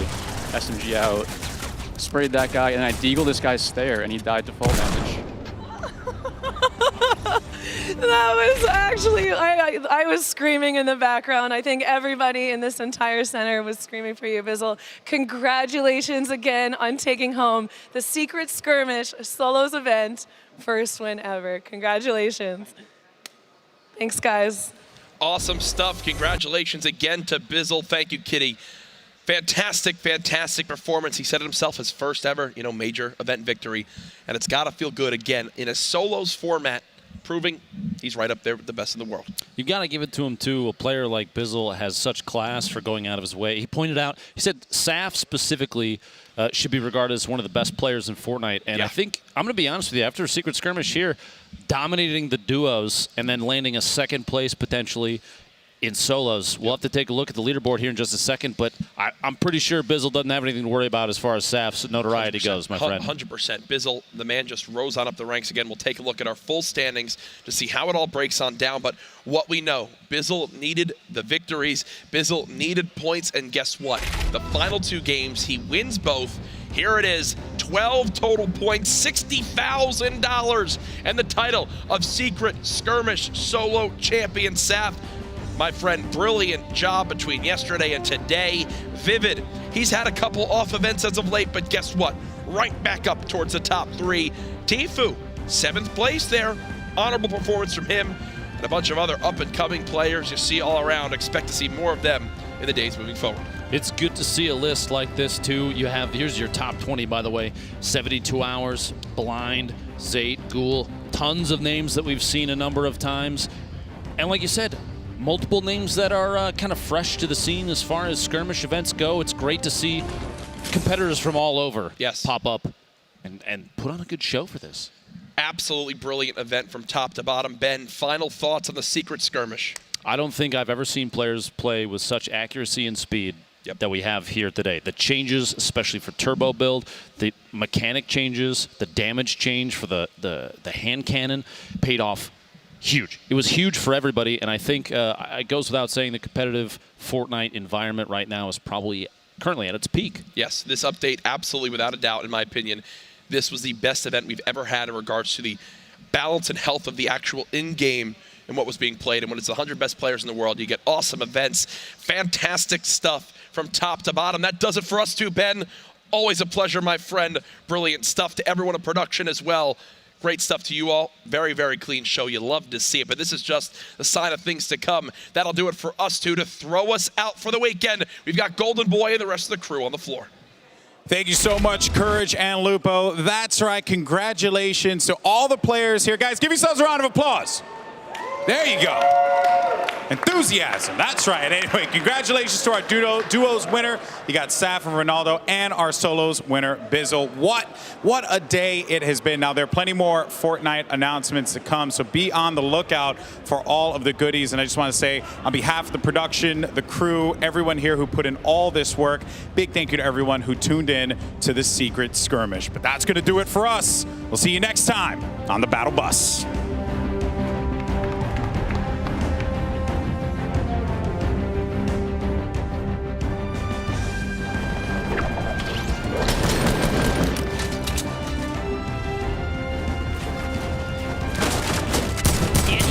Shot is looking to take him off this high ground here, and he doesn't. It's 72 Hours who fall.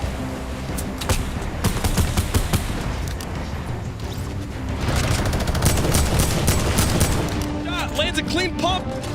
His opponent builds over the top. The rift to go. Saves himself. 21 players left.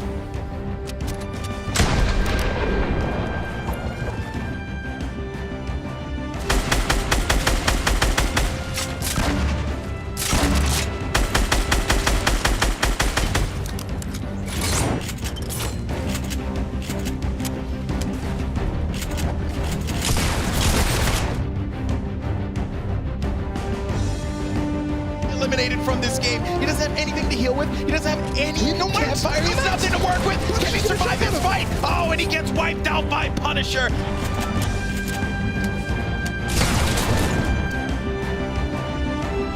They're also holding the right-hand advantages. That means you don't have to expose as much of your body. And there's the shot. First one goes down to Aiden. Right-hand advantage. We talked about it. It dropped down on him. He's trying to defend. He was thinking about, is it worth? That was Fulmer who wanted a piece of it, but Saf's going to be able to go. Saf! What is that? Whoa. Saf pushes across, jump, 180.